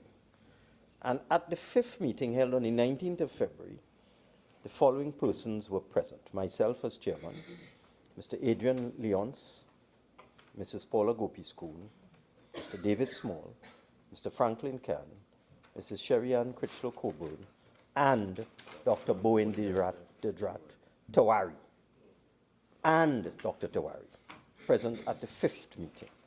Of course, absent excuse Mr. Wilmston, a recurring feature of his participation in the committee, absent for every single meeting. But the fact is, the key person who was the person who piloted the Public Procurement Act number 2015, Dr. Tewari, was present, representing the UNC, representing the opposition. And let's see what happened in that 5th meeting. Confirmation of minutes. The committee, which included Dr. Tewari, considered the minutes of the 4th meeting held on February 12th. A motion for confirmation of the minutes was moved by Mr. Small and seconded by Mr. Khan. And the minutes were confirmed by the committee, including Dr. Tewari. But let's go to, that's not all. Let's go to matters arising. And we go now to item 4, consideration of the public procurement bill. And let's go to item 4.1. The committee agreed that the proposed amendment to section 11.1 of Act number 1 of 2015, which is the proposed amendment that we reduce the term of office of the regulator from 7 to 5. Let me read this again. The committee agreed, which included Dr. Tewari, that the proposed amendment to Section 11.1 of Act Number 1 of 2015 was outside the mandate of the committee. The committee agreed to recommend in its report to Parliament that another amendment bill be drafted to capture these recommended amendments which fell outside the mandate of the committee. So if Senator Mark had bothered to take 2 minutes to read the whole report, then he would have seen that Dr. Tiwari was not present at the 4th meeting, but he came to the 5th meeting, and we went through this matter in some detail, and he agreed that this be the subject of an amendment bill, the bill before us today, and that the term of office of the regulator be reduced from 7 to 5 years. So there was unanimous agreement of those present. Senator Surge couldn't agree or disagree, because he just wasn't there. He was never there. So that the sole member of the opposition who attended all these meetings, bar one, when he had a personal engagement overseas, Dr. Tiwari, agreed that the term of office of the regulator be reduced from 7 to 5 years. So it is just unfortunate, because I really wish honorable members opposite would do their homework. I don't see the point of all this carrying on and ranting and raving, and we will not support this bill, and when in fact we had a very most excellent joint select committee. The only point of contention, and it's in the minutes, was a disagreement on the review board, where Dr. Tiwari put in the report that he was not in agreement with the review board. And that is all. And if you read the minutes of the 5th meeting, you will see the only issue that Dr. Tiwari raised was the review board. But in terms of everything else, we agreed to all of the proposed amendments, including the amendment which we were told at the time was outside of the mandate of the committee, reducing the term of office from 7 to 5 years, and it should be the subject of another bill, which we all agreed to. It was the unanimous agreement of everybody present, including Dr. Tiwari. So I really do wish, Senator Mark, you've got to stop that. 25 years in this place and still carrying on and screaming and ranting and raving over nothing. Much ado about nothing. So with those few words, I thank Senator Small for confirming his recollection of events. I thank young Senator Nikolai Edwards for making the point that we really need to get away from this thing that people are just entrenched in position forever and ever and ever. And even in the auditing world, Madam President, it is best practice that you change auditors every 3 years or so, because they get too comfortable and they do not present, they do not address their work in a proper manner, because they just get too comfortable. So, What report are you referring to? Madam President, Madam President, could you explain what this is all about? Why is he screaming like that? Minister, please continue. Senator Mark, please. Madam President. Minister, Senator Mark, please. Let the minister finish his contribution, please. Minister Finance. Madam President, this is really ridiculous. I read the minutes of the 5th meeting. I read paragraph 4.1. I made the point that Dr. Tiwari was there. I made the point that the committee, everybody present, agreed that the amendment to clause 11, section 11 of the bill, be dealt with an amendment bill, because it was outside the mandate of the committee. It's there in black and white, and I really don't want to go over this again. For those who have eyes to see and wish to understand what this committee did, we agreed. Everybody who was present agreed on this. And even in the debate, there was no contention over this.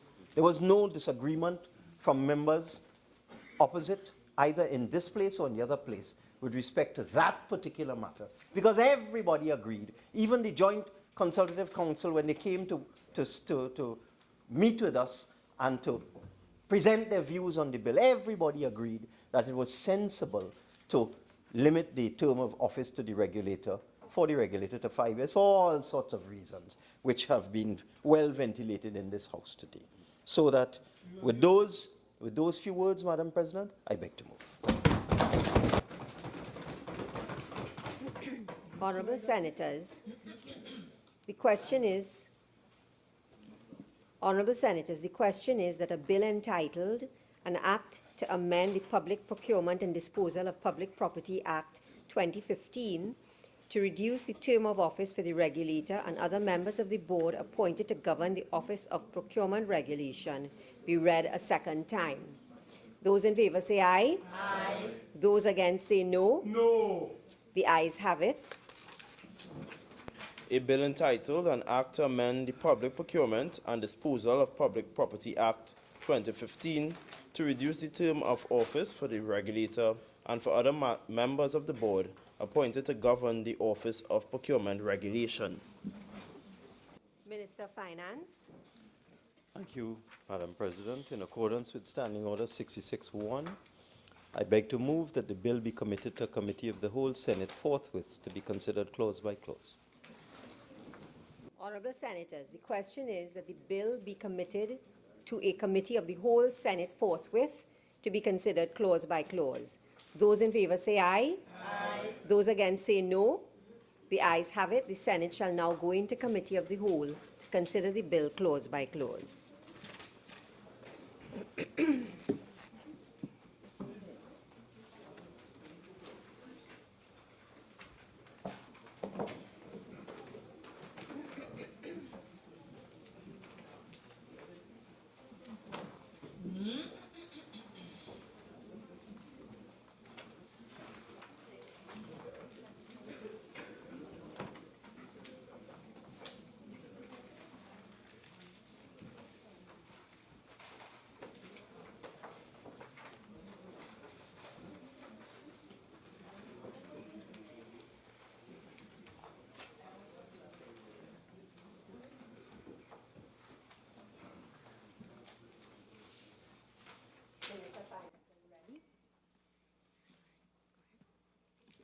Clause 1.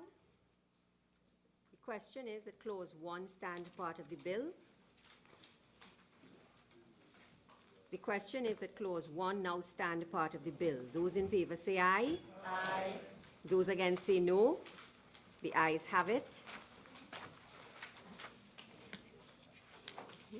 Clause 2. Oh, Clause 1 now stands part of the bill. Clause 2. The question is that Clause 2 stand part of the bill. The question is that Clause 2 now stand part of the bill. Those in favour say aye. Aye. Those against say no. No. Clause 2 now stands part of the bill.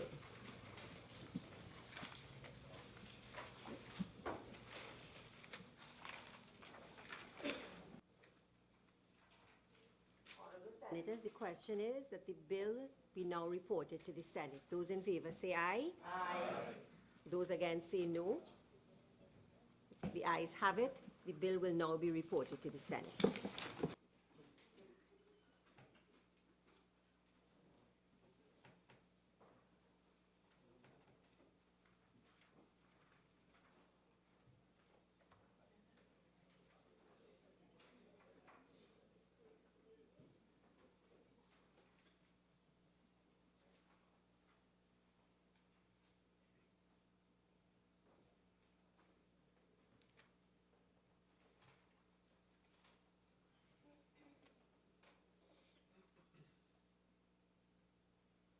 Minister of Finance.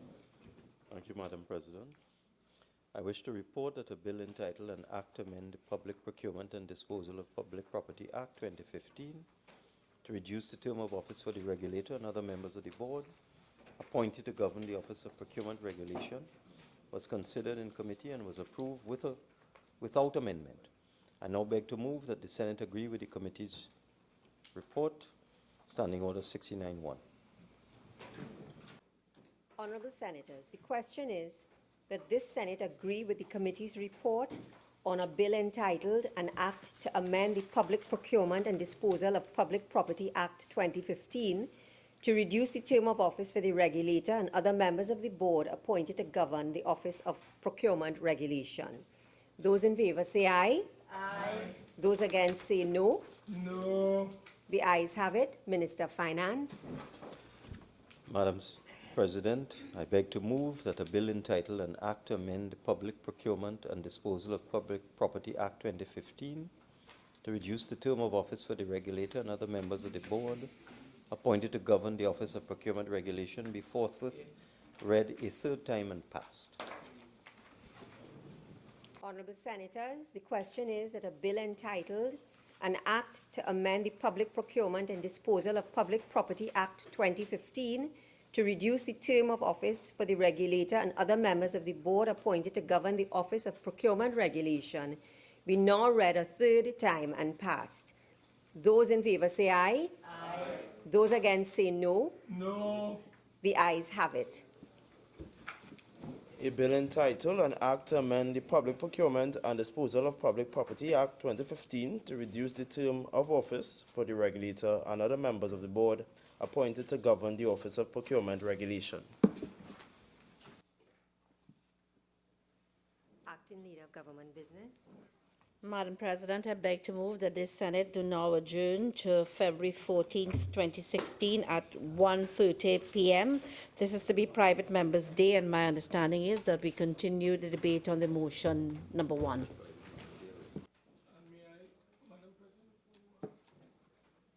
Madam President, may I also advise the Honourable Acting Leader that once we are able to complete that particular motion, there's a motion that will qualify on the 13th of this month, which deals with the escalating and exponential growth in the crime industry in this country, and that matter will be debated immediately following the conclusion of that one.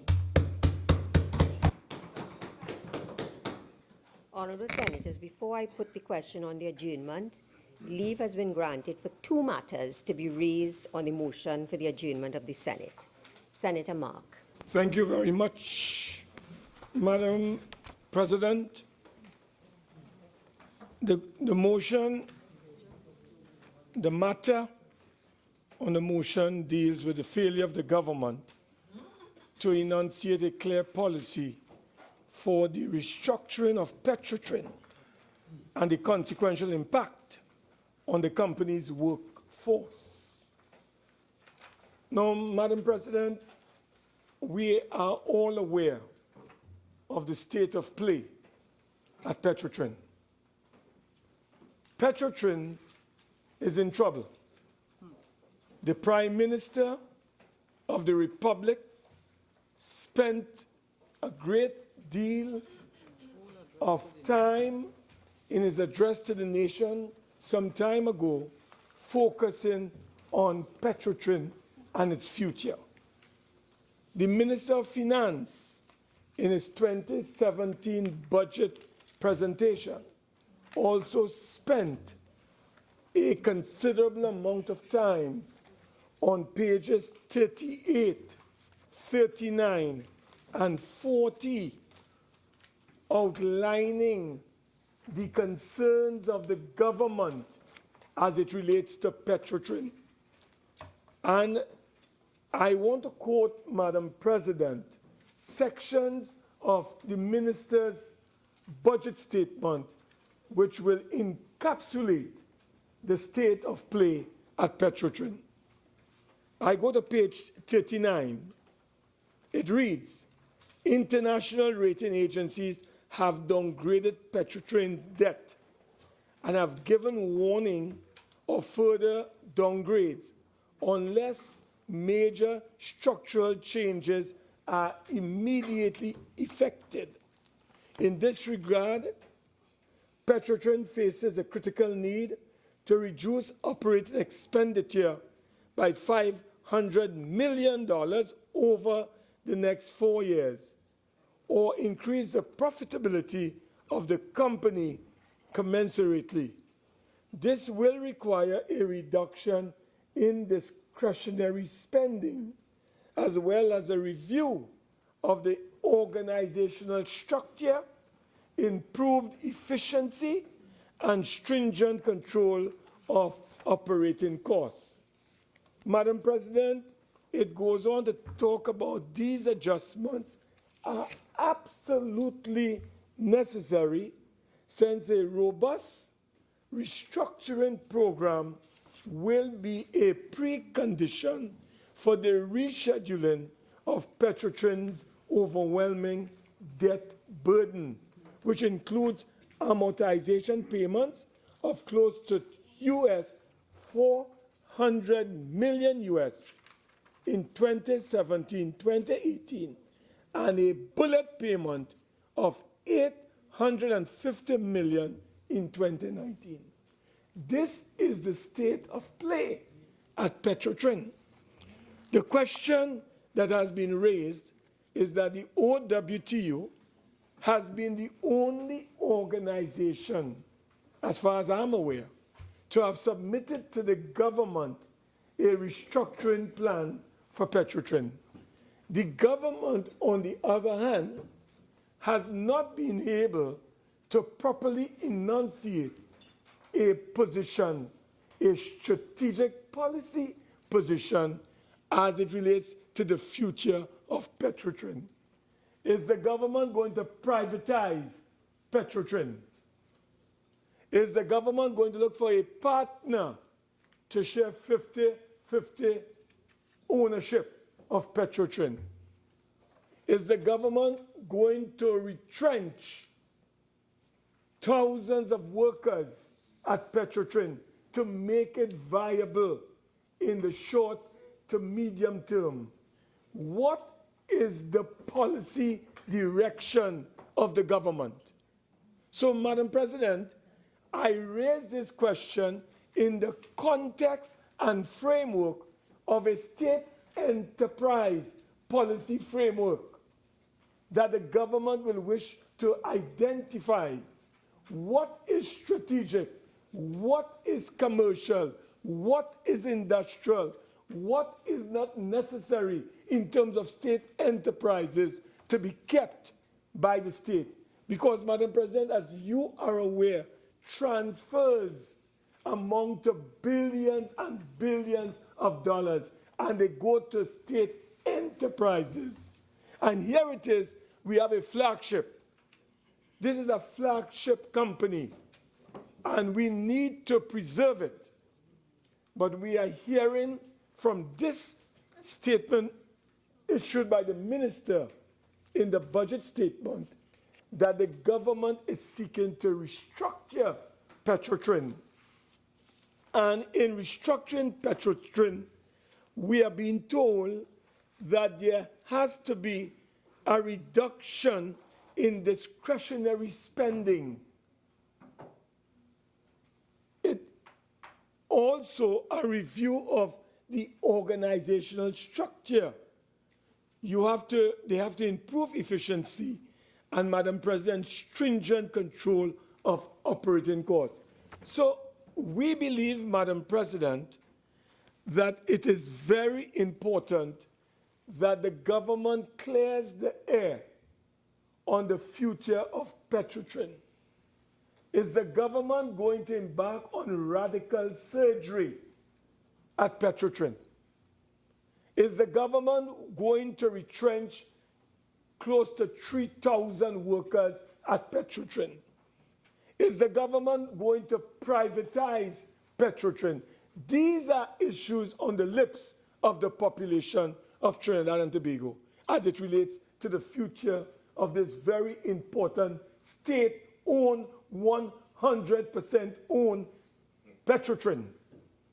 Now, Madam President, may I also indicate in a newspaper article, Express Business, January 18, in an opinion, which is an editorial in this Express Business, I quote, Petrotrin has a staggering debt of $13.2 billion and a bond of US $850 million that becomes payable and due at the end of 2019.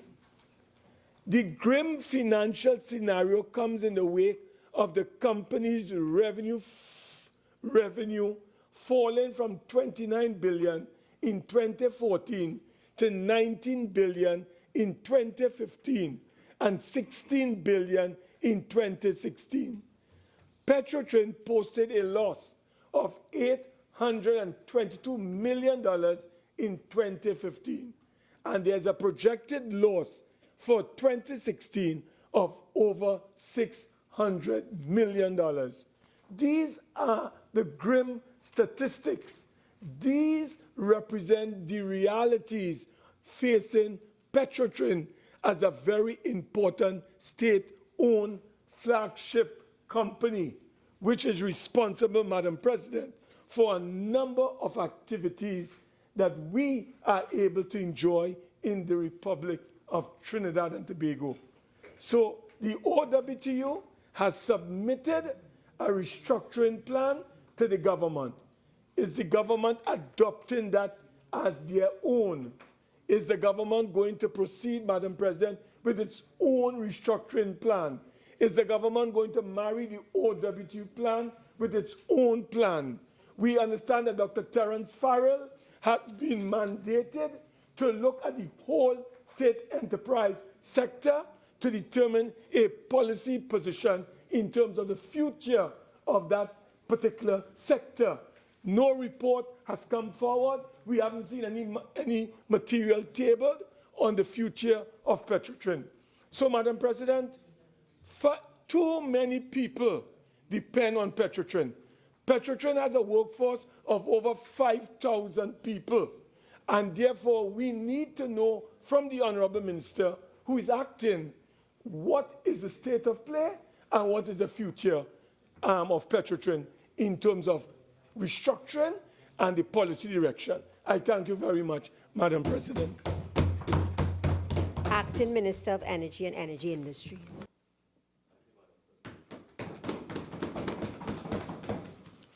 Madam President, the politest description I can make of Senator Mark's presentation is the usual rabble-rousing.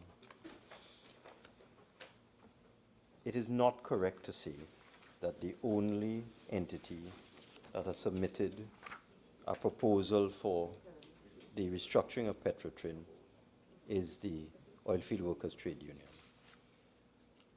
I have in my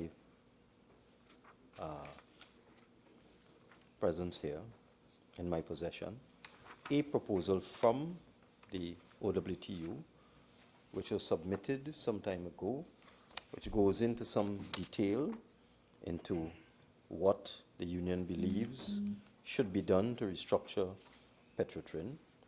And they have recommended that the company be split into 4 operating units, and I will describe them for you, Madam President.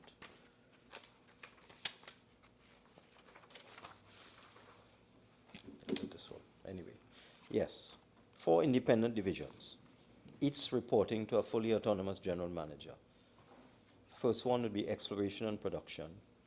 The second one, refining and marketing. The third, planning and projects. And the fourth, Trinma. And they've gone through to make several recommendations on how they believe we can improve efficiency, reduce costs, and return Petrotrin to profitability. And they also submitted a document called Quick Wins, which they have given some ideas or their recommendations with respect to improving oil production at Trinma and reducing costs. They've looked at Trinma's North Field, they've looked at the Southwest Field, and so on. So the union has made recommendations.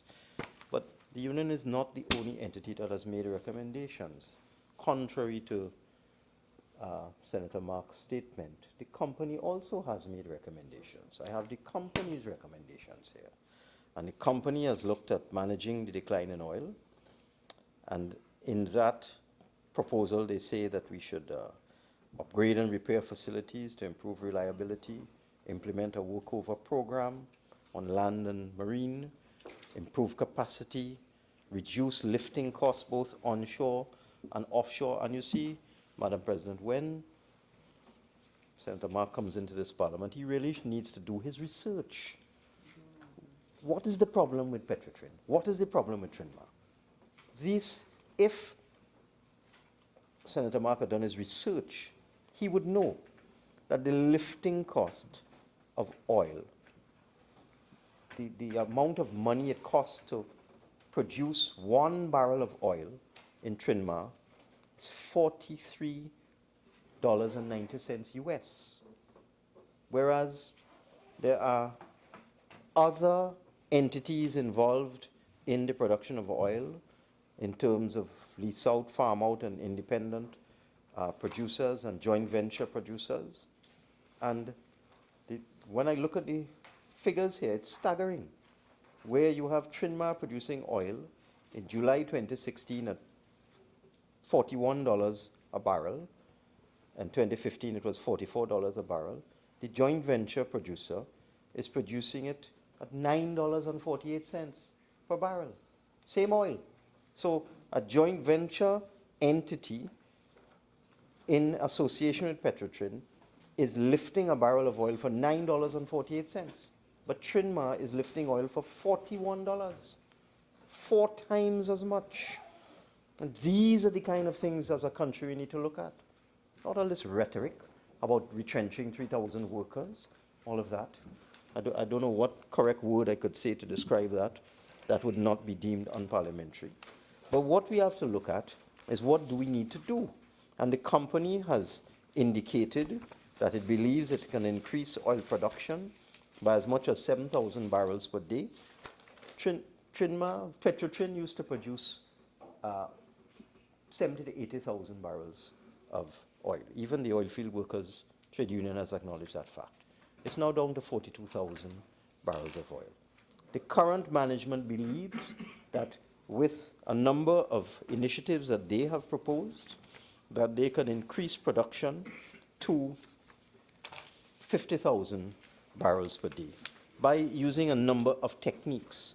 And the main issue, the main recommendation coming out of the company is that they should look for investment capital from various joint venture partners to deal with their asset integrity problems, to provide the necessary capital to engage in increased exploration and drilling, to construct additional production facilities, to repair and replace existing assets, platforms, pipelines, and tankage. One of the things that is never said when we hear the type of contribution that came from the Honorable Senator is what we're dealing with. We're dealing with infrastructure that is 50 years old, in some cases 60 years old.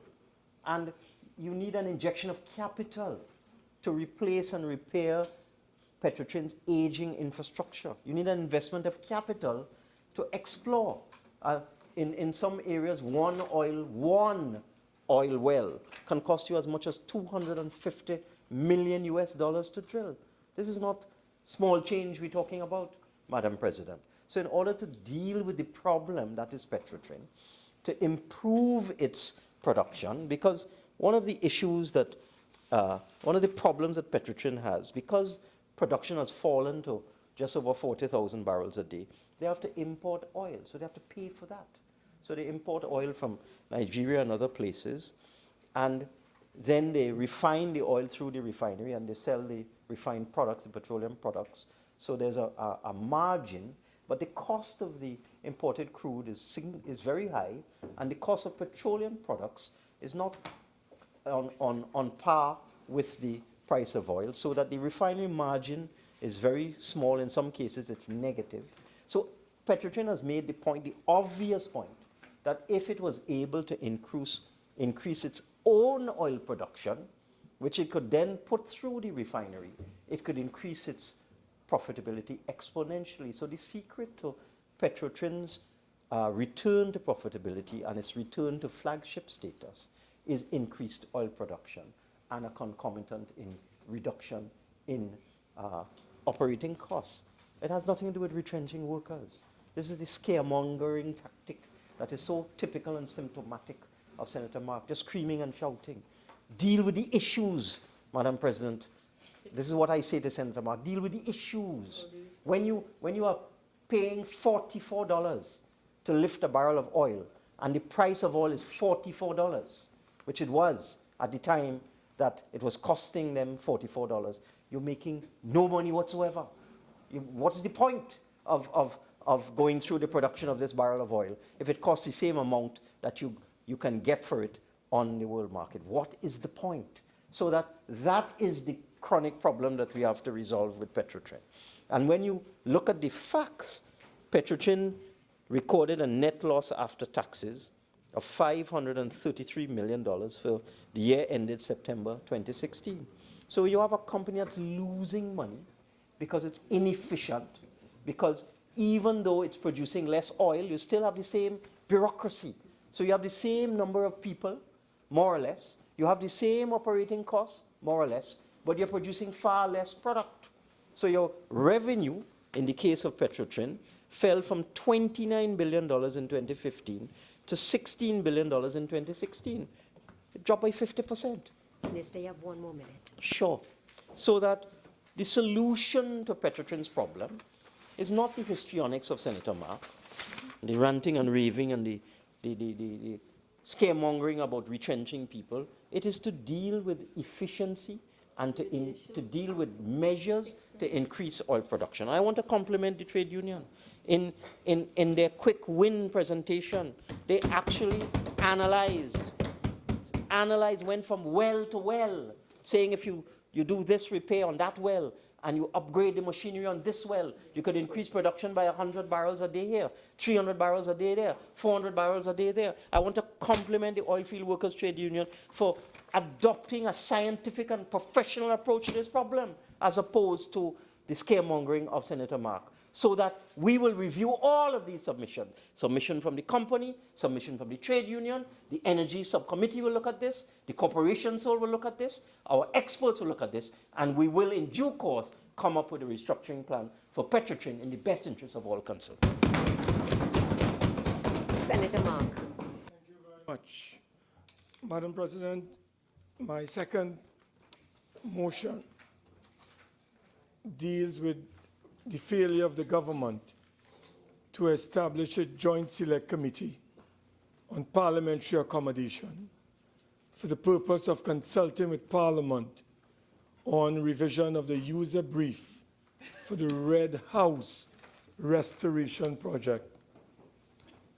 Madam President, you will be aware that the Parliament, the People's Parliament, is located on Abercrombie Street. That's the Red House. Where we are is really temporary. The building is it has been in a frame where renovation, rehabilitation has been ongoing for some time now. But what is important to note, Madam President, is that the Red House, the seat of democracy, belongs to the people. And the representatives of the people are here and are also in the House of Representatives, along with the officers of the Parliament, the presiding officers, and the workers. And therefore, Madam President, when the user brief, in fact, let me just quote from a statement from the Prime Minister delivered in Parliament on the 11th of March 2016. And I quote, "Very shortly, Madam Speaker, the government proposes to bring to the Parliament a request for the re-establishment of a parliamentary accommodation committee for the purpose of consulting with Parliament on necessary revisions of the user brief." Madam President, this was on the 11th of March, 2016. We are now today the 7th of February. Several months have gone by, and the government and the Prime Minister has not honored its commitment and promise to the country and to the people's institution. Madam President, the government inherited a user brief before it decided to redesign that user brief. The user brief that was inherited by the PNM government was for the Red House restoration, in which a proposal for the establishment of a parliamentary complex with the construction of a companion building for parliamentary auxiliary services on the site north of the Red House was part of the user brief, Madam President.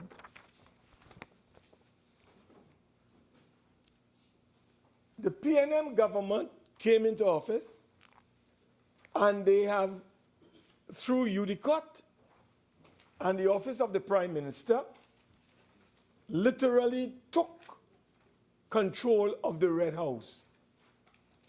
It's as though they have hijacked the Red House restoration project. This project, Madam President, was supposed to be under the control, direction, and leadership of the Speaker of the House of Representatives. What has happened, Madam President, is that the Honorable Prime Minister has established what is called a Historical Restoration Oversight Subcommittee of the Cabinet. So the Cabinet has now taken charge of the Red House restoration project.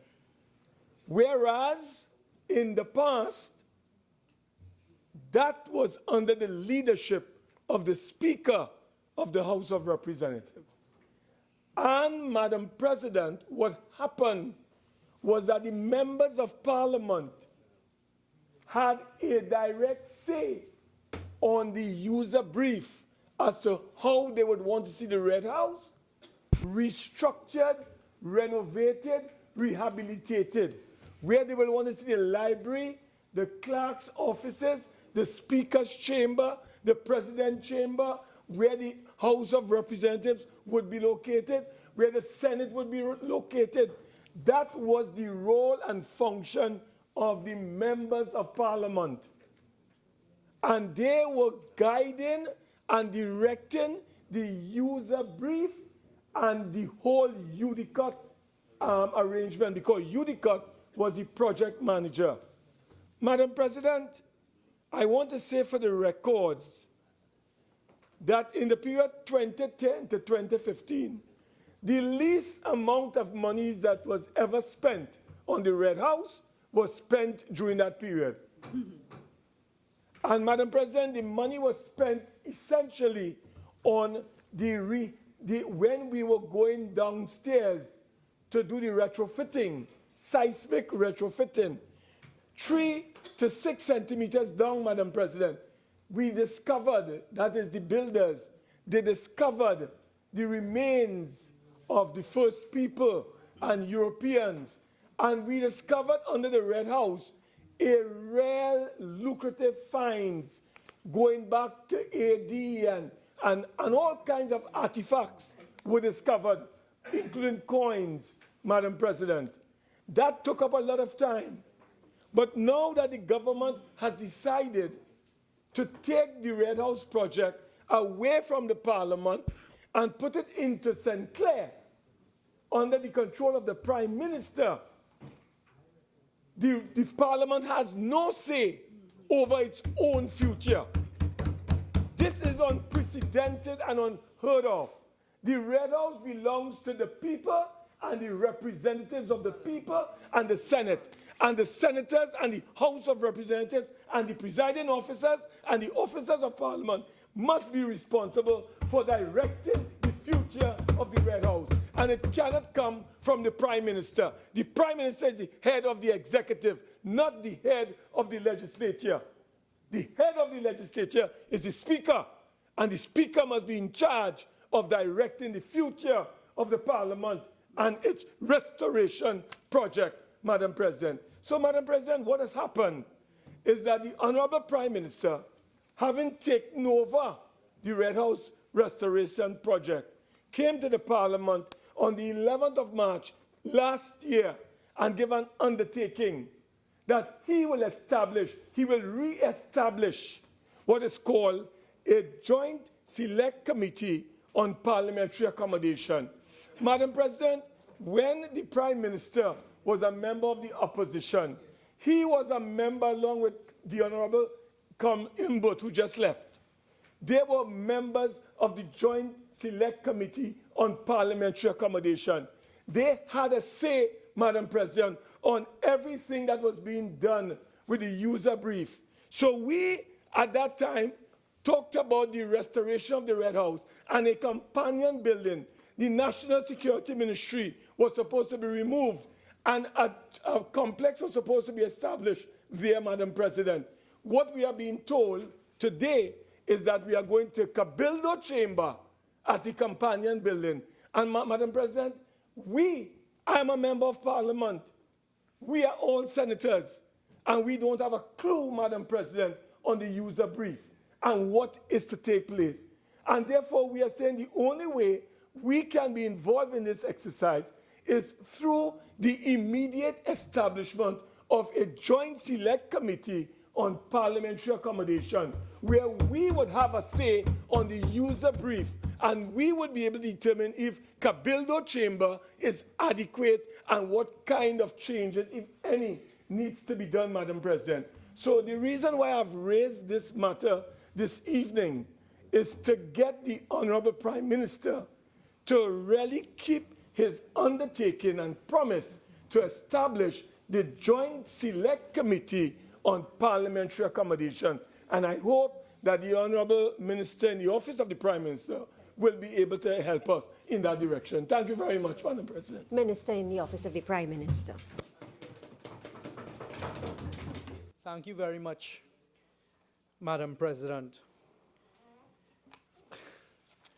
There was a lot of talk from Senator Mark about what the Speaker should and should not have done.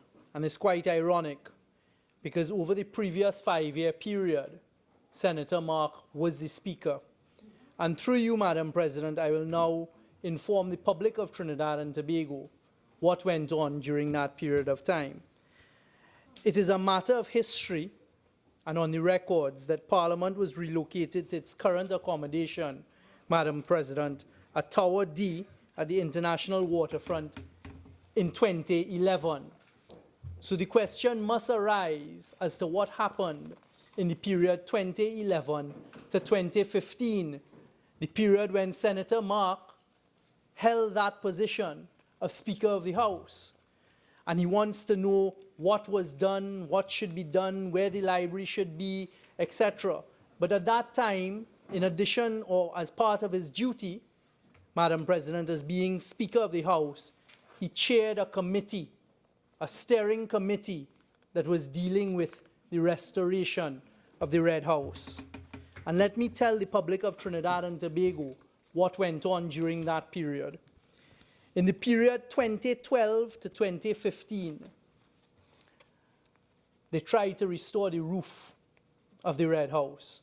And that is now a national scandal presided over by the goodly Senator Mark, where over $23 million were expended. And I ask all citizens of Trinidad and Tobago to go there tomorrow. Maybe Senator Mark would meet them there. And for him to show them what he achieved for the expenditure of $23 million of taxpayer money. Absolutely nothing. The technocrats at the time were advising the committee to terminate the contractor who had absolutely no experience in building roofs. But no termination took place until this administration came in and took charge of it. Let us see what happened under the former Speaker, Senator Mark, during this period of time. $13.7 million spent. $13.7 million in 3 years when oil was $120. The UNC government, of which you are part, right? $13.7 million on a base building, roof and associated works. Go and see the roof. General contractor, I wonder which contractor you used. Excavation works that you wanted to talk about, and you're telling us that you found coins for $13.7 million. Must have been a lot of coins. Contingencies, $8.4 million, Senator Mark, for temporary roof and removal of asbestos and security. I wonder who you used for security. Mamu? Consultants' fees. Listen to this, taxpayers. Under Senator Mark as the Speaker who wanted to oversee. Consultants' fees, $26 million. So in total, you oversaw the expenditure of $47.5 million of taxpayers' money, excluding VAT. And you still think the taxpayers want you to oversee this? Let me tell you, Madam President, absolutely nothing to show. So when this administration came in, the Honorable Prime Minister in his wisdom saw it fit through the Cabinet to appoint a subcommittee of Cabinet. And that subcommittee of Cabinet, Madam President, is called the Historical Restoration Oversight Subcommittee. And it is made up of, being chaired by the Honorable Prime Minister. It includes the Attorney General, the Minister of Finance, the Minister of Planning and Development, the Minister in the Office of the Prime Minister, and Minister in the Ministry of the Attorney General and Legal Affairs. So this Cabinet Subcommittee was set up in February 2016. And what it did, it utilized all of the taxpayers' money that had been spent before for all of these user briefs that you want to boast about. All of the work that you apparently went over, Madam President. And this work has been used by this committee. And in fact, we have engaged in substantial savings to the taxpayer, Madam President. But let us not forget what it was you all did as the People's Partnership Government, under the Speaker then, as you were, Senator Mark. And I'm now about to tell the people what were the contracts that they wanted to award. They approved in 2012, they being that administration's cabinet, a project budget of $744 million for the restoration of the Red House. The entire parliamentary precinct, they wanted to build a building, and he just boasted about it. A complex they wanted to build with taxpayers' money as a company, a companion building. They wanted to build for $411 million.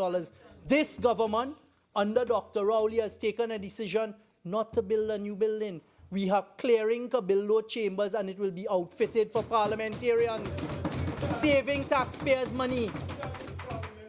Right? $303 million you wanted to expend on a construction of a companion building. So, Madam President, just by the decision of this government to not construct a new companion building and to use Cabildo, we have saved over $400 million.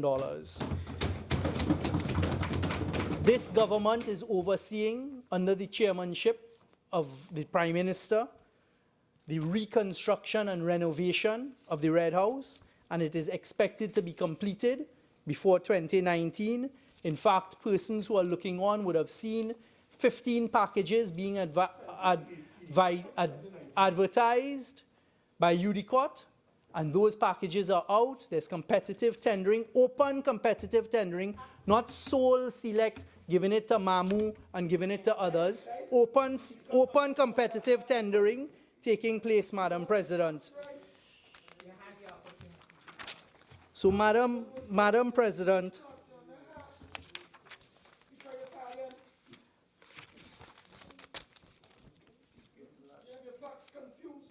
Madam President, so this government has approved a comparative budget of $241 million for construction compared to their almost $1 billion.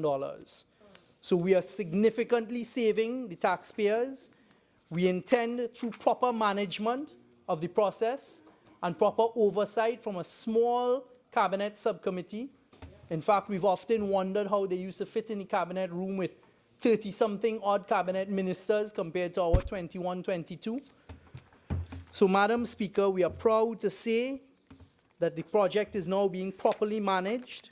There's a proper oversight, and at the appropriate time, a joint select committee of Parliament shall be appointed for the accommodation of the Parliament. This is not a feeding at the trough. The building needs to be completed first before it can be accommodated. Not like under y'all, where everybody sit there and you want to talk about vibrating chairs. Thank you, Madam. Sorry, Madam President. Talking about vibrating chairs costing thousands of dollars for them to sit on. So, Madam. Senator Mark. Continue, Minister. So, Madam President, without much further ado, it being this late in the evening, and me having to come here, which is always a pleasure, we on this side would like to assure the taxpayers of Trinidad and Tobago that we continue to protect their interests, we continue to do what is right, and we're overseeing an open, competitive tender process for the restoration of the Red House, which we expect to be completed before 2019, and we have already saved the taxpayers of Trinidad and Tobago by these simple decisions hundreds of millions of dollars, and we give the commitment that there will continue to be proper oversight of the restoration of the Red House to its former glory. I thank you, Madam President. Honourable Senators, the question is that this Senate to now adjourn to Tuesday, February the 14th, 2017 at 1:30 p.m. All in favour say aye. Aye. Any against? The ayes have it. The Senate now stands adjourned to Tuesday, February the 14th, 2017 at 1:30 p.m.